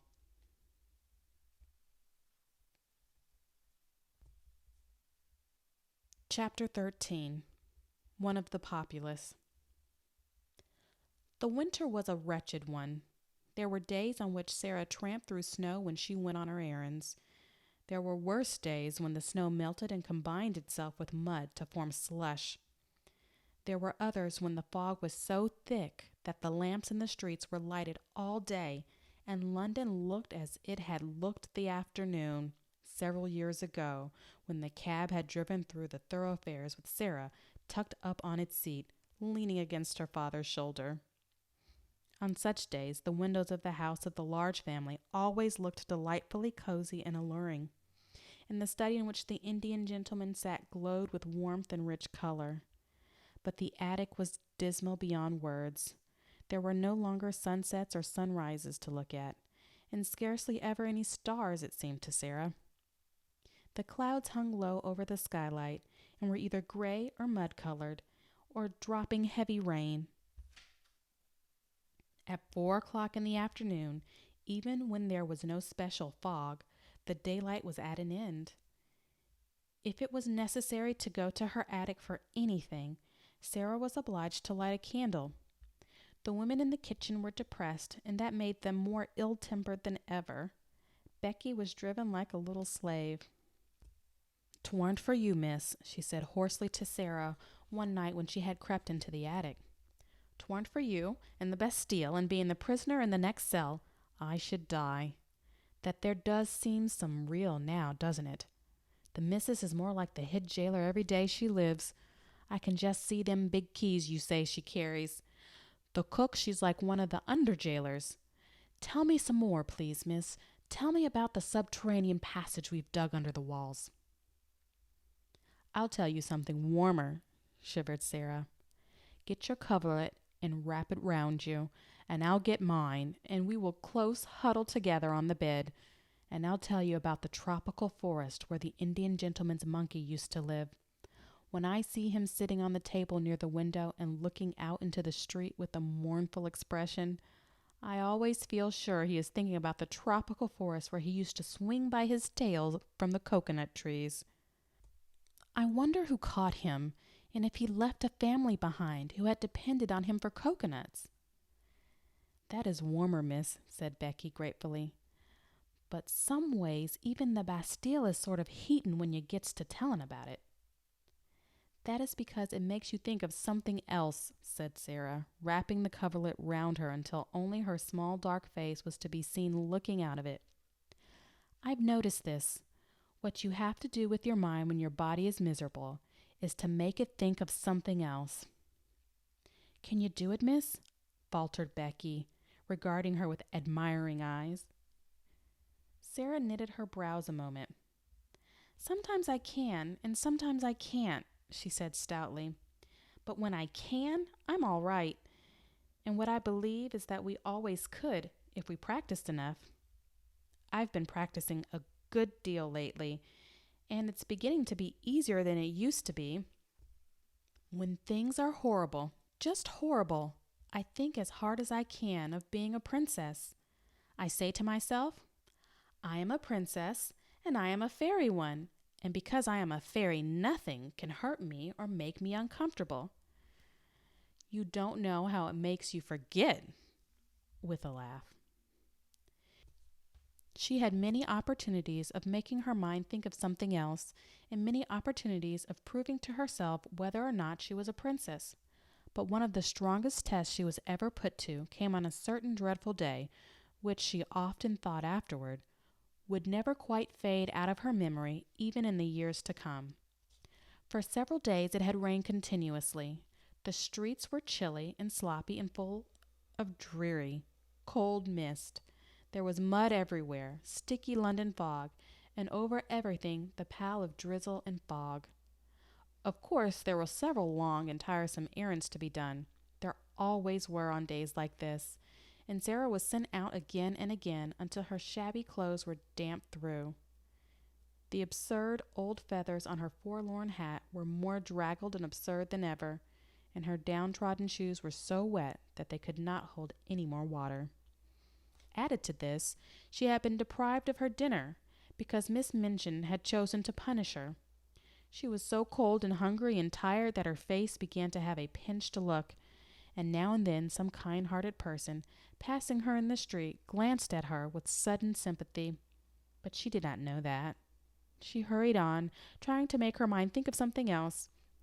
It was really very necessary. Her way of doing it was to pretend and suppose with all the strength that was left in her. But really, this time it was harder than she had ever found it, and once or twice she thought it almost made her more cold and hungry instead of less so. But she persevered obstinately, and as the muddy water squelched through her broken shoes and the wind seemed trying to drag her thin jacket from her, she talked to herself as she walked, though she did not speak aloud or even move her lips. Suppose I had dry clothes on, she thought. Suppose I had good shoes and a long, thick coat and merino stockings and a whole umbrella. And suppose, just when I was near a baker's where they sold hot buns, I should find 6pence, which belonged to nobody. Suppose, if I did, I should go into the shop and buy 6 of the hottest buns and eat them all without stopping. Some very odd things happen in this world sometimes. It certainly was an odd thing that happened to Sara. She had to cross the street just when she was saying this to herself. The mud was dreadful. She almost had to wade. She picked her way as carefully as she could, but she could not save herself much. Only in picking her way, she had to look down at her feet in the mud, and in looking down, just as she reached the pavement, she saw something shining in the gutter. It was actually a piece of silver, a tiny piece trodden upon by many feet, but still with spirit enough left to shine a little. Not quite a sixpence, but the next thing to it, a fourpenny piece. In 1 second, it was in her cold little red and blue hand. "Oh!" she gasped. "It is true! It is true!" And then, if you will believe me, she looked straight at the shop directly facing her, and it was a baker's shop, and a cheerful, stout, motherly woman with rosy cheeks was putting into the window a tray of delicious, newly baked hot buns, fresh from the oven, large, plump, shiny buns with currants in them. It almost made Sara feel faint for a few seconds. The shock and the sight of the buns and the delightful odors of warm bread floating up through the baker's cellar window. She knew she need not hesitate to use the little piece of money. It had evidently been lying in the mud for some time, and its owner was completely lost in the stream of passing people who crowded and jostled each other all day long. "But I'll go and ask the baker woman if she has lost anything," she said to herself rather faintly. So she crossed the pavement and put her wet foot on the step. As she did so, she saw something that made her stop. It was a little figure more forlorn even than herself, a little figure which was not much more than a bundle of rags from which small, bare, red, muddy feet peeped out, only because the rags, which their owner was trying to cover them, were not so long enough. Above the rags appeared a shock of head of tangled hair, and a dirty face with big, hollow, hungry eyes. Sara knew they were hungry eyes the moment she saw them, and she felt a sudden sympathy. "This," she said to herself with a little sigh, "is one of the Populace, and she is hungrier than I am." The child, this one of the Populace, stared up at Sara and shuffled herself aside a little so as to give her room to pass. She was used to being made to give room to everybody. She knew that if a policeman chanced to see her, he would tell her to move on. Sara clutched her little fourpenny piece and hesitated a few seconds. Then she spoke to her. "Are you hungry?" she asked. The child shuffled herself and her rags a little more. "Ain't I just?" she said in a hoarse voice. "Just ain't I?" "Haven't you had any dinner?" said Sara. "No dinner," more hoarsely still, and with more shuffling. "Nor yet no breakfast, nor yet no supper, no nothin'." "Since when?" asked Sara. "Dunno. Never got nothin' today, nowhere. I've axed and axed." Just to look at her made Sara more hungry and faint. But those queer little thoughts were at work in her brain, and she was talking to herself though she was sick at heart. "If I'm a princess," she was saying, "if I'm a princess, when they were poor and driven from their thrones, they always shared with the populace if they met one poorer and hungrier than themselves. They always shared. Buns are a penny each. If it had been sixpence, I could have eaten 6. It won't be enough for either of us, but it will be better than nothing." "Wait a minute," she said to the beggar child. She went into the shop. It was warm and smelled deliciously. The woman was just going to put some more hot buns into the window. "If you please," said Sara, "have you lost 4pence? A silver 4pence?" And she held the forlorn little piece of money out to her. The woman looked at it, and then at her intense little face, and draggled, once fine clothes. "Bless us, no," she answered. "Did you find it?" "Yes," said Sara, "in the gutter." "Keep it then," said the woman. "It may have been there for a week, and goodness knows who lost it. You could never find out." "I know that," said Sara, "but I thought I would ask you." "Not many would," said the woman, looking puzzled and interested and good-natured all at once. "Do you want to buy something?" she added as she saw Sara glance at the buns. 4 buns, if you please, said Sara. Those at a penny each. The woman went to the window and put some in paper bag. Sara noticed that she put in 6. I said 4, if you please, she explained. I have only 4p. I'll throw in 2 for make weight, said the woman, with her good-natured look.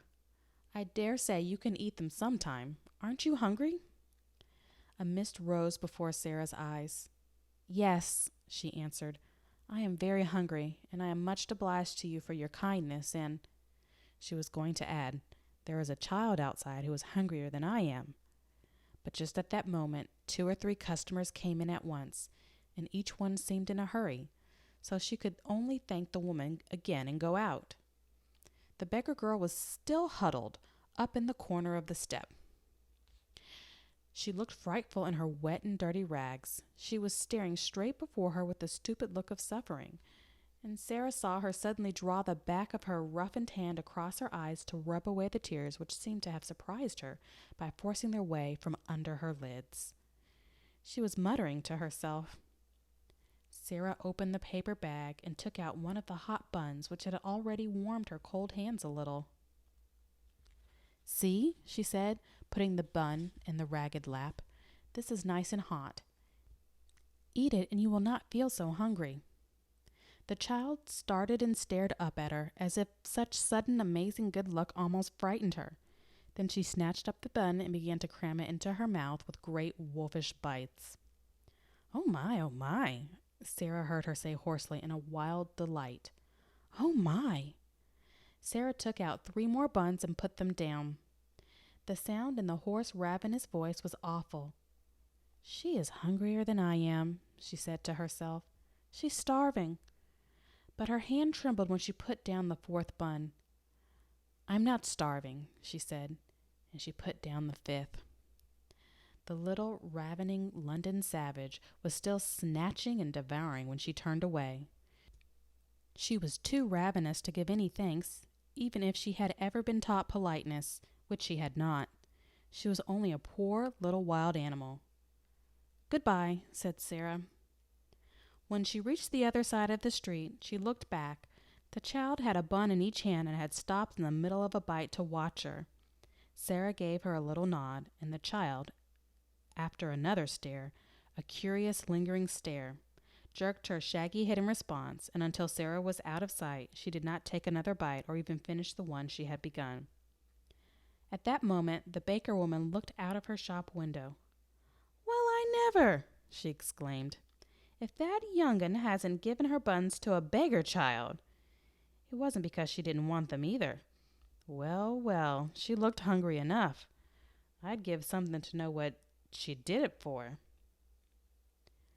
She stood behind her window for a few moments and pondered. Then her curiosity got the better of her. She went to the door and spoke to the beggar child. Who gave you those buns? She asked her. The child nodded her head towards Sara's vanishing figure. What did she say? Inquired the woman. Asked me if I was hungry, replied the hoarse voice. What did you say? Said I was just. And then she came in and got the buns and gave them to you, did she? The child nodded. How many? 5. The woman thought it over. Left just one for herself, she said in a low voice. And she could have eaten the whole 6. I saw it in her eyes. She looked after the little draggled faraway figure and felt more disturbed in her usually comfortable mind than she had felt for many a day. I wish she hadn't gone so quick, she said. I'm blessed if she shouldn't have had a dozen. Then she turned to the child. Are you hungry yet? She said. I'm allus hungry, was the answer, but 'tain't as bad as it was. Come in here, said the woman, and she held open the shop door. The child got up and shuffled in. To be invited into a warm place full of bread seemed an incredible thing. She did not know what was going to happen. She did not care even. Get yourself warm, said the woman, pointing to a fire in the tiny back room. And look here, when you are hard up for a bit of bread, you can come in here and ask for it. I'm blessed if I won't give it to you for that young one's sake." Sara found some comfort in her remaining bun. At all events, it was very hot, and it was better than nothing. As she walked along, she broke off small pieces and ate them slowly to make them last longer. "Suppose it was a magic bun," she said, "and a bite was as much as a whole dinner. I should be overeating myself if I went on like this." It was dark when she reached the square where the select seminary was situated. The lights in the houses were all lighted. The blinds were not yet drawn in the windows of the room where she nearly always caught glimpses of members of the large family. Frequently at this hour she could see the gentleman she called Mr. Montmorency sitting in a big chair, with a small swarm round him, talking, laughing, perching on the arms of his seat or on his knees, or leaning against them. This evening the swarm was about him, but he was not seated. On the contrary, there was a good deal of excitement going on. It was evident that a journey was to be taken, and it was Mr. Montmorency who was to take it. A broom stood before the door, and a big portmanteau had been strapped upon it. The children were dancing about, chattering and hanging on to their father.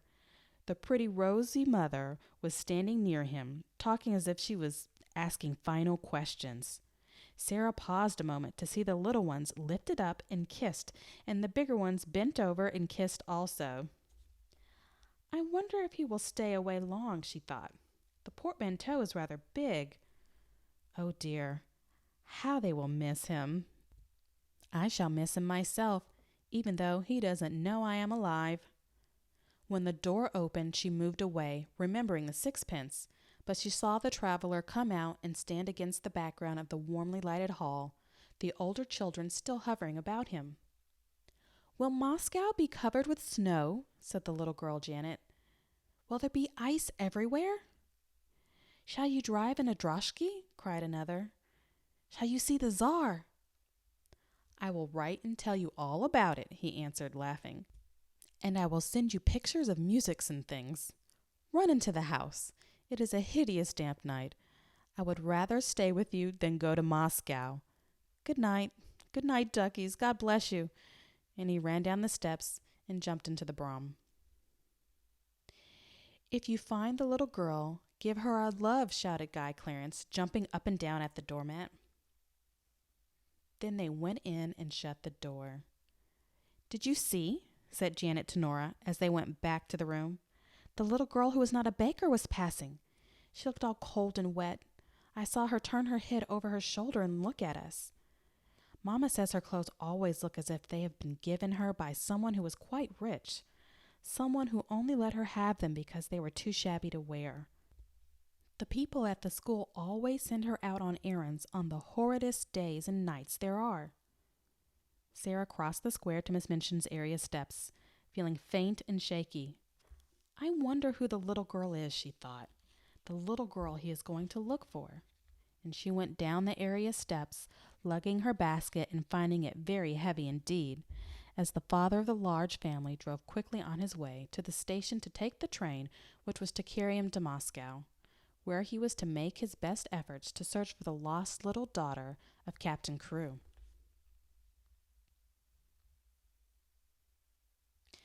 Chapter 14. What Melchisedec Heard and Saw. On this very afternoon, while Sara was out, a strange thing happened in the attic. Only Melchisedec saw and heard it, and he was so much alarmed and mystified that he scuttled back to his hole and hid there, and really quaked and trembled as he peeped out furtively and with great caution to watch what was going on. The attic had been very still all the day after Sara had left it in the early morning. The stillness had only been broken by the pattering of the rain upon the slates and the skylight.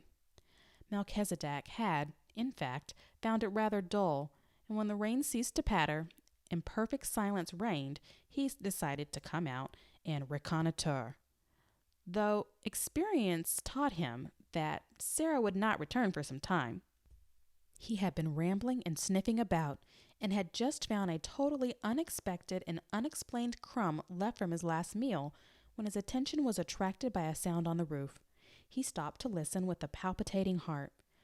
The sound suggested that something was moving on the roof. It was approaching the skylight. It reached the skylight. The skylight was being mysteriously opened. A dark face peeped into the attic, then another face appeared behind it, and both looked in with signs of caution and interest. Two men were outside on the roof and were making silent preparations to enter through the skylight itself. One was Ramdas, and the other was a young man who was the Indian gentleman's secretary. But of course, Melchisedec did not know this. He only knew that the men were invading the silence and privacy of the attic, and as the one with the dark face let himself down through the aperture with such lightness and dexterity that he did not make the slightest sound, Melchisedec turned tail and fled precipitously back to his hole. He was frightened to death. He had ceased to be timid with Sara, and knew she would never throw anything but crumbs. It would never make any sound other than the soft, low, coaxing whistling. But strange men were dangerous things to remain near. He lay close and flat near the entrance of his home, just managing to peep through the crack with a bright, alarmed eye. How much he understood of the talk he heard, I am not in the least able to say. But even if he had understood it at all, he would probably have remained greatly mystified. The secretary, who was light and young, slipped through the skylight as noiselessly as Ramdas had done, and he caught a last glimpse of Melchisedec's vanishing tail. "Was that a rat?" he asked Ramdas in a whisper. "Yes, a rat, Sahib," answered Ramdas, also whispering. "There are many in the walls." "Oh," exclaimed the young man, "it is a wonder the child is not terrified of them." Ramdas made a gesture with his hands. He also smiled respectfully. He was in his place as the intimate exponent of Sara, though she had only spoken to him once. "The child is the little friend of all things, Sahib," he answered. "She is not as other children. I see her when she does not see me. I slip across the slates and look at her many nights to see if she is safe. I watch her from my window when she does not know I am near. She stands on the table there and looks out at the sky as if it spoke to her. The sparrows come at her call. The rat she has fed and tamed in her loneliness. The poor slave of the house comes to her for comfort. There's a little child who comes to her in secret. There is one older who worships her and would listen to her forever if she might. This I have seen when I have crept across the roof. By the mistress of the house, who is an evil woman, she is treated like a pariah, but she has the bearing of a child who is of the blood of kings." "You seem to know a great deal about her," the secretary said. "All her life each day I know," answered Ramdas. "Her going out I know, and her coming in, her sadness and her poor joys, her coldness and her hunger. I know when she sits alone until midnight, learning from her books. I know when her secret friends steal to her and she is happier, as children can be even in the midst of poverty, because they come and she may laugh and talk with them in whispers. If she were ill, I should know, and I would come and serve her if it might be done." "You are sure no one comes near this place but herself, and that she will not return and surprise us? She should be frightened if she found us here, and the Sahib Carrisford's plan would be spoiled." Ramdas crossed noiselessly to the door and stood close to it. "None mount here but herself, Sahib," he said. "She has gone out with her basket and may be gone for hours. If I stand here, I can hear any step before it reaches the last flight of the stairs." The secretary took a pencil and a tablet from his breast pocket. "Keep your ears open," he said, and he began to walk slowly and softly round the miserable little room, making rapid notes on his tablet as he looked at things. First he went to the narrow bed. He pressed his hand upon the mattress and uttered an exclamation. "As hard as stone," he said. "That will have to be altered some day when she is out. A special journey can be made to bring it across. It cannot be done tonight." He lifted the covering and examined the one thin pillow. "Coverlet dingy and worn, blanket thin, sheets patched and ragged," he said. "What a bed for a child to sleep in, and in a house which calls itself respectable. There has not been a fire in that grate for many a day," glancing at the rusty fireplace. Never since I have seen it, said Ram Dass. The mistress of the house is not one who remembers that another than herself may be cold. The secretary was writing quickly on his tablet. He looked up from it as he tore off a leaf and slipped it into his breast pocket. It is a strange way of doing the thing, he said. Who planned it? Ram Dass made a modestly apologetic obeisance.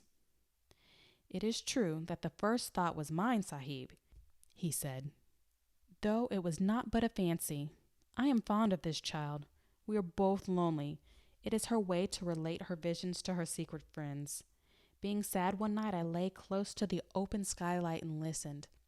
The vision she related told what this miserable room might be if it had comforts in it. She seemed to see it as she talked, and she grew cheered and warmed as she spoke. Then she came to this fancy, and the next day, the Sahib being ill and wretched, I told him of the thing to amuse him. It seemed then but a dream, but it pleased the Sahib. To hear the child's doings gave him entertainment. He became interested in her and asked questions. At last he began to please himself with the thought of making her visions real things. You think that it can be done while she sleeps? Suppose she wakened, suggested the secretary, and it was evident that whatsoever the plan referred to, it had caught and pleased his fancy as well as the Sahib Carrisford's.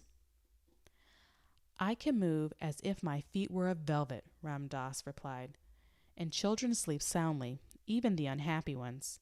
I could have entered this room in the night many times, and without causing her to turn upon her pillow. If the other bearer passes to me the things through the window, I can do all, and she will not stir. When she awakens, she will think a magician had been here. He smiled as if his heart warmed under his white robe, and the secretary smiled back at him. It will be like a story from the Arabian Nights, he said. Only an Oriental could have planned it. It does not belong to London fogs. They did not remain very long, to the great relief of Melchisedec, who, as he probably did not comprehend their conversation, felt their movements and whispers ominous. The young secretary seemed interested in everything. He wrote down things about the floor, the fireplace, the broken footstool, the old table, the walls, which he last touched with his hand again and again, seeming much pleased when he found that a number of old nails had been driven in various places. You can hang things on them, he said. Ram Dass smiled mysteriously. Yesterday, when she was out, he said, I entered bringing with me small sharp nails, which can be pressed into the wall without blows from a hammer. I place many in the plaster where I may need them. They are ready. The Indian gentleman's secretary stood still and looked round him as he thrust his tablets back into his pocket. I think I have made notes enough. We can go now, he said. The Sahib Carrisford has a warm heart. It is 1,000 pities that he has not found the lost child. If he should find her, his strength would be restored to him, said Ram Dass. His God may lead her to him yet. Then they slipped through the skylight as noiselessly as they had entered it. And after he was quite sure they had gone, Melchisedec was greatly relieved, and in the course of a few minutes felt it safe to emerge from his hole again and scuffle about in the hope that even such alarming human beings as these might have chanced to carry crumbs in their pockets and drop one or two of them.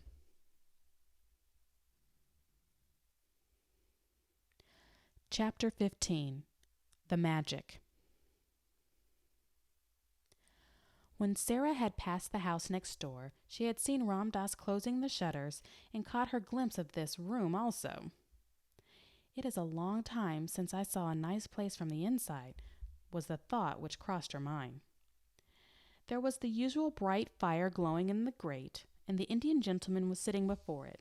His head was resting in his hand, and he looked as lonely and unhappy as ever. Poor man, said Sara. I wonder what you are supposing. And this was what he was supposing at the very moment. Suppose, he was thinking.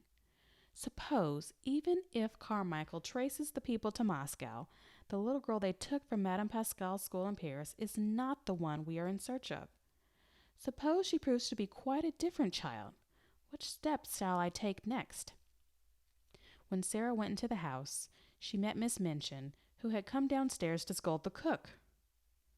"Where have you wasted your time?" she demanded. "You have been out for hours." "It was so wet and muddy," Sara answered. "It was hard to walk because my shoes are so bad and slipped about." "Make no excuses," said Miss Minchin, "and tell no falsehoods." Sara went into the cook. The cook had received a severe lecture and was in a fearful temper as a result. She was only too rejoiced to have someone to vent her rage on, and Sara was a convenience as usual. "Why didn't you stay all night?" she snapped. Sara laid her purchases on the table. "Here are the things," she said. The cook looked them over, grumbling. She was in a very savage humor indeed. "May I have something to eat?" Sara asked rather faintly. "Tea's over and done with," was the answer. "Did you expect me to keep it hot for you?" Sara stood silent for a second. "I had no dinner," she said next, and her voice was quite low. She made it low because she was afraid it would tremble. "There's some bread in the pantry," said the cook. "That's all you'll get at this time of day." Sara went and found the bread. It was old and hard and dry. The cook was in too vicious a humor to give her anything to eat with it. It was always safe and easy to vent her spite on Sara. Really, it was hard for the child to climb the 3 long flights of stairs leading to her attic. She often found them long and steep when she was tired, but tonight it seemed as if she would never reach the top. Several times she was obliged to stop to rest. When she reached the top landing, she was glad to see the glimmer of light coming from under her door. That meant that Ermengarde had managed to creep up to pay her a visit. There was some comfort in that. It was better than to go into the room alone and find it empty and desolate. The mere presence of plump, comfortable Ermengarde wrapped in her red shawl would warm it a little. Yes, there Ermengarde was when she opened the door. She was sitting in the middle of the bed with her feet tucked safely under her. She had never become intimate with Melchisedec and his family, though they rather fascinated her. When she found herself alone in the attic, she always preferred to sit on the bed until Sara arrived. She had, in fact, on this occasion, had time to become rather nervous because Melchisedec had appeared and sniffed about a good deal, and once had made her utter a repressed squeal by sitting up on his hind legs, and, while he looked at her, sniffing pointedly in her direction. "Oh, Sara," she cried out, "I am glad you have come. Melky would sniff about so. I tried to coax him to go back, but he wouldn't for such a long time. I like him, you know, but it does frighten me when he sniffs right at me. Do you think he ever would jump?" "No," answered Sara. Ermengarde crawled forward on the bed to look at her. "You do look tired, Sara," she said. "You are quite pale." "I am tired," said Sara, dropping onto the lopsided footstool. "Oh, there's Melchisedec, poor thing. He's come to ask for his supper." Melchisedec had come out of his hole as if he had been listening for her footsteps. Sara was quite sure he knew it. He came forward with an affectionate, expectant expression as Sara put her hand in her pocket and turned it inside out, shaking her head. "I'm very sorry," she said. "I haven't one crumb left. Go home, Melchisedec, and tell your wife there was nothing in my pocket, I'm afraid. I forgot because the cook and Miss Minchin were so cross."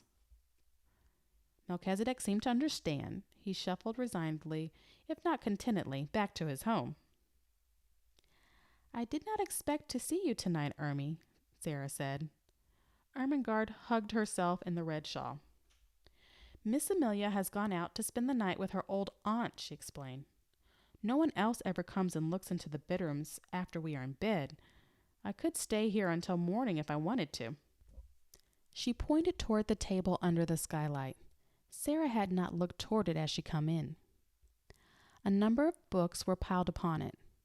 Ermengarde's gesture was a dejected one. "Papa has sent me some more books, Sara," she said. "There they are." Sara looked round and got up at once. She ran to the table and, picking up the top volume, turned over its leaves quickly. For the moment she forgot her discomforts. "Ah!" she cried out. "How beautiful! Carlyle's French Revolution. I have so wanted to read that. I haven't, said Ermengarde, and Papa will be so cross if I don't.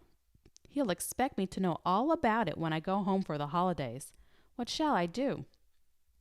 Sara stopped, turning over the leaves, and looked at her with an excited flush on her cheeks. Look here, she cried.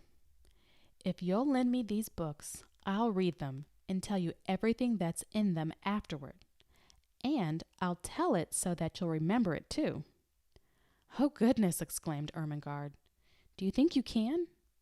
I know I can, Sara answered. The little ones always remember what I tell them.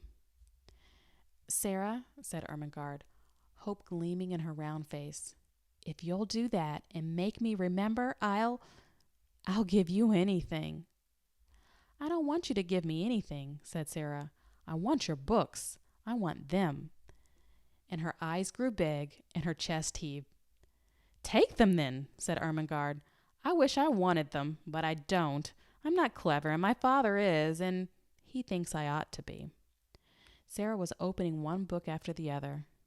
What are you going to tell your father? She asked, a slight doubt dawning in her mind. Oh, he needn't know, answered Ermengarde.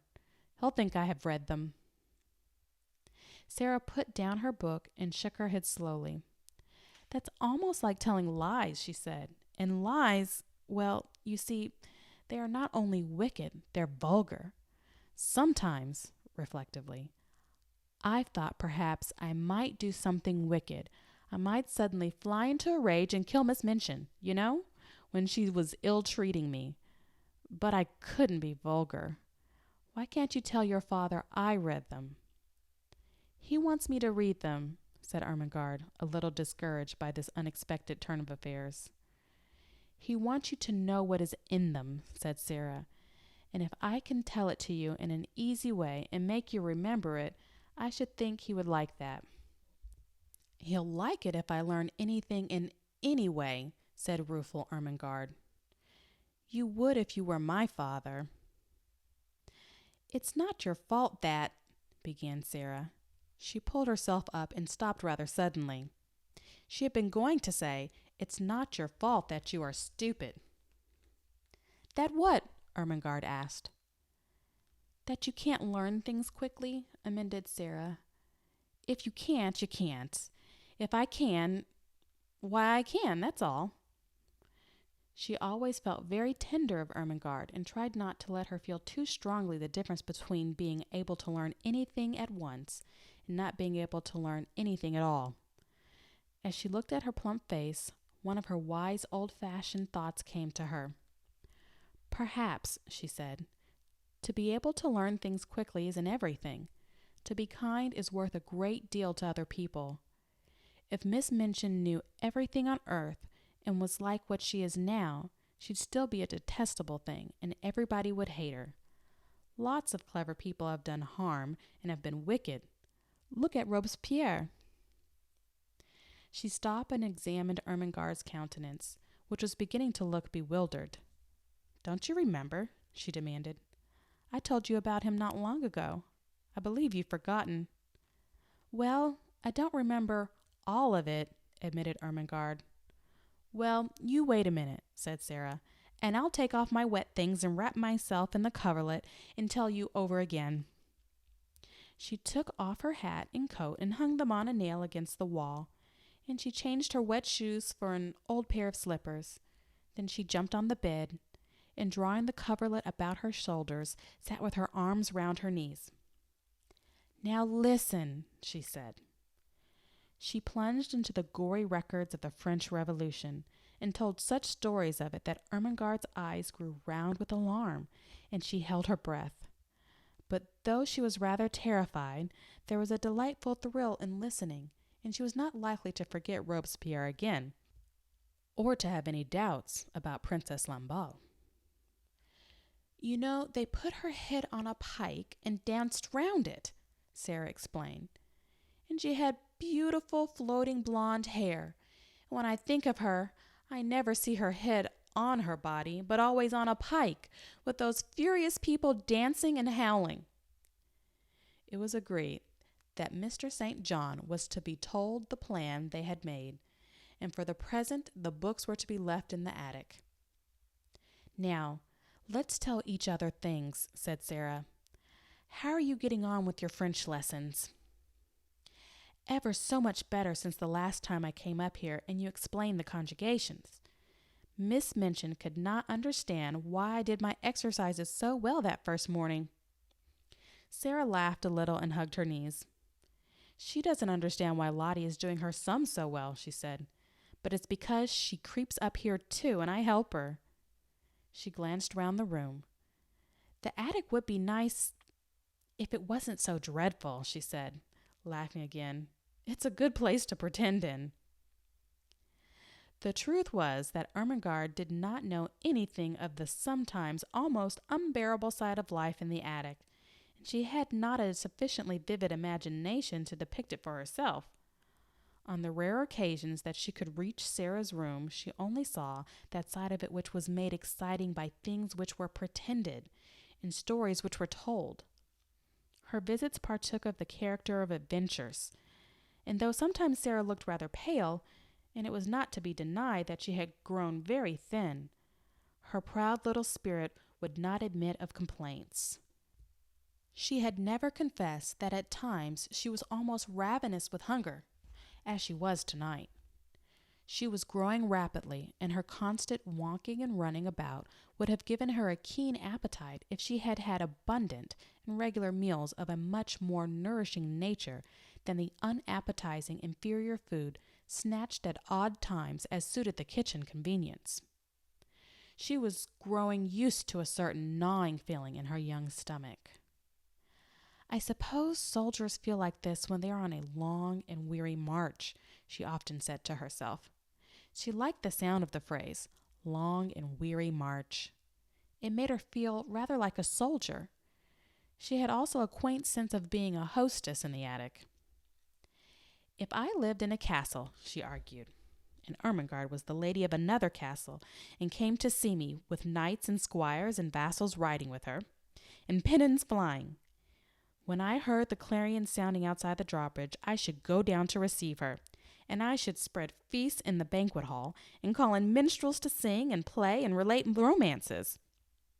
When she comes into the attic, I can't spread feasts, but I can tell stories, and not let her know disagreeable things. I dare say poor Chantelaines had to do that in the times of famine, when their lands had been pillaged. She was a proud, brave little Chantelaine, and dispensed generously the one hospitality she could offer. The dreams she dreamed, the visions she saw, the imaginings which were her joy and comfort." So as they sat together, Ermengarde did not know that she was faint as well as ravenous, and that while she talked she now and then wondered if her hunger would let her sleep when she was left alone. She felt as if she had never been quite so hungry before. "I wish I was as thin as you, Sara," Ermengarde said suddenly. "I do believe you are thinner than you used to be. Your eyes look so big, and look at the sharp little bone sticking out of your elbow." Sara pulled down her sleeve, which had pushed itself up. "I always was a thin child," she said bravely, "and I always had big green eyes." "I love your queer eyes," said Ermengarde, looking into them with affectionate admiration. "They always look as if they saw such a long way. I love them, and I love them to be green, though they look black generally." "They are cat's eyes," laughed Sara, "but I can't see in the dark with them, because I have tried and I couldn't. I wish I could." It was just at this minute that something happened at the skylight which neither of them saw. If either of them had chanced to turn and look, she would have been startled by the sight of a dark face which peered cautiously into the room and disappeared as quickly and almost as silently as it had appeared. Not quite as silently, however.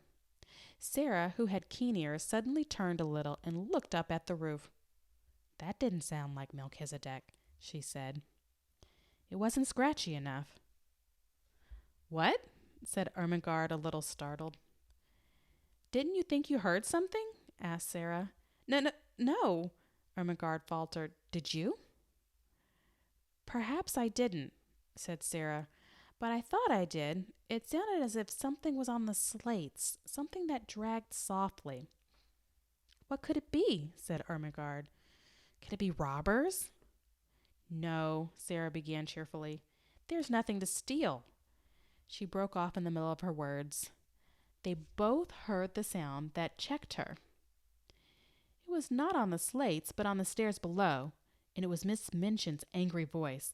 Sara sprang off the bed and put out the candle. She is scolding Becky, she whispered, as she stood in the darkness. She is making her cry. Will she come in here? Ermengarde whispered back, panic-stricken. No, she will think I'm in bed. Don't stir. It was very seldom that Miss Minchin mounted the last flight of stairs. Sara could only remember that she had done it once before, but now she was angry enough to be coming at least part of the way up, and it sounded as if she was driving Becky before her. You impudent, dishonest child, they heard her say. Cook tells me she has missed things repeatedly. 'Twarn't me, Mum, said Becky, sobbing. I was hungry enough, but 'twarn't me, never. You deserve to be sent to prison, said Miss Minchin's voice. Picking and stealing, half a meat pie indeed. 'Twarn't me, wept Becky. I could have eat a whole un, but I've never laid a finger on it. Miss Minchin was out of breath between temper and mounting the stairs. The meat pie had been intended for her special late supper. It became apparent that she boxed Becky's ears. Don't tell falsehoods, she said. Go to your room this instant. Both Sara and Ermengarde heard the slap, then heard Becky run in her slipshod shoes up the stairs and into her attic. They heard her door shut and knew that she threw herself upon her bed. I could have 2 of 'em, they heard her cry into her pillow. And I never took a bite. 'Twas cook gave it to her policeman. Sara stood in the middle of the room in the darkness. She was clenching her little teeth and opening and shutting fiercely her outstretched hands. She could scarcely stand still, but she dared not move until Miss Minchin had gone down the stairs and all was still. The wicked, cruel thing, she burst forth. The cook takes things herself and then says Becky steals them. She doesn't. She doesn't. She's so hungry sometimes that she eats crusts out of the ash barrel. She pressed her hands hard against her face and burst into passionate little sobs.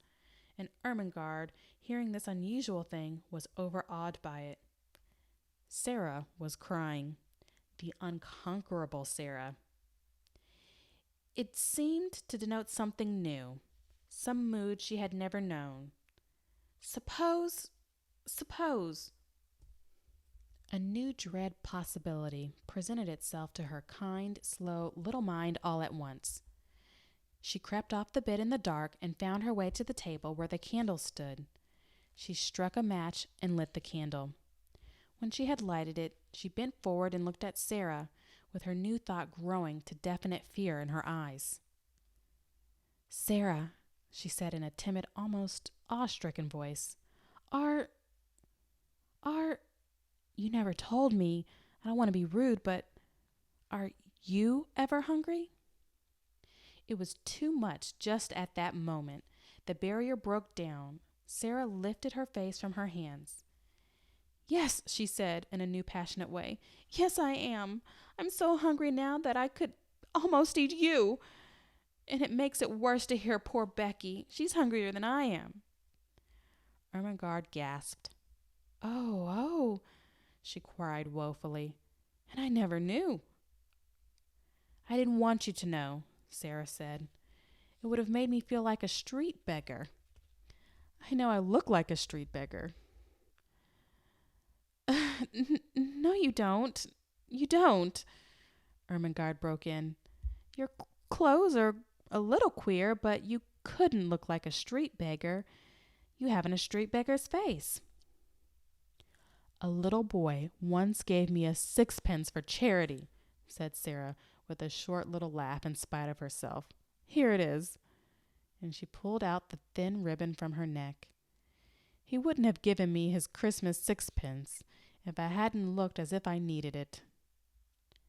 Somehow the sight of the dear little sixpence was good for both of them. It made them laugh a little, though they both had tears in their eyes. Who was he? Asked Ermengarde, looking at it quite as if it had not been a mere ordinary silver sixpence. He was a darling little thing going to a party, said Sara.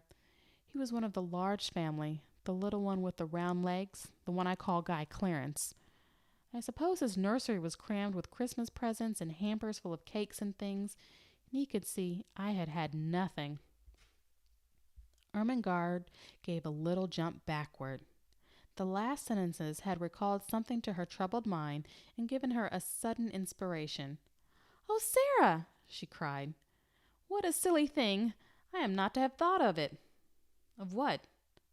"Something splendid," said Ermengarde in an excited hurry. "This very afternoon my nicest aunt sent me a box. It is full of good things. I never touched it. I had so much pudding at dinner. And I was so bothered about Papa's books." Her words began to tumble over each other.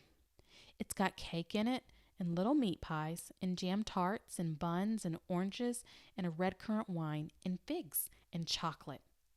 I'll creep back to my room and get it this minute, and we'll eat it now." Sara almost reeled. When one is faint with hunger, the mention of food has sometimes a curious effect. She clutched Ermengarde's arm. "Do you think you could?" she ejaculated. "I know I could," answered Ermengarde, and she ran to the door, opened it softly, put her head out into the darkness, and listened. Then she went back to Sara. "The lights are out. Everybody's in bed. I can creep, and no one will hear." It was so delightful that they caught each other's hands, and a sudden light sprang into Sara's eyes. "Ermy," she said, let us pretend it's a party. And oh, won't you invite the prisoner in the next cell?" Yes, let us knock on the wall now. The jailer won't hear." Sara went to the wall. Through it she could hear poor Becky crying more softly. She knocked 4 times. "That means, 'Come to me through the secret passage under the wall,'" she explained. "I have something to communicate." 5 quick knocks answered her. "She is coming," she said. Almost immediately the door of the attic opened and Becky appeared. Her eyes were red and her cap was sliding off, and when she caught sight of Ermengarde, she began to rub her face nervously with her apron. "Don't mind me a bit, Becky," cried Ermengarde. "Miss Ermengarde has asked you to come in," said Sara, "because she is going to bring a box of good things up here to us." Becky's cap almost fell off entirely. She broke in with such excitement. "To eat, miss?" she said. "Things that's good to eat?" "Yes," answered Sara, "and we're going to pretend a party." "And you shall have as much as you want to eat," put in Ermengarde. "I'll go this minute." She was in such haste that as she tiptoed out of the attic, she dropped her red shawl and did not know it had fallen. No one saw it for a minute or so. Becky was too much overpowered by the good luck which had befallen her. Oh, miss," she gasped. "I know it was you that asked her to let me come. It makes me cry to think of it." And she went to Sara's side and stood and looked at her worshipingly. But in Sara's hungry eyes, the old light had begun to glow and transform her world for her. Here in the attic, with the cold night outside, with the afternoon in the sloppy streets barely past, with the memory of the awful unfed look in the beggar child's eyes not yet faded, this simple, cheerful thing had happened like a thing of magic. She caught her breath. "Somehow, something always happens," she cried, "just before things get to the very worst. It is as if the magic did it." If I could only just remember that always, the worst thing never quite comes. She gave Becky a little cheerful shake. No, no, you mustn't cry, she said. We must make haste and set the table. Set the table, miss? Said Becky, gazing round the room. What'll we set it with? Sara looked round the attic too. There doesn't seem to be much, she answered, half laughing. The moment she saw something and pounced upon it, it was Ermengarde's red shawl which lay upon the floor. Here's the shawl, she cried. I know she won't mind it. It will make such a nice red tablecloth. They pulled the old table forward and threw the shawl over it.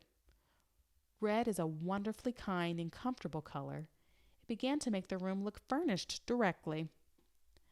How nice a red rug would look on the floor, exclaimed Sara. We must pretend there is one. Her eye swept the bare boards with a swift glance of admiration. The rug was laid down already. How soft and thick it is, she said, with a little laugh, which Becky knew the meaning of, and she raised and set her foot down again delicately, as if she felt something under it. Yes, miss, answered Becky, watching her with serious rapture. She was always quite serious. What next now? Said Sara, and she stood still and put her hand over her eyes. Something will come if I think and wait a little, in a soft, expectant voice. The magic will tell me. One of her favorite fancies was that on the outside, as she called it, thoughts were waiting for people to call them.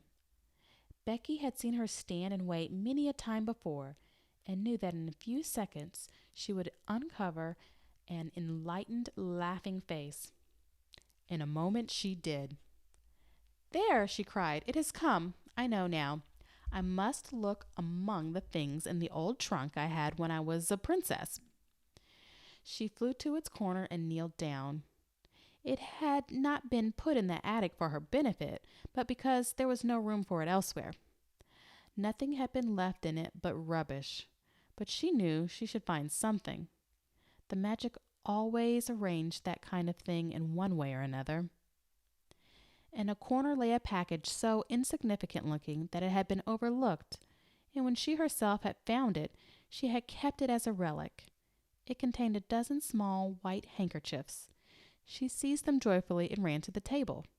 She began to arrange them upon the red table cover, patting and coaxing them into shape, with the narrow lace edge curling outward, her magic working its spell for her as she did it. There are the plates, she said. They are golden plates.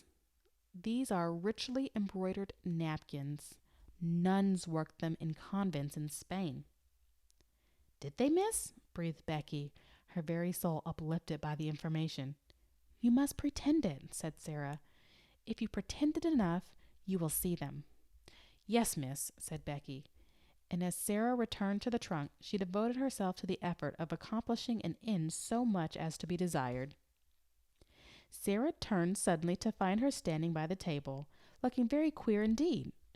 She had shut her eyes and was twisting her face in strange convulsive contortions, her hands hanging stiffly clenched at her side. She looked as if she was trying to lift some enormous weight. What is the matter, Becky? Sara cried. What are you doing? Becky opened her eyes with a start. I was a pretendin', miss, she answered a little sheepishly. I was trying to see it like you do. I almost did, with a hopeful grin. But it takes a lot of strength. Perhaps it does if you're not used to it, said Sara, with friendly sympathy. But you don't know how easy it is when you've done it often. I wouldn't try so hard just at first. It will come to you after a while. I'll just tell you what things are. Look at these. She held an old summer hat in her hand, which she had fished out of the bottom of the trunk. There was a wreath of flowers on it. She pulled the wreath off. These are garlands for the feast, she said grandly. They fill all the air with perfume. There's a mug on the washstand, Becky. Oh, and bring the soap dish for a centerpiece. Becky handed them to her reverently. What are they now, missus? she inquired. You'd think they was made of crockery, but I know they ain't. This is a carven flagon, said Sara, arranging tendrils of the wreath around the mug. And this, bending tenderly over the soap dish and heaping it with roses, is purest alabaster encrusted with gems. She touched the things gently, a happy smile hovering about her lips, which made her look as if she were a creature in a dream. My, ain't it lovely, whispered Becky. If we had just something for bonbon dishes, Sara murmured. There, darting to the trunk again. I remember I saw something this minute. It was only a bundle of wool wrapped in red and white tissue paper, but the tissue paper was soon twisted into the form of little dishes and was combined with the remaining flowers to ornament the candlestick which was to light the feast.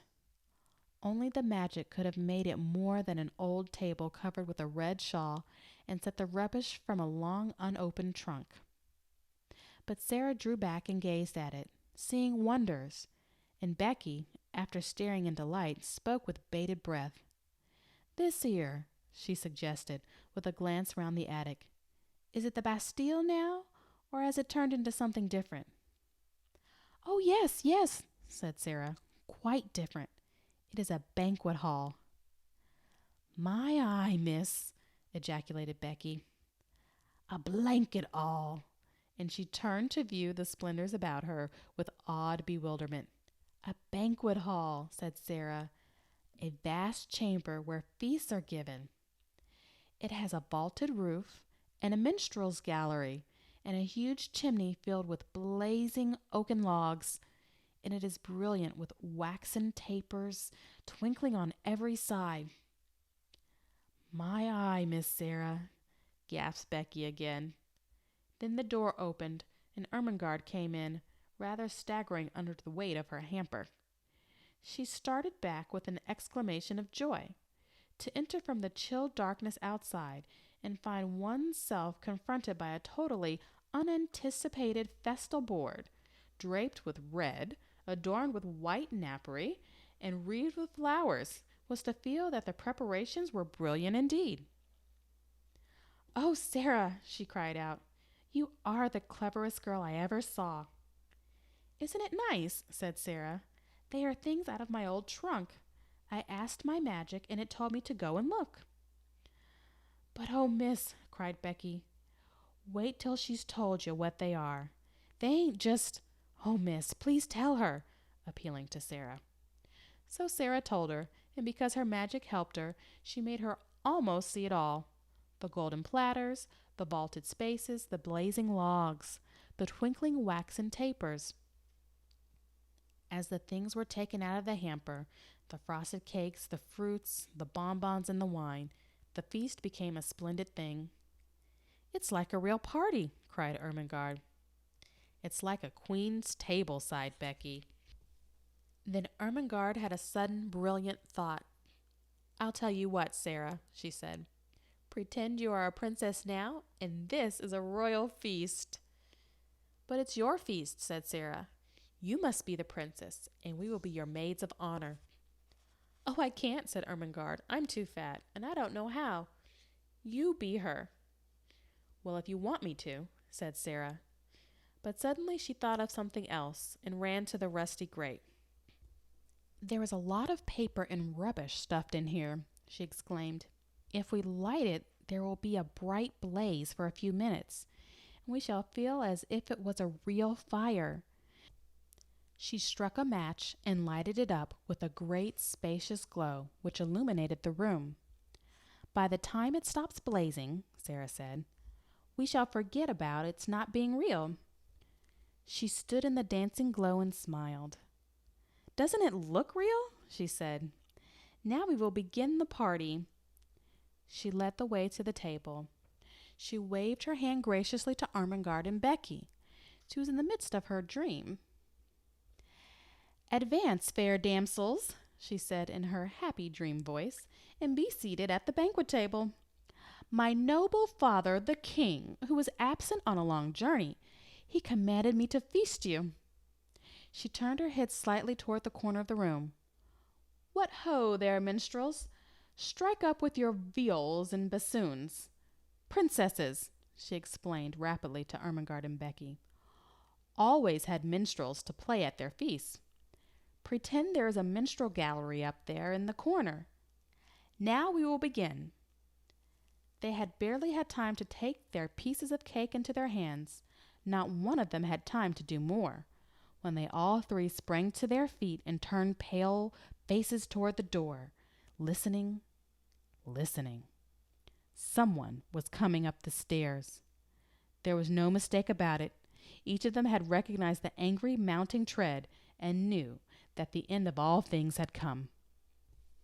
"It's the missus," choked Becky, and dropped her piece of cake upon the floor. "Yes," said Sara, her eyes growing shocked and large in her small white face. "Miss Minchin has found out." Miss Minchin struck the door open with a blow of her hand. She was pale herself, but it was with rage. She looked from the frightened faces to the banquet table, and from the banquet table to the last flicker of the burnt paper in the grate. "I have been suspecting something of this sort," she exclaimed, "but I did not dream of such audacity. Lavinia was telling the truth." So they knew it was Lavinia who had somehow guessed their secret and had betrayed them. Miss Minchin strode over to Becky and boxed her ears for a second time. "You impudent creature," she said. "You leave the house in the morning." Sara stood quite still, her eyes growing larger, her face paler. Ermengarde burst into tears. "Oh, don't send her away," she sobbed. "My aunt sent me the hamper. We're only having a party." "So I see," said Miss Minchin witheringly, "with the Princess Sara at the head of the table." She turned fiercely on Sara. "It is your doing, I know," she cried. "Ermengarde would never have thought of such a thing. You decorated the table, I suppose, with this rubbish." She stamped her foot at Becky. "Go to your attic," she commanded, and Becky stole away, her face hidden in her apron, her shoulders shaking. Then it was Sara's turn again. "I will attend to you tomorrow. You shall have neither breakfast, dinner, nor supper." "I have not had either dinner or supper today, Miss Minchin," said Sara rather faintly. "Then all the better. You will have something to remember. Don't stand there. Put those things into the hamper again." She began to sweep them off the table into the hamper herself, and caught sight of Ermengarde's new books. "And you," to Ermengarde, "have brought your beautiful new books into this dirty attic. Take them up and go back to bed. You will stay there all day tomorrow, and I shall write to your papa. What would he say if he knew where you are tonight?" Something she saw in Sara's grave, fixed gaze at this moment made her turn on her fiercely. "What are you thinking of?" she demanded. "Why do you look at me like that?" "I was wondering," answered Sara, as she had answered that notable day in the schoolroom. "What were you wondering?" It was very like the scene in the schoolroom. There was no pertness in Sara's manner. It was only sad and quiet. "I was wondering," she said in a low voice, "what my papa would say if he knew where I am tonight." Miss Minchin was infuriated, just as she had been before, and her anger expressed itself as before, in an intemperate fashion. She flew at her and shook her. "You insolent, unmanageable child!" she cried. "How dare you? How dare you?" She picked up the books, swept the rest of the feast back into the hamper in a jumbled heap, thrust it into Ermengarde's arms, and pushed her before her toward the door. "I will leave you to wonder," she said. "Go to bed this instant." And she shut the door behind herself and poor stumbling Ermengarde, and left Sara standing quite alone. The dream was quite at an end. The last spark had died out of the paper in the grate and left only black tinder. The table was left bare. The golden plates and richly embroidered napkins and garlands were transformed again into old handkerchiefs, scraps of red and white paper, and discarded artificial flowers all scattered on the floor. The minstrels in the minstrel gallery had stolen away, and the viols and bassoons were still. Emily was sitting with her back against the wall, staring very hard.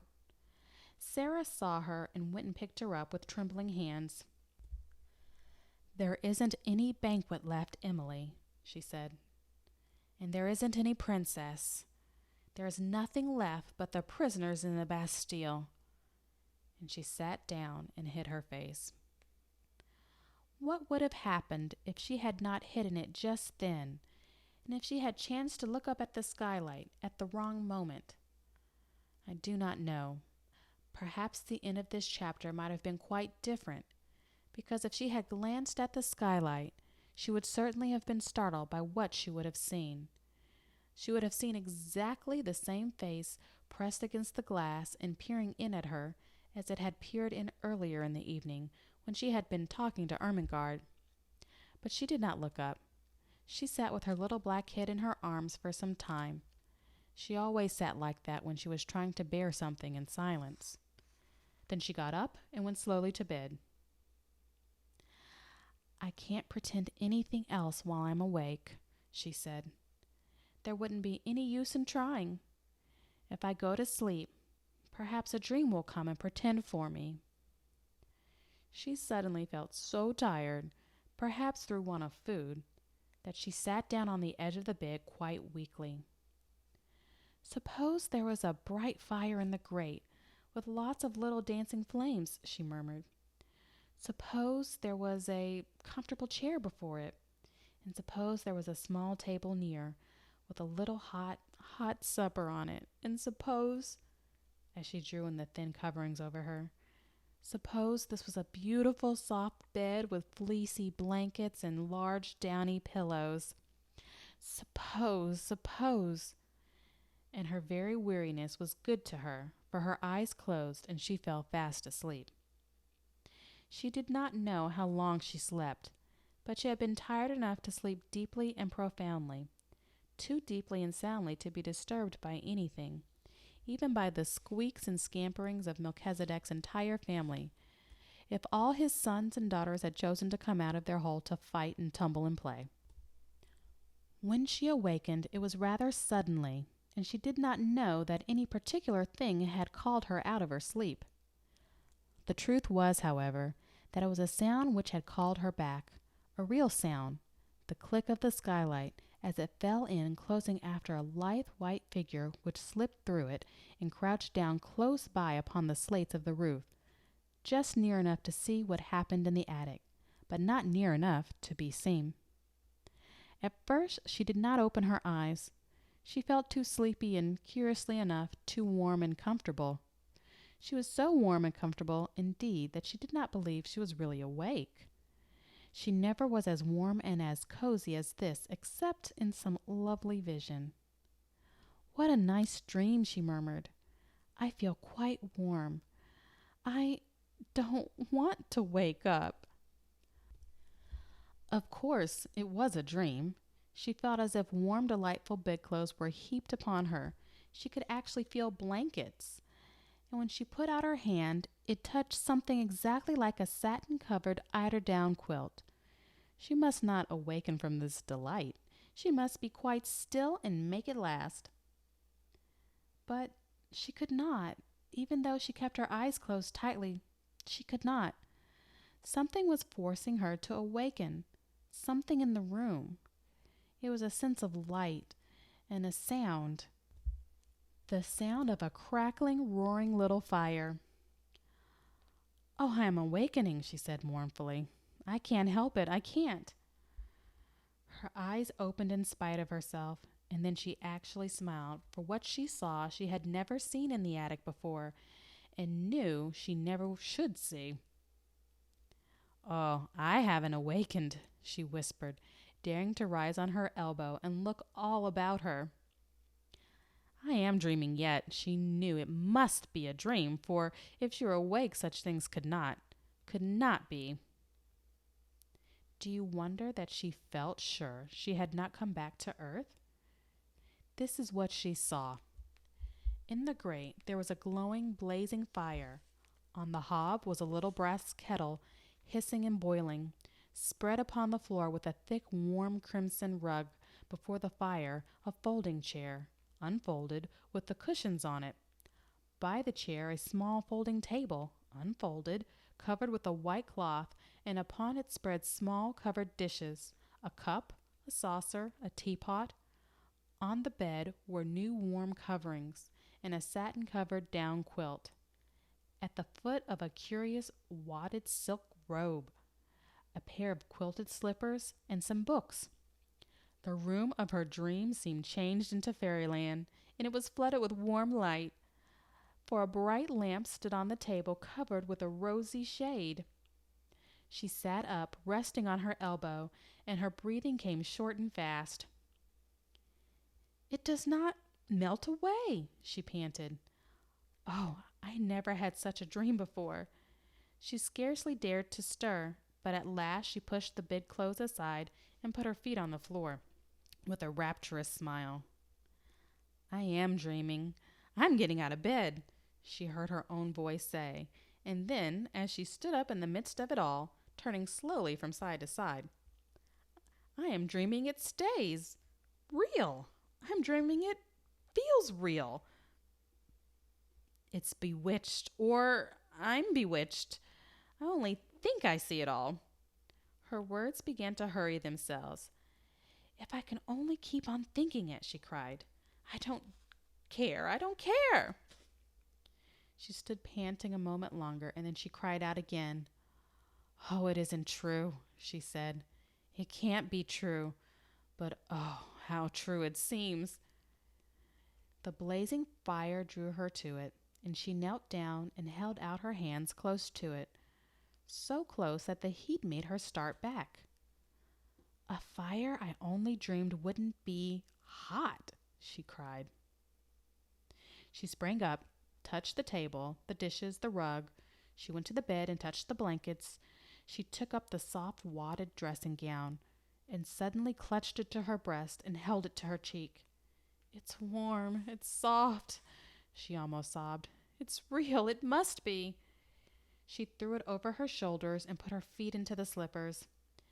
"They are real too. It's all real," she cried. I am not dreaming." She almost staggered to the books and opened the one which lay upon the top. Something was written on the flyleaf, just a few words, and they were these: "To the little girl in the attic, from a friend." When she saw that, wasn't it a strange thing for her to do? She put her face down upon the page and burst into tears. "I don't know who it is," she said, "but somebody cares for me a little. I have a friend." She took her candle and stole out of her own room and into Becky's and stood by her bedside. "Becky! Becky!" she whispered as loudly as she dared. "Wake up!" When Becky wakened and she sat upright, staring aghast, her face still smudged with traces of tears, beside her stood a little figure in a luxurious wadded robe of crimson silk. The face she saw was a shining, wonderful thing. The Princess Sara, as she remembered her, stood at her very bedside, holding a candle in her hand. "Come," she said. "Oh, Becky, come." Becky was too frightened to speak. She simply got up and followed her, with her mouth and eyes open and without a word. And when they crossed the threshold, Sara shut the door gently and drew her into the warm, glowing midst of things, which made her brain reel and her hungry senses faint. It's true," she cried. "I've touched them all. They are as real as we are. The magic has come and done it, Becky. While we were asleep, the magic won't let those worst things ever quite happen."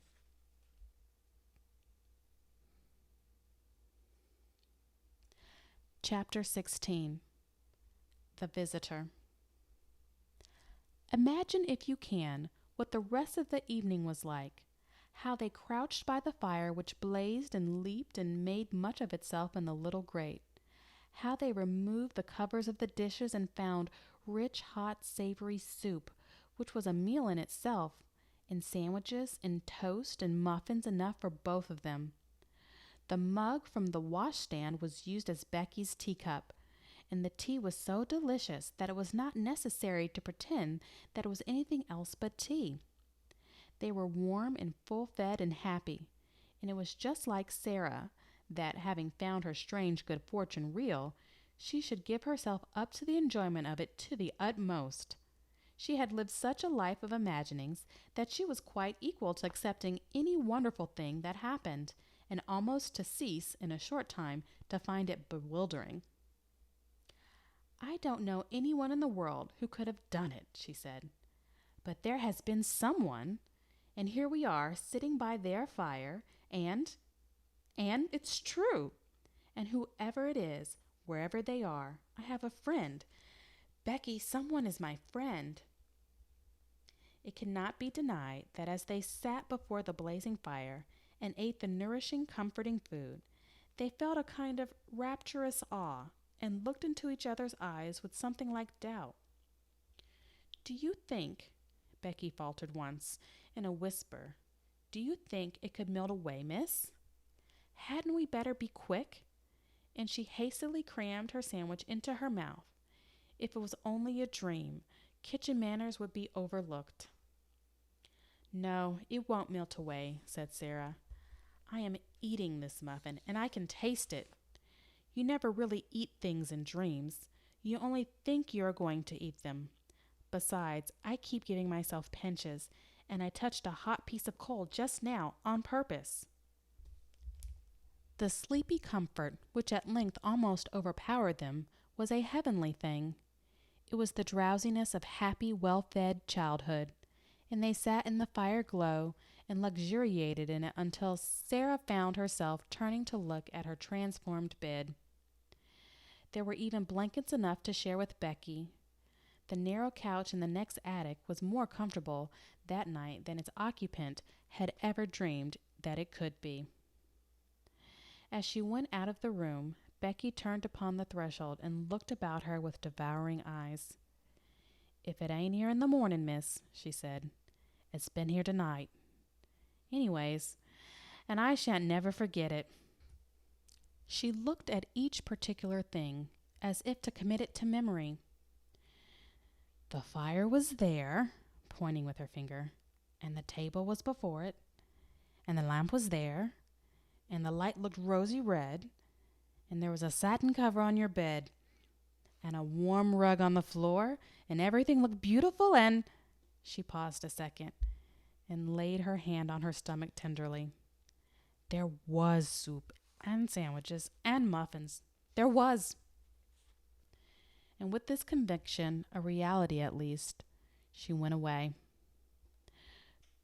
Through the mysterious agency which works in schools and among servants, it was quite well known in the morning that Sara Crewe was in a horrible disgrace, that Ermengarde was under punishment, and that Becky would have been packed out of the house before breakfast, but that a scullery maid could not be dispensed with at once. The servants knew that she was allowed to stay because Miss Minchin could not easily find another creature helpless and humble enough to work like a bounden slave for so few shillings a week. The elder girls in the schoolroom knew that if Miss Minchin did not send Sara away, it was for practical reasons of her own. "She's growing so fast and learning such a lot somehow," said Jessie to Lavinia, "that she will be given classes soon. And Miss Minchin knows she will have to work for nothing. It was rather nasty of you, Lavvy, to tell about her having fun in the garret. How did you find out?" "I got it out of Lottie. She's such a baby, she didn't know she was telling me. There was nothing nasty at all in speaking to Miss Minchin. I felt it my duty," priggishly. "She was being deceitful. And it's ridiculous that she should look so grand and be made so much of in her rags and tatters."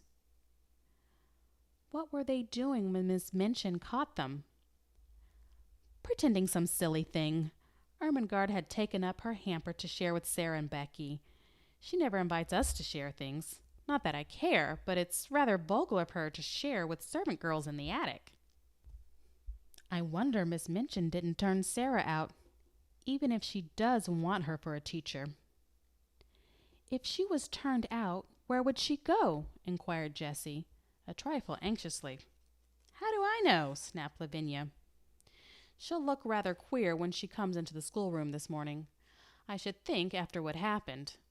She had no dinner yesterday, and she's not to have any today. Jessie was not as ill-natured as she was silly. She picked up her book with a little jerk. Well, I think it's horrid, she said. They've no right to starve her to death. When Sara went into the kitchen that morning, the cook looked askance at her, and so did the housemaids, but she passed them hurriedly. She had, in fact, overslept herself a little, and as Becky had done the same, neither had had time to see each other, and each had come downstairs in haste. Sara went into the scullery. Becky was violently scrubbing a kettle and was actually gurgling a little song in her throat. She looked up with a wildly elated face. It was there when I awakened, miss, the blanket, she whispered excitedly. It was as real as it was last night. So was mine, said Sara. It is all there now, all of it. While I was dressing, I ate some of the cold things we left. Oh, laws, oh, laws!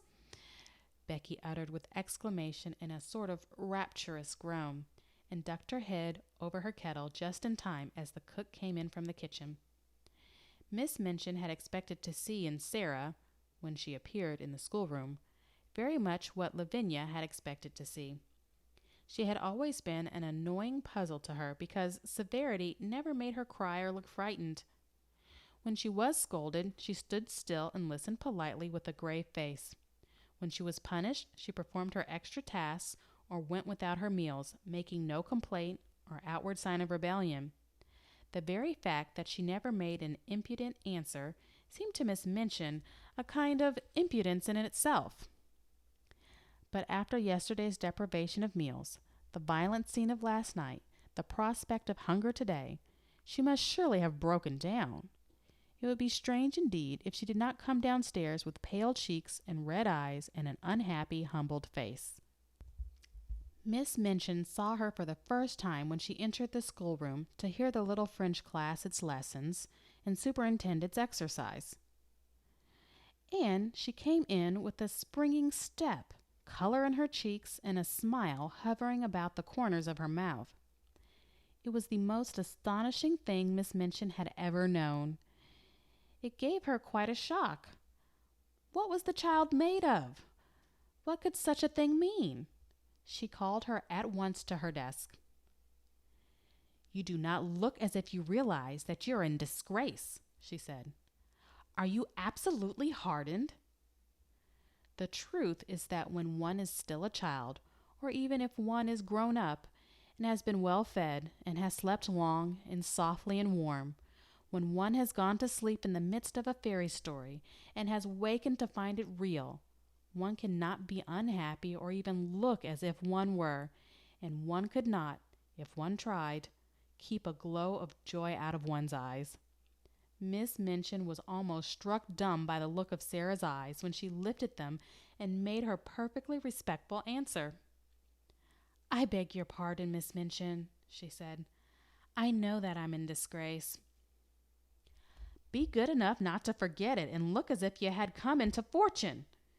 It is an impertinence. And remember, you are to have no food today. Yes, Miss Minchin, Sara answered. But as she turned away, her heart leapt with the memory of what yesterday had been. If the magic had not saved me just in time, she thought, how horrible it would have been. She can't be very hungry, whispered Lavinia. Just look at her. Perhaps she is pretending she had a good breakfast, with a spiteful laugh. She's different from other people, said Jessie, watching Sara with her class. Sometimes I'm a bit frightened of her. Ridiculous thing, ejaculated Lavinia. All through the day, the light was in Sara's face and the color in her cheek.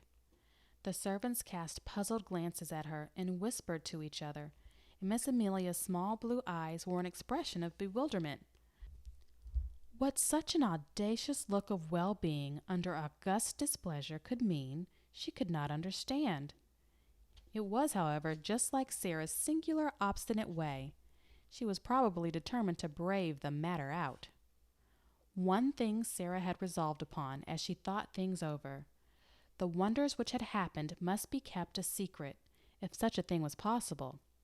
If Miss Minchin should choose to mount to the attic again, of course all would be discovered. But it did not seem likely that she would do so for some time at least, unless she was led by suspicion.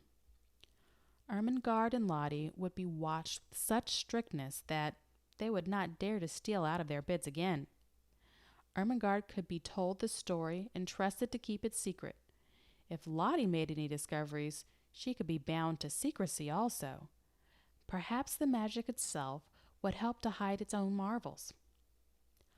But whatever happens, Sara kept saying to herself all day, whatever happens, somewhere in the world there is a heavenly kind person who is my friend. My friend.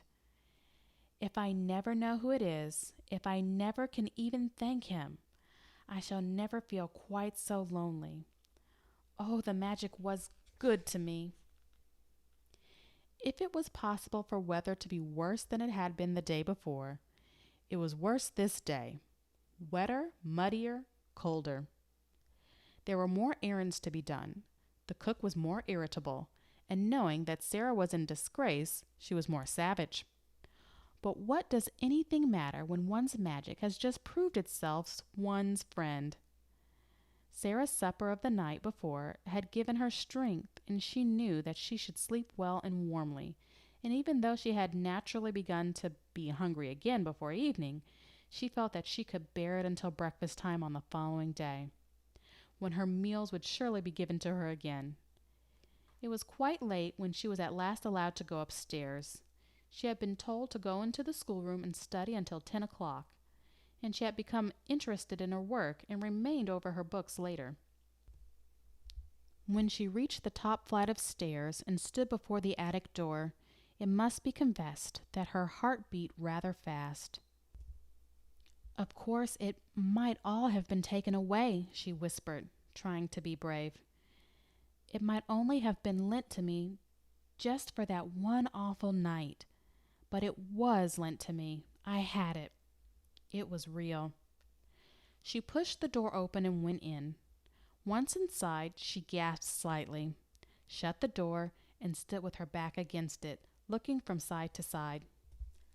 The magic had been there again. It actually had, and it had done even more than before. The fire was blazing in lovely leaping flames, more merrily than ever. A number of new things had been brought into the attic, which so altered the look of it that she had not been past doubting she would have rubbed her eyes. Upon the low table another supper stood, this time with cups and plates for Becky as well as herself.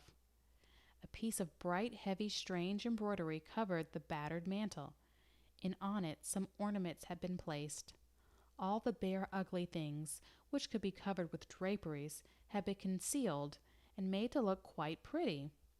Some odd materials of rich colors had been fastened against the wall with fine, sharp tacks, so sharp that they could be pressed into the wood and plaster without hammering. Some brilliant fans were pinned up, and there were several large cushions, big and substantial enough to use as seats. A wooden box was covered with a rug, and some cushions lay on it, so that it wore quite the air of a sofa. Sara slowly moved away from the door and simply sat down and looked again. "It is exactly like something fairy come true," she said. "There isn't the least difference. I feel as if I might wish for anything, diamonds or bags of gold, and they would appear. That wouldn't be any stranger than this. Is this my garret? Am I the same cold, ragged, damp Sara? And to think I used to pretend and wish there were fairies. The only thing I always wanted was to see a fairy story come true. I am living in a fairy story. I feel as if I might be a fairy myself and able to turn things into something else." She rose and knocked upon the wall for the prisoner in the next cell, and the prisoner came. When she entered, she almost dropped in a heap upon the floor. For a few seconds she quite lost her breath. "Oh, laws!" she gasped. "Oh, laws, miss!" just as she had done in the scullery.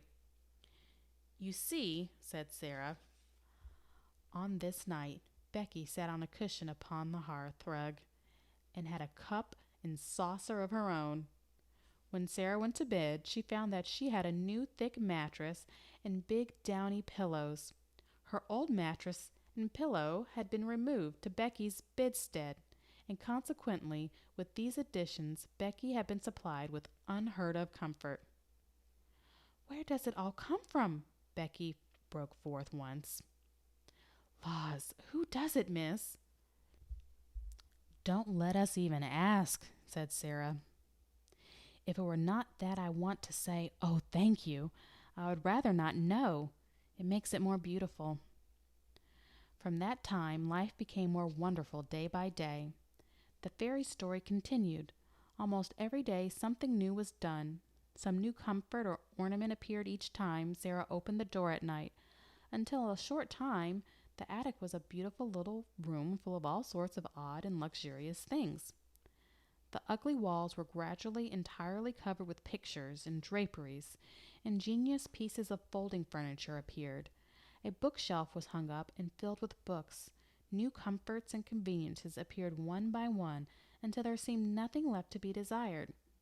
When Sara went downstairs in the morning, the remains of the supper were on the table, and when she returned to the attic in the evening, the magician had removed them and left another nice little meal.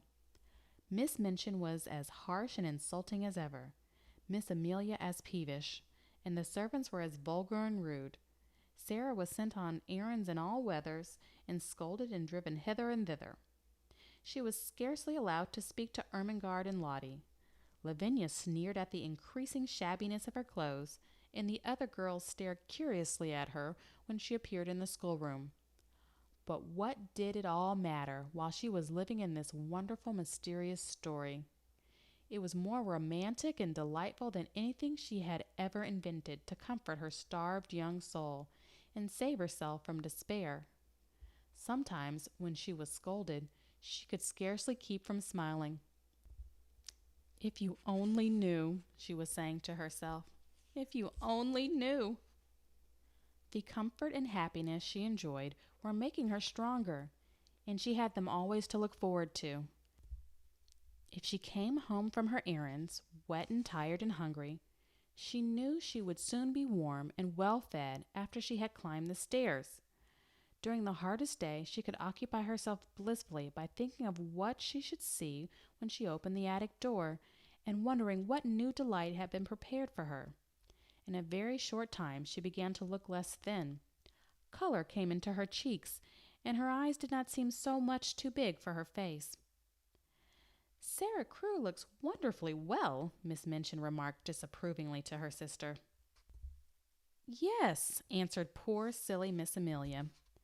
"She is absolutely fattening. She was beginning to look like a little starved crow." "Starved!" exclaimed Miss Minchin angrily. "There was no reason why she should look starved. She always had plenty to eat." Of course," agreed Miss Amelia, humbly, alarmed to find that she had, as usual, said the wrong thing. "There is something very disagreeable in seeing that sort of thing in a child of her age," said Miss Minchin with haughty vagueness. "What sort of thing?" Miss Amelia ventured. "It might almost be called defiance," answered Miss Minchin, feeling annoyed because she knew the thing she resented was nothing like defiance, and she did not know what other unpleasant term to use. The spirit and will of any other child would have been entirely humbled and broken by the changes she has had to submit to. But upon my word, she seems as little subdued as if she were a princess."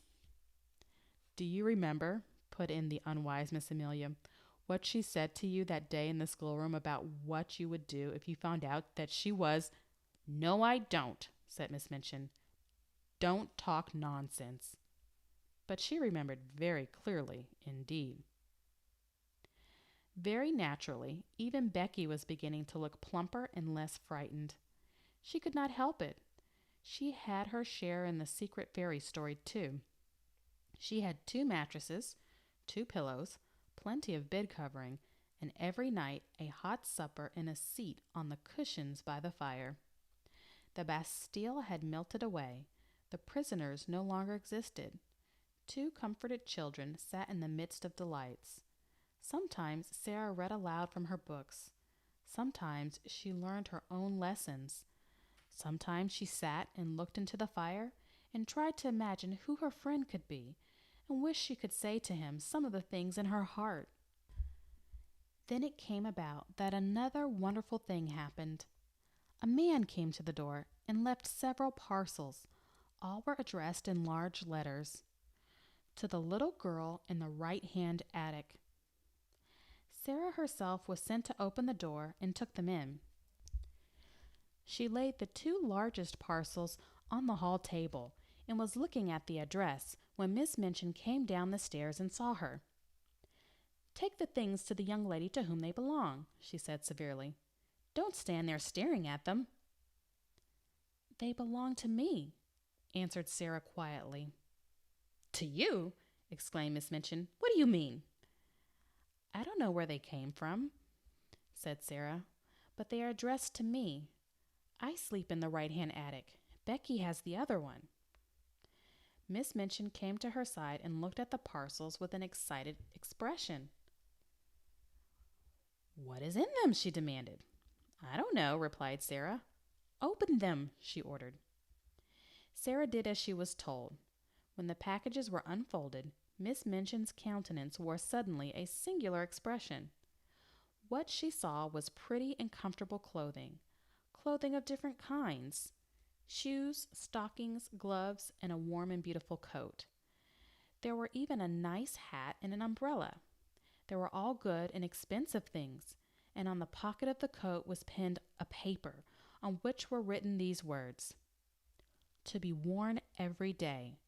Will be replaced by others when necessary." Miss Minchin was quite agitated. This was an incident which suggested strange things to her sordid mind. Could it be that she had made a mistake after all, and that the neglected child had some powerful though eccentric friend in the background? Perhaps some previously unknown relation who had suddenly traced her whereabouts and chose to provide her in this mysterious and fantastic way? Relations were sometimes very odd, particularly rich old bachelor uncles who did not care for having children near them. A man of that sort might prefer to overlook his young relation's welfare at a distance. Such a person, however, would be sure to be crotchety and hot-tempered enough to be easily offended. It would not be very pleasant if there was such a one, and he should learn all the truth about the thin, shabby clothes, the scant food, and the hard work. She felt very queer indeed, and very uncertain, and she gave a side glance at Sara. "Well," she said in a voice such as she had never used since the little girl lost her father, "someone is very kind to you. As the things have been sent, and you are to have new ones when they are worn out, you may as well go and put them on and look respectable. After you are dressed, you may come downstairs and learn your lessons in the schoolroom. You need not go out on any more errands today." About half an hour afterward, when the schoolroom door opened and Sara walked in, the entire seminary was struck dumb with amazement. "My word!" ejaculated Jessie, jogging Lavinia's elbow. "Look at the Princess Sara." Everybody was looking, and when Lavinia looked, she turned quite red.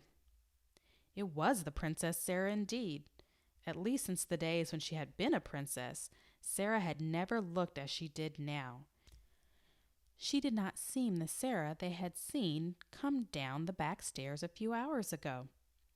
She was dressed in the kind of frock Lavinia had been used to envying her the possession of.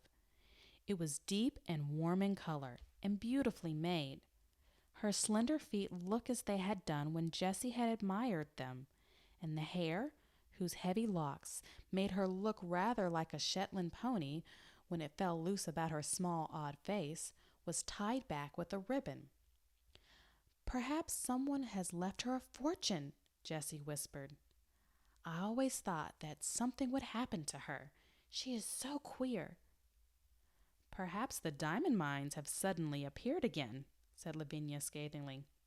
"Don't please her by staring at her in that way, you silly thing." "Sara," broke in Miss Minchin's deep voice, "come and sit here." And while the whole schoolroom stared and pushed with elbows and scarcely made any effort to conceal its excited curiosity, Sara went to her old seat of honor and bent her head over her books. That night, when she went to her room, after she and Becky had eaten their supper, she sat and looked at the fire, seriously, for a long time. "Are you making something up in your head, miss?" Becky inquired with respectful softness. When Sara sat in silence and looked into the coals with dreaming eyes, it generally meant that she was making a new story. But this time she was not, and she shook her head. "No," she answered. "I am wondering what I ought to do." Becky stared, still respectfully. She was filled with something approaching reverence for everything Sara did and said. "I can't help thinking about my friend," Sara explained. "If he wants to keep himself a secret, it would be rude to try to find out who he is. But I do so want him to know how thankful I am to him and how happy he has made me. Anyone who is kind wants to know when people have been made happy. They care for that more than for being thanked. I do wish." She stopped short because her eyes at that instant fell upon something standing on a table in a corner. It was something she had found in the room when she came up to it only 2 days before. It was a little writing case fitted with paper and envelopes and pens and ink. "Oh," she exclaimed, "why did I not think of that before?" She rose and went to the corner and brought the case back to the fire. "I can write to him," she said joyfully, "and leave it on the table. Then perhaps the person who takes the things away will take it too. I won't ask him anything. He won't mind my thanking him, I feel sure." So she wrote a note. This is what she said: "I hope you will not think it impolite that I should write this note to you when you wish to keep yourself a secret. Please believe I do not mean to be impolite or try to find out anything at all. Only I want to thank you for being so kind to me, so heavenly kind, and making everything like a fairy story. I am so grateful to you, and I am so happy, and so is Becky. Becky feels just as thankful as I do. It is all just as beautiful and wonderful to her as it is to me. We used to be so lonely and cold and hungry, and now, oh, just think what you have done for us. Please, let me say just these words. It seems as if I ought to say them. Thank you, thank you, thank you." The Little Girl in the Attic. The next morning she left this on the little table, and in the evening it had been taken away with the other things, so she knew the magician had received it, and she was happier for the thought. She was reading one of her new books to Becky just before they went to their respective beds, when her attention was attracted by a sound at the skylight. When she looked up from her page, she saw that Becky had heard the sound also, and she had turned her head to look and was listening rather nervously. "Something's there, miss," she whispered. "Yes," said Sara slowly. "It sounds rather like a cat trying to get in."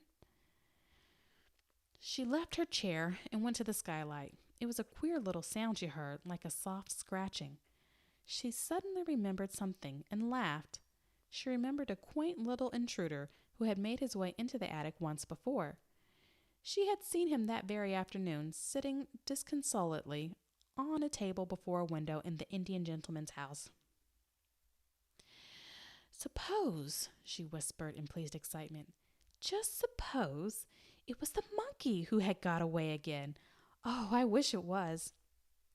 She climbed on a chair, very cautiously raised the skylight and peeped out.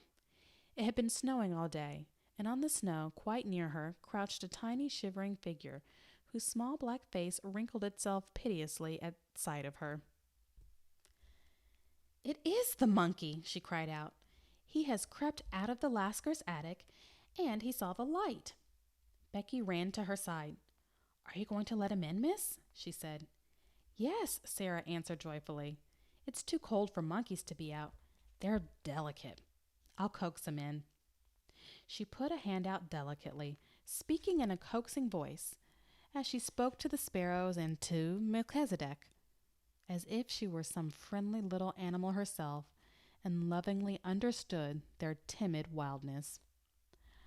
"Come along, monkey darling," she said. "It won't hurt you." He knew she would not hurt him. He knew it before she laid her soft, caressing little paw on him and drew him toward her. She had felt human love in the slim brown hands of Ram Dass, and he felt it in hers. He let her lift him through the skylight, and when he found himself in her arms, he cuddled up to her breast and took friendly hold of a piece of her hair, looking up into her face. Nice monkey," she crooned, kissing his funny head. "Oh, I do love little animal things." He was evidently glad to get to the fire, and when she sat down and held him on her knee, he looked from her to Becky with mingled interest and appreciation. "He is plain looking, miss, ain't he?" said Becky. "He looks like a very ugly baby," laughed Sara. "I beg your pardon, monkey, but I'm glad you're not a baby. Your mother couldn't be proud of you, and no one would dare to say you looked like any of your relations. Oh, I do like you." She leaned back in her chair and reflected. "Perhaps he's sorry he's so ugly," she said, "and it's always on his mind. I wonder if he has a mind. Monkey, my love, have you a mind?" But the monkey only put up a tiny paw and scratched his head. "What shall you do with him?" Becky asked. "I shall let him sleep with me tonight, and then take him back to the Indian gentleman tomorrow. I am sorry to take you back, monkey, but you must go. You ought to be fondest of your own family, and I am not a real relation." And when she went to bed, she made him a nest at her feet, and he curled up and slept there as if he were a baby, and much pleased with his quarters. Chapter 17. It is the child. The next afternoon, 3 members of the Large family sat in the Indian gentleman's library, doing their best to cheer him up. They had been allowed to come in to perform this office because he had especially invited them. He had been living in a state of suspense for some time, and today he was waiting for a certain event very anxiously. This event was the return of Mr. Carmichael from Moscow. His stay there had been prolonged from week to week. On his first arrival there, he had not been able satisfactorily to trace the family he had gone in search of. When he felt at last sure that he had found them and had gone to their house, he had been told that they were absent on a journey. His efforts to reach them had been unavailing, so he decided to remain in Moscow until their return. Mr. Carrisford sat in his reclining chair, and Janet sat on the floor beside him. He was very fond of Janet. Nora had found a footstool, and Donald was astride the tiger's head, which ornamented the rug made of the animal's skin. It must be owned that he was riding it rather violently. "Don't chirrup so loud, Donald," Janet said. "When you come to cheer an ill person up, you don't cheer him up at the top of your voice. Perhaps cheering up is too loud, Mr. Carrisford?" Turning to the Indian gentleman, but he only patted her shoulder. "No, it isn't," he answered, "and it keeps me from thinking too much." "I am going to be quiet," Donald shouted. "We'll all be as quiet as mice." "Mice don't make a noise like that," Janet said. Donald made a bridle of his handkerchief and bounced up and down on the tiger's head. A whole lot of mice might, he said cheerfully. 1,000 mice might. I don't believe 50,000 mice would, said Janet severely. And we have to be as quiet as one mouse. Mr. Carrisford laughed and patted her shoulder again. Papa won't be very long now, she said. May we talk about the lost little girl? I don't think I could talk much about anything else just now, the Indian gentleman answered, knitting his forehead with a tired look. We like her so much, said Nora. We call her the little unfairy princess. Why? The Indian gentleman inquired, because the fancies of the large family always made him forget things a little. It was Janet who answered. It is because, though she is not exactly a fairy, she will be so rich when she is found that she will be like a princess in a fairy tale. We called her the fairy princess at first, but it didn't quite suit. Is it true, said Nora, that her papa gave her all his money to a friend to put in a mine that had diamonds in it, and then the friend thought he had lost it all and ran away because he felt as if he was a robber? But he wasn't really, you know, put in Janet hastily. The Indian gentleman took hold of her hand quickly. No, he wasn't really, he said. I am sorry for the friend, Janet said. I can't help it. He didn't mean to do it and would break his heart. I'm sure it would break his heart. You are an understanding little woman, Janet, the Indian gentleman said, and he held her hand close. Did you tell Mr. Carrisford? Donald shouted again. About the little girl who isn't a beggar? Did you tell him she has new, nice clothes? Perhaps she's been found by somebody when she was lost. There's a cab, exclaimed Janet. It's stopping before the door. It is Papa. They all ran to the window to look out. Yes, it's Papa, Donald proclaimed. But there is no little girl. All three of them incontinently fled from the room and tumbled into the hall. It was in this way they always welcomed their father. They were to be heard jumping up and down, clapping their hands, and being caught up and kissed. Mr. Carrisford made an effort to rise and sank back again into his chair. It is no use, he said. What a wreck I am. Mr. Carmichael's voice approached the door. No, children, he was saying. You may come in after I have talked to Mr. Carrisford. Go and play with Ram Dass. Then the door opened and he came in. He looked rosier than ever and brought an atmosphere of freshness and health with him. But his eyes were disappointed and anxious as they met the invalid's look of eager question, even as they grasped each other's hands. What news? Mr. Carrisford asked. The child the Russian people adopted. She is not the child we are looking for, was Mr. Carmichael's answer. She is much younger than Captain Crew's little girl. Her name is Emily Carew. I have seen and talked to her. The Russians were able to give me every detail. How wearied and miserable the Indian gentleman looked. His hand dropped from Mr. Carmichael's. Then the search has to be begun over again, he said. That is all. Please sit down. Mr. Carmichael took a seat. Somehow he had gradually grown fond of this unhappy man. He was himself so well and happy, and so surrounded by cheerfulness and love, that desolation and broken health seemed pitifully unbearable things. If there had been the sound of just one gay little high-pitched voice in the house, it would have been so much less forlorn, and that a man should be compelled to carry about in his breast the thought that he had seemed to wrong and desert a child was not a thing one could face.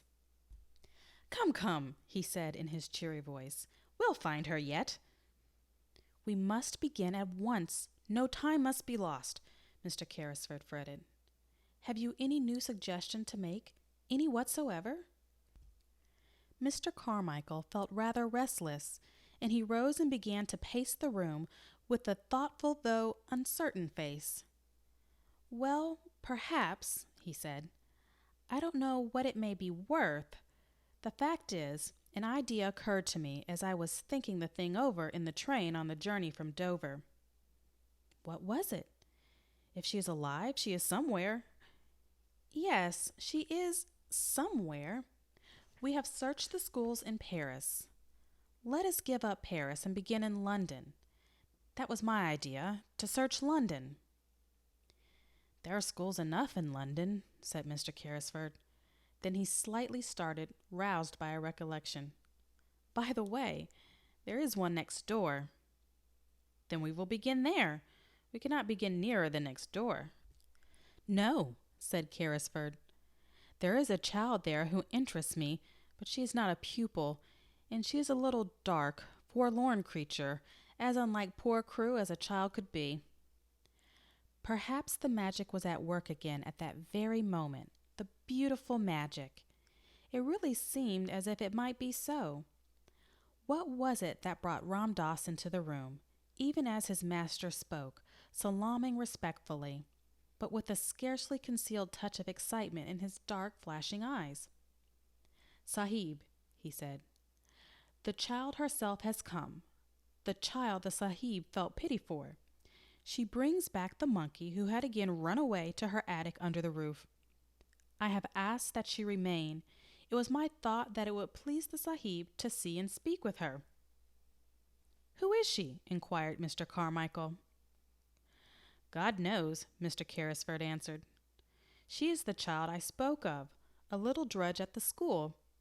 He waved his hand to Ram Dass and addressed him.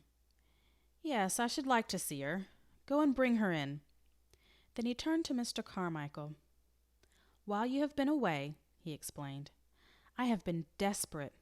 The days were so dark and long. Ram Dass told me of this child's miseries, and together we invented a romantic plan to help her. I suppose it was a childish thing to do, but it gave me something to plan and think of. Without the help of an agile, soft-footed Oriental like Ram Dass, however, it could not have been done. Then Sara came into the room.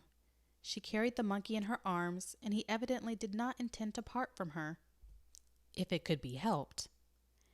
He was clinging to her and chattering, and the interesting excitement of finding herself in the Indian gentleman's room had brought a flush to Sara's cheeks.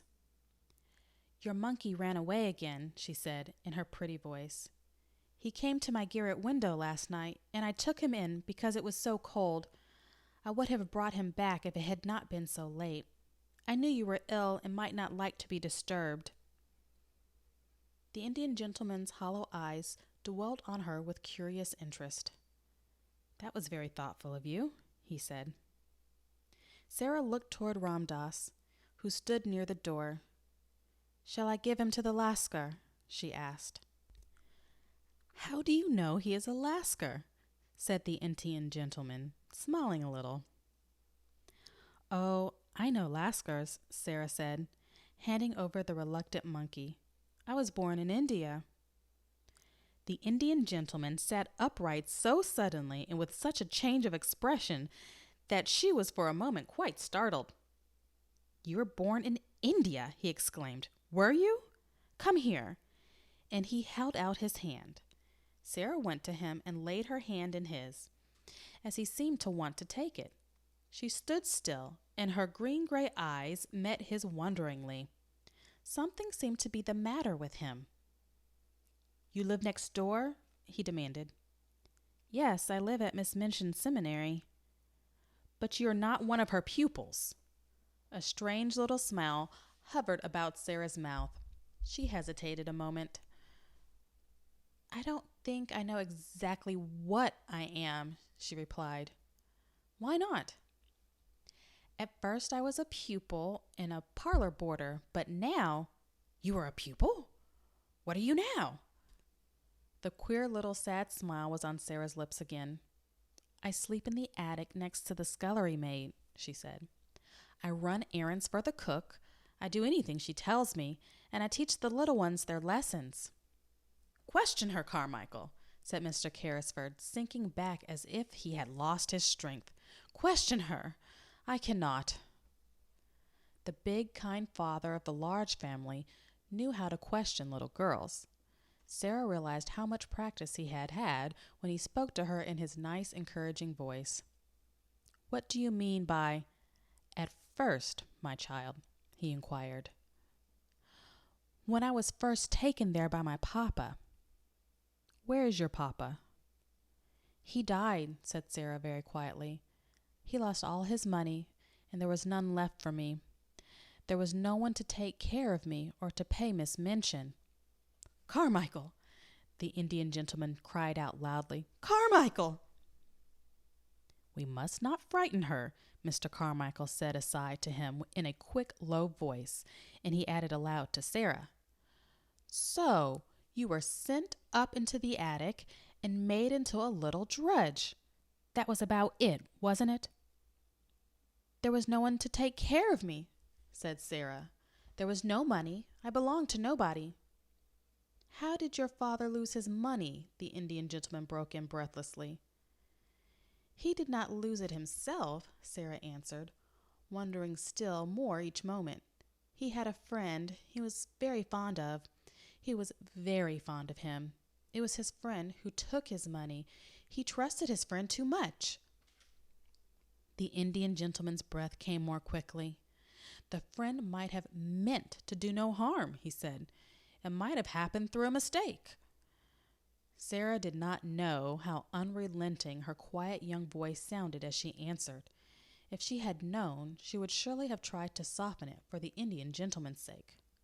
"The suffering was just as bad for my papa," she said.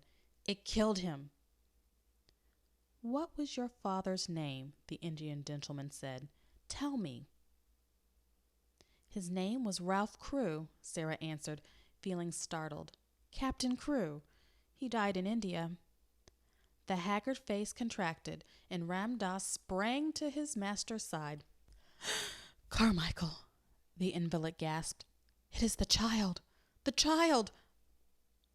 For a moment, Sara thought he was going to die. Ram Dass poured out drops from a bottle and held them to his lips. Sara stood near, trembling a little. She looked in a bewildered way at Mr. Carmichael. "What child am I?" she faltered. "He was your father's friend," Mr. Carmichael answered her. "Don't be frightened. We have been looking for you for 2 years." Sara put her hand up to her forehead, and her mouth trembled. She spoke as if she were in a dream. "And I was at Miss Minchin's all the while," she half whispered, "just on the other side of the wall."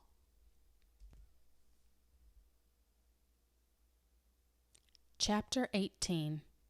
I Tried Not to Be. It was pretty, comfortable Mrs. Carmichael who explained everything. She was sent for at once and came across the square to take Sara into her warm arms and make clear to her all that had happened. The excitement of the totally unexpected discovery had been temporarily almost overpowering to Mr. Carrisford in his weak condition. "Upon my word," he said faintly to Mr. Carmichael, when it was suggested that the little girl should go into another room, "I feel as if I do not want to lose sight of her." "I will take care of her," Janet said, "and Mamma will come in a few minutes." And it was Janet who led her away. "We're so glad you are found," she said. "You don't know how glad we are that you are found." Donald stood with his hands in his pockets and gazed at Sara with reflecting and self-reproachful eyes. "If I'd just asked what your name was when I gave you my 6pence, he said, "you would have told it to me as Sara Crewe, and then you would have been found in a minute." Then Mrs. Carmichael came in. She looked very much moved and suddenly took Sara in her arms and kissed her. "You look bewildered, poor child," she said, and it is not to be wondered at. Sara could only think of one thing. "Was he," she said with a glance toward the closed door of the library, "was he the wicked friend? Oh, do tell me." Mrs. Carmichael was crying as she kissed her again. She felt as if she ought to be kissed very often because she had not been kissed for so long. "He was not wicked, my dear," she answered. He did not really lose your papa's money. He only thought he had lost it. And because he loved him so much, his grief made him so ill that for a time he was not in his right mind. He almost died of brain fever, and long before he began to recover, your poor papa was dead." "And he did not know where to find me," murmured Sara. "And I was so near." Somehow she could not forget that she had been so near. "He believed you were in a school in France," Mrs. Carmichael explained, "and he was continually misled by false clues. He has looked for you everywhere. When he saw you pass by, looking so sad and neglected, he did not dream that you were his friend's poor child. But because you were a little girl too, he was sorry for you and wanted to make you happier. And he told Ram Dass to climb into your attic window and try to make you comfortable." Sara gave a start of joy. Her whole look changed. "Did Ram Dass bring these things?" she cried out. "Did he tell Ram Dass to do it? Did he make the dream that came true?" "Yes, my dear, yes. He is kind and good, and he was sorry for you, for little lost Sara Crew's sake." The library door opened, and Mr. Carmichael appeared, calling Sara to him with a gesture. "Mr. Carrisford is better already," he said. "He wants you to come to him." Sara did not wait. When the Indian gentleman looked at her as she entered, he saw that her face was all alight. She went and stood before his chair, with her hands clasped together against her breast. "You sent the things to me?" she said, in a joyful, emotional little voice. "The beautiful, beautiful things? You sent them?" "Yes, poor dear child, I did," he answered her. He was weak and broken with long illness and trouble, but he looked at her with the look she remembered in her father's eyes, that look of loving her and wanting to take her in his arms. It made her kneel down by him, just as she used to kneel by her father when they were the dearest friends and lovers in the world. "Then it is you who are my friend," she said. "It is you who are my friend." And she dropped her face on his thin hand and kissed it again and again. "The man will be himself again in 3 weeks," Mr. Carmichael said aside to his wife. "Look at his face already." In fact, he did look changed. Here was the little missus, and he had new things to think of and plan for already. In the first place, there was Miss Minchin. She must be interviewed and told of the change which had taken place in the fortunes of her pupil. Sara was not to return to the seminary at all. The Indian gentleman was very determined upon that point. She must remain where she was, and Mr. Carmichael should go and see Miss Minchin himself. "I am glad I need not go back," said Sara. "She will be very angry. She does not like me, though perhaps it is my fault because I do not like her." But oddly enough, Miss Minchin made it unnecessary for Mr. Carmichael to go to her by actually coming in search of her pupil herself. She had wanted Sara for something, and on inquiry had heard an astonishing thing. One of the housemaids had seen her steal out of the area with something hidden under her cloak, and had also seen her go up the steps next door and enter the house. "What does she mean?" cried Miss Minchin to Miss Amelia. "I don't know, I'm sure, sister," answered Miss Amelia, "unless she has made friends with him because he has lived in India." "It would be just like her to thrust herself upon him and try to gain his sympathies in some such impertinent fashion," said Miss Minchin. "She must have been in the house 2 hours. I will not allow such presumption. I will go and inquire into the matter and apologize for her intrusion." Sara was sitting on a footstool close to Mr. Carrisford's knee and listening to some of the many things he felt it necessary to try to explain to her when Ram Dass announced the visitor's arrival. Sara rose involuntarily and became rather pale, but Mr. Carrisford saw that she stood quietly and showed none of the ordinary signs of child terror. Miss Minchin entered the room with a sternly dignified manner. She was correctly and well dressed and rigidly polite. I am so sorry to disturb Mr. Carrisford, she said, but I have explanations to make. I am Miss Minchin, the proprietress of the young ladies' seminary next door. The Indian gentleman looked at her for a moment in silent scrutiny. He was a man who had naturally a rather hot temper, and he did not wish to get it too much the better of him. "So you are Miss Minchin," he said. "I am, sir." "In that case," the Indian gentleman replied, "you have arrived at the right time. My solicitor, Mr. Carmichael, was just on the point of going to see you." Mr. Carmichael bowed slightly, and Miss Minchin looked from him to Mr. Carrisford in amazement. "Your solicitor?" she said. "I do not understand. I have come here as a matter of duty. I have just discovered that you have been intruded upon through the forwardness of one of my pupils, a charity pupil. I came to explain that she intruded without my knowledge." She turned upon Sara. "Go home at once," she commanded indignantly. "You shall be severely punished. Go home at once." The Indian gentleman drew Sara to his side and patted her hand. "She is not going." Miss Minchin felt rather as if she must be losing her senses. "Not going," she repeated. "No," said Mr. Carrisford. "She is not going home if you give your house that name. Her home for the future will be with me." Miss Minchin fell back in amazed indignation. "With you? With you, sir? What does this mean?" "Kindly explain the matter, Carmichael," said the Indian gentleman, "and get it over as quickly as possible." And he made Sara sit down again and held her hands in his, which was another trick of her papa's. Then Mr. Carmichael explained in the quiet, level-toned, steady manner of a man who knew his subject, in all its legal significance, which was a thing Miss Minchin understood as a businesswoman and did not enjoy. "Mr. Carrisford, madam," he said, "was an intimate friend of the late Captain Crewe. He was his partner in certain large investments. The fortune which Captain Crewe supposed he had lost has been recovered, and is now in Mr. Carrisford's hands." "The fortune?"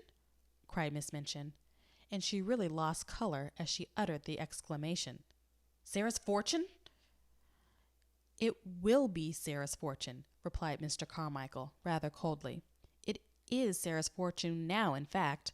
Certain events have increased it enormously. The diamond mines have retrieved themselves." "The diamond mines!" Miss Minchin gasped out. If this was true, nothing so horrible, she felt, had ever happened to her since she was born. "The diamond mines," Mr. Carmichael repeated, and he could not help adding with a rather sly, unlawyer-like smile, "There are not many princesses, Miss Minchin, who are richer than your little charity pupil Sara Crewe will be. Mr. Carrisford has been searching for her for nearly 2 years. He has found her at last, and he will keep her." After which he asked Miss Minchin to sit down while he explained matters to her fully, and went into such detail as was necessary to make it quite clear to her that Sara's future was an assured one, and that what had seemed to be lost was to be restored to her tenfold. Also that she had in Mr. Carrisford a guardian as well as a friend. Miss Minchin was not a clever woman, and in her excitement she was silly enough to make one desperate effort to regain what she could not help seeing she had lost through her own worldly folly.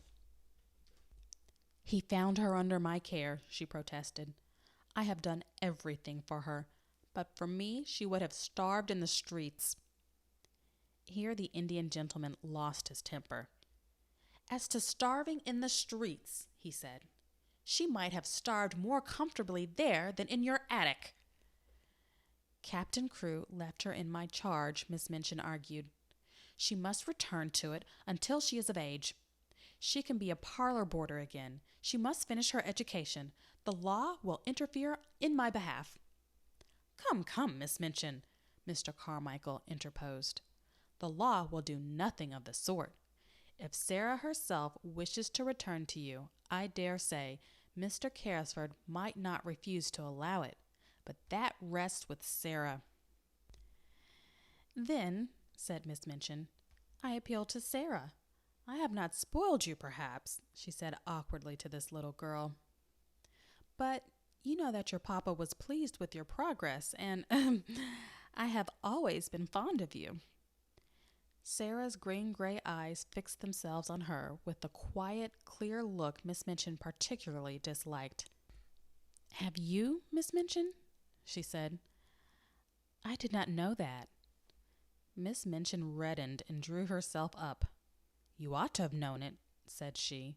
But children, unfortunately, never know what is best for them. Amelia and I always said you were the cleverest child in the school.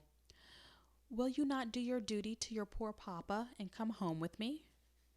Sara took a step toward her and stood still. She was thinking of the day when she had been told that she belonged to nobody and was in danger of being turned into the street. She was thinking of the cold, hungry hours she had spent alone with Emily and Melchisedec in the attic. She looked Miss Minchin steadily in the face. You know why I will not go home with you, Miss Minchin, she said. You know quite well. A hot flush showed itself on Miss Minchin's hard, angry face. You will never see your companions again, she began. I will see that Ermengarde and Lottie are kept away. Mr. Carmichael stopped her with polite firmness. Excuse me, he said. She will see any one she wishes to see. The parents of Miss Crewe's fellow pupils are not likely to refuse her invitations to visit her at her guardian's house. Mr. Carrisford will attend to that. It must be confessed that even Miss Minchin flinched. This was worse than the eccentric bachelor uncle who might have a peppery temper and be easily offended at the treatment of his niece. A woman of sordid mind could easily believe that most people would not refuse to allow their children to remain friends with a little heiress of diamond mines. And if Mr. Carrisford chose to tell certain of her patrons how unhappy Sara Crewe had been made, many unpleasant things might happen. You have not undertaken an easy charge, she said to the Indian gentleman. As she turned to leave the room, you will discover that very soon. The child is neither truthful nor grateful. I suppose, to Sara, that you feel now that you are a princess again. Sara looked down and flushed a little because she thought her pet fancy might not be easy for strangers, even nice ones, to understand at first. I tried not to be anything else, she answered in a low voice. Even when I was coldest and hungriest, I tried not to be. Now it will not be necessary to try, said Miss Minchin acidly, as Ram Dass salaamed her out of the room. She returned home, and going to her sitting room, sent at once for Miss Amelia. She sat closeted with her all the rest of the afternoon, and it must be admitted that poor Miss Amelia passed through more than one bad quarter of an hour. She shed a good many tears and mopped her eyes a good deal. One of her unfortunate remarks almost caused her sister to snap her head entirely off, but it resulted in an unusual manner. I am not as clever as you, sister, she said, and I am always afraid to say things to you for fear of making you angry. Perhaps if I were not so timid, it would be better for the school and for both of us. I must say I've often thought it would have been better if you had been less severe on Sara Crewe, and had seen that she was decently dressed and more comfortable. I know she was worked too hard for a child of her age, and I know she was only half fed. How dare you say such a thing? Exclaimed Miss Minchin. I don't know how I dare, Miss Amelia answered, with a kind of reckless courage. But now I've begun, I may as well finish, whatever happens to me. The child was a clever child and a good child, and she would have paid you for any kindness you had shown her. But you didn't show her any.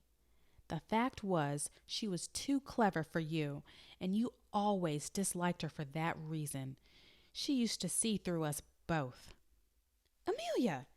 gasped her infuriated elder, looking as if she would box her ears and knock her cap off, as she had often done to Becky.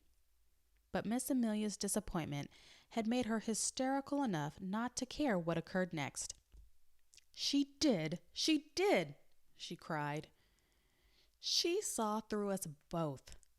She saw that you are a hard-hearted, worldly woman, and that I was a weak fool, and that we were both of us vulgar and mean enough to grovel on our knees before her money, and behave ill to her because it was taken from her. Though she behaved herself like a little princess even when she was a beggar. She did, like a little princess." And her hysterics got the better of the poor woman, and she began to laugh and cry both at once, and rock herself backward and forward in such a way as made Miss Minchin stare aghast. "And now you've lost her," she cried wildly, "and some other school will get her and her money, and if she were like any other child, she'd tell how she's been treated, and all our pupils would be taken away, and we should be ruined. And it serves us right, but it serves you right more than it does me, for you are a hard woman, Maria Minchin. You're a hard, selfish, worldly woman." And she was in danger of making so much noise with her hysterical chokes and gurgles that her sister was obliged to go to her and apply salts and sal volatile to quiet her, instead of pouring forth her indignation at her audacity. And from that time forward, it may be mentioned, the elder Miss Minchin actually began to stand a little in awe of a sister who, while she looked so foolish, was evidently not quite so foolish as she looked, and might consequently break out and speak truths people did not want to hear. That evening, when the pupils were gathered together before the fire in the schoolroom, as was the custom before going to bed, Ermengarde came in with a letter in her hand and a queer expression on her round face. It was queer because, while it was an expression of delighted excitement, it was combined with such amazement as seemed to belong to a kind of shock just received. "What is the matter?" cried 2 or 3 voices at once. "Is it anything to do with the row that has been going on?" said Lavinia eagerly. "There has been such a row in Miss Minchin's room. Miss Amelia has had something like hysterics and has had to go to bed." Ermengarde answered them slowly, as if she were half stunned.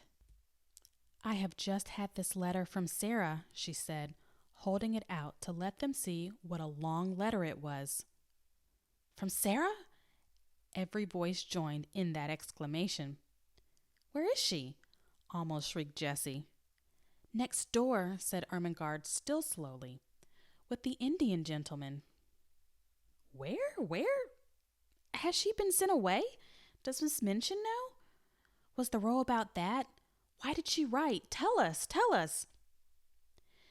There was a perfect babel, and Lottie began to cry plaintively.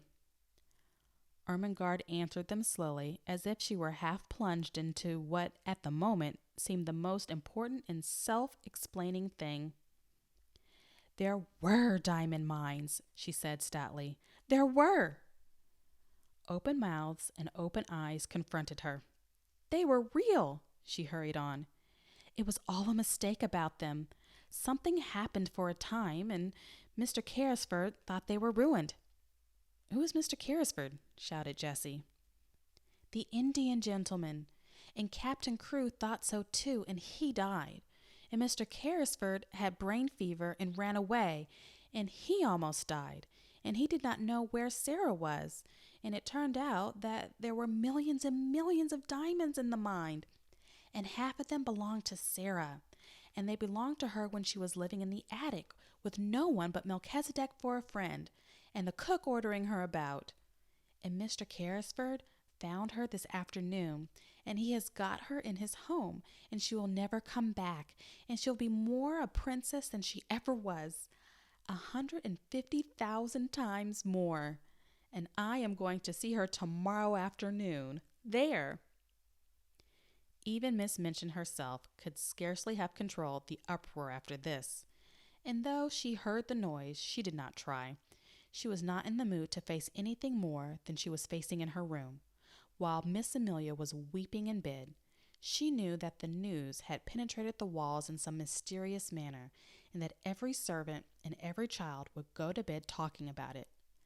So until almost midnight the entire seminary, realizing somehow that all rules were laid aside, crowded round Ermengarde in the schoolroom and heard, read, and reread the letter containing a story which was quite as wonderful as any Sara herself had ever invented, and which had the amazing charm of having happened to Sara herself and the mystic Indian gentleman in the very next house. Becky, who had heard it also, managed to creep upstairs earlier than usual.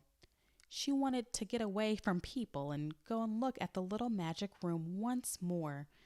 She did not know what would happen to it. It was not likely that it would be left to Miss Minchin. It would be taken away, and the attic would be bare and empty again. Glad as she was for Sara's sake, she went up the last flight of stairs with a lump in her throat and tears blurring her sight. There would be no fire tonight, and no rosy lamp, no supper, and no princess sitting in the glow reading or telling stories. No princess.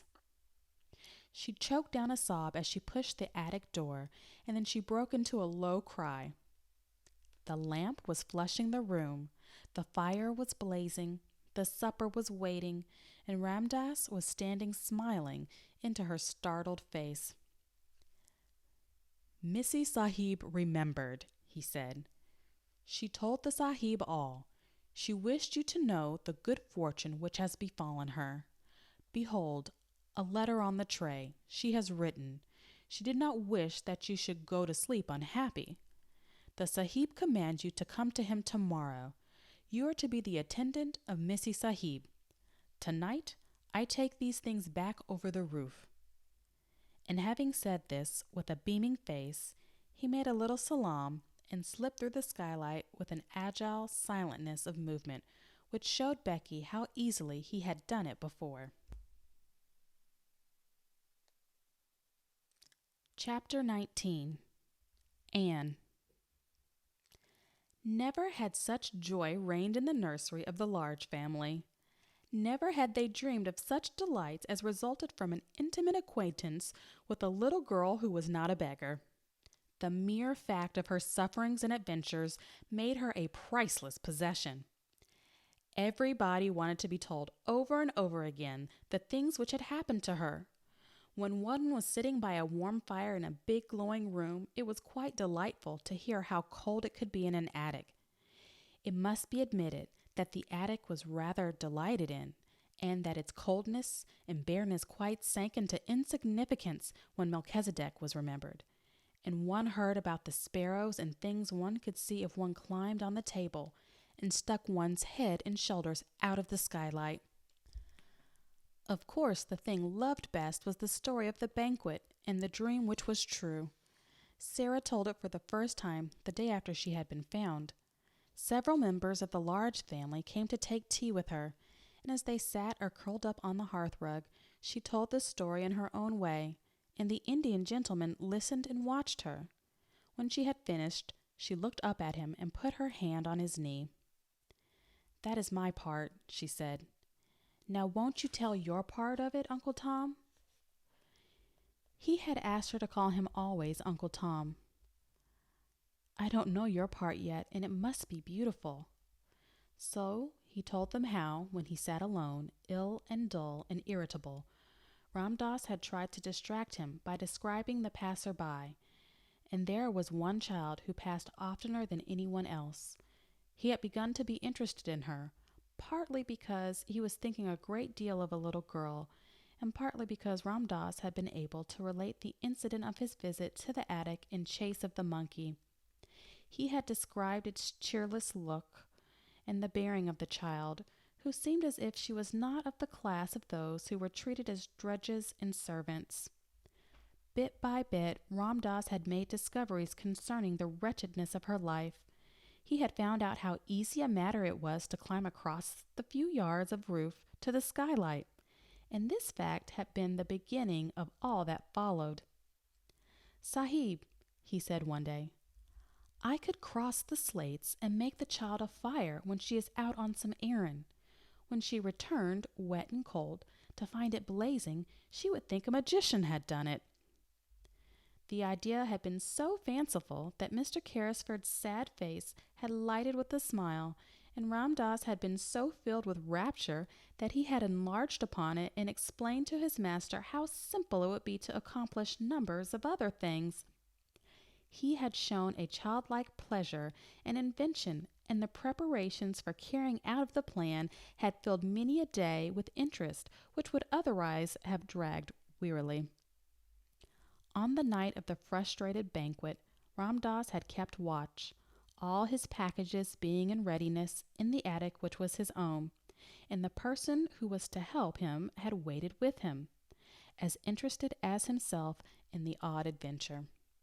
Ram Dass had been lying flat upon the slates, looking in at the skylight, when the banquet had come to its disastrous conclusion.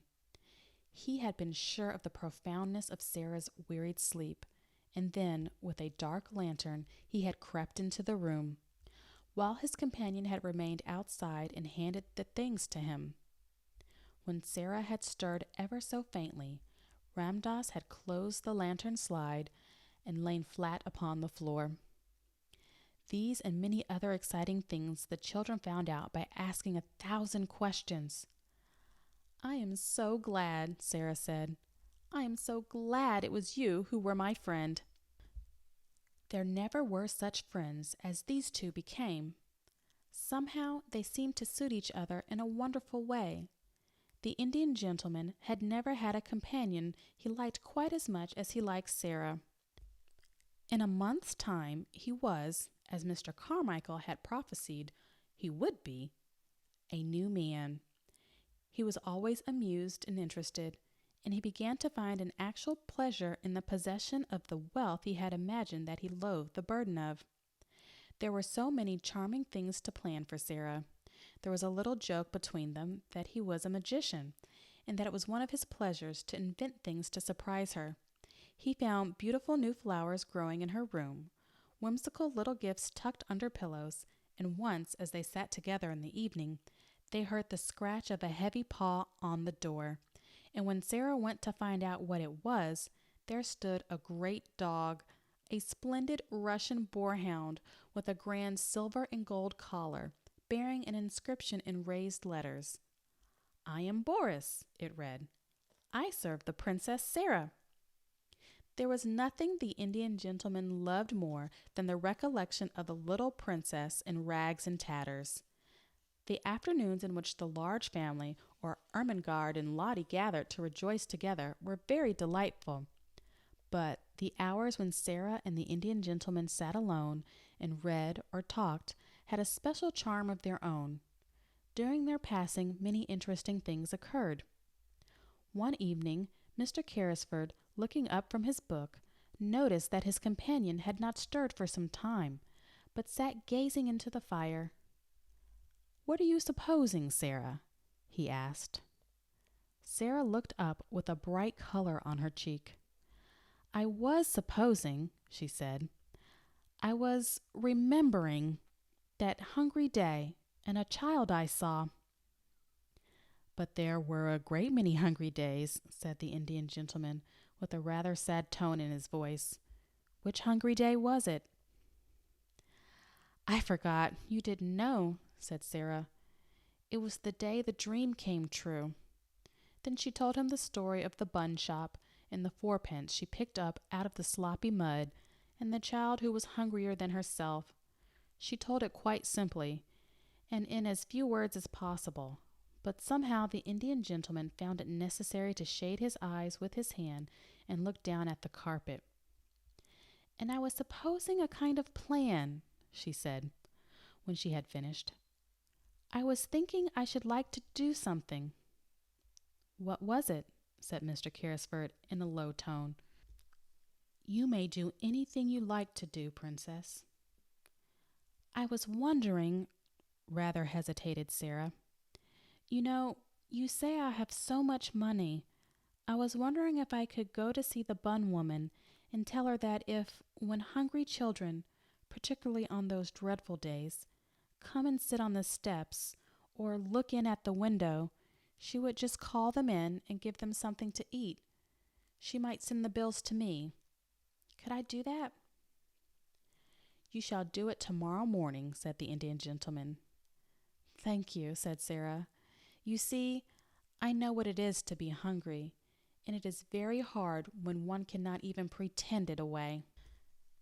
Yes, yes, my dear, said the Indian gentleman. Yes, yes, it must be. Try to forget it. Come and sit on this footstool near my knee, and only remember you are a princess. Yes, said Sara, smiling, and I can give buns and bread to the populace. And she went and sat on the stool, and the Indian gentleman, he used to like her to call him that too, sometimes, drew her small dark head upon his knee and stroked her hair. The next morning, Miss Minchin, in looking out of her window, saw the thing she perhaps least enjoyed seeing. The Indian gentleman's carriage, with its tall horses, drew up before the door of the next house, and its owner and a little figure, warm with soft, rich furs, descended the steps to get into it. The little figure was a familiar one and reminded Miss Minchin of days in the past. It was followed by another as familiar, the sight of which she found very irritating. It was Becky, who in the character of delighted attendant always accompanied her young mistress to her carriage, carrying wraps and belongings. Already Becky had a pink round face. A little later, the carriage drew up before the door of the baker's shop, and its occupants got out. Oddly enough, just as the bun woman was putting a tray of smoking hot buns into the window. When Sara entered the shop, the woman turned and looked at her, and leaving the buns, came and stood behind the counter. For a moment she looked at Sara very hard indeed, and then her good-natured face lighted up. "I'm sure that I remember you, miss," she said, "and yet—" "Yes," said Sara. "Once you gave me 6 buns for 4 pence, and you gave 5 of 'em to a beggar child." The woman broke in on her. "I've always remembered it. I couldn't make it out at first." She turned round to the Indian gentleman and spoke her next words to him. "I beg your pardon, sir, but there's not many young people that notices a hungry face in that way, and I've thought of it many a time. Excuse the liberty, miss," to Sara, "but you look rosier and, well, better than you did that. "I am better, thank you," said Sara, "and I am much happier, and I have come to ask you to do something for me." "Me, miss?" exclaimed the bun woman, smiling cheerfully. "Why, bless you, yes, miss, what can I do?" And then Sara, leaning on the counter, made her little proposal concerning the dreadful days and the hungry waifs and the hot buns. The woman watched her and listened with an astonished face. "Why, bless me," she said again, when she had heard it all. "It'll be a pleasure to me to do it.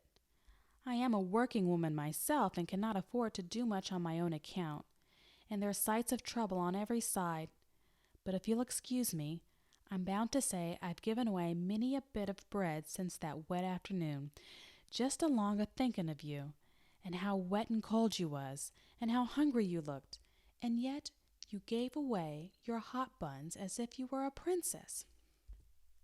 The Indian gentleman smiled involuntarily at this, and Sara smiled a little too, remembering what she had said to herself when she put the buns down on the ravenous child's ragged lap. "She looked so hungry," she said. "She was even hungrier than I was." "She was starving," said the woman. "Many's the time she's told me of it since, how she sat there in the wet, and as if a wolf was a-tearing at her poor young insides." "Oh, have you seen her since then?" exclaimed Sara. "Do you know where she is?" "Yes, I do." answered the woman, smiling more good-naturedly than ever. "Why, she's in that there back room, miss, and has been for a month. And a decent, well-meaning girl she's going to turn out. And such a help to me in the shop and in the kitchen as you'd scarce believe, knowing how she's lived." She stepped to the door of the little black parlor and spoke, and the next minute a girl came out and followed her behind the counter. And actually it was the beggar child, clean and neatly clothed, and looking as if she had not been hungry for a long time. She looked shy, but she had a nice face now that she was no longer a savage, and the wild look had gone from her eyes. She knew Sara in an instant, and stood and looked at her as if she could never look enough. "You see," said the woman, "I told her to come when she was hungry, and when she'd come I'd give her odd jobs to do, and I found she was willing, and somehow I got to like her. And the end of it was I've given her a place and a home, and she helps me and behaves well and is thankful as a girl can be. Her name's Anne. She has no other." The children stood and looked at each other for a few minutes, and then Sara took her hand out of her muff and held it out across the counter, and Anne took it, and they looked straight into each other's eyes. "I am so glad," Sara said, "and I have just thought of something. Perhaps Mrs. Brown will let you be the one to give the buns and bread to the children. Perhaps you would like to do it because you know what it is to be hungry too." "Yes, miss," said the girl. And somehow Sara felt as if she understood her, though she said so little, and only stood still and looked after her as she went out of the shop with the Indian gentleman, and they got into the carriage and drove away.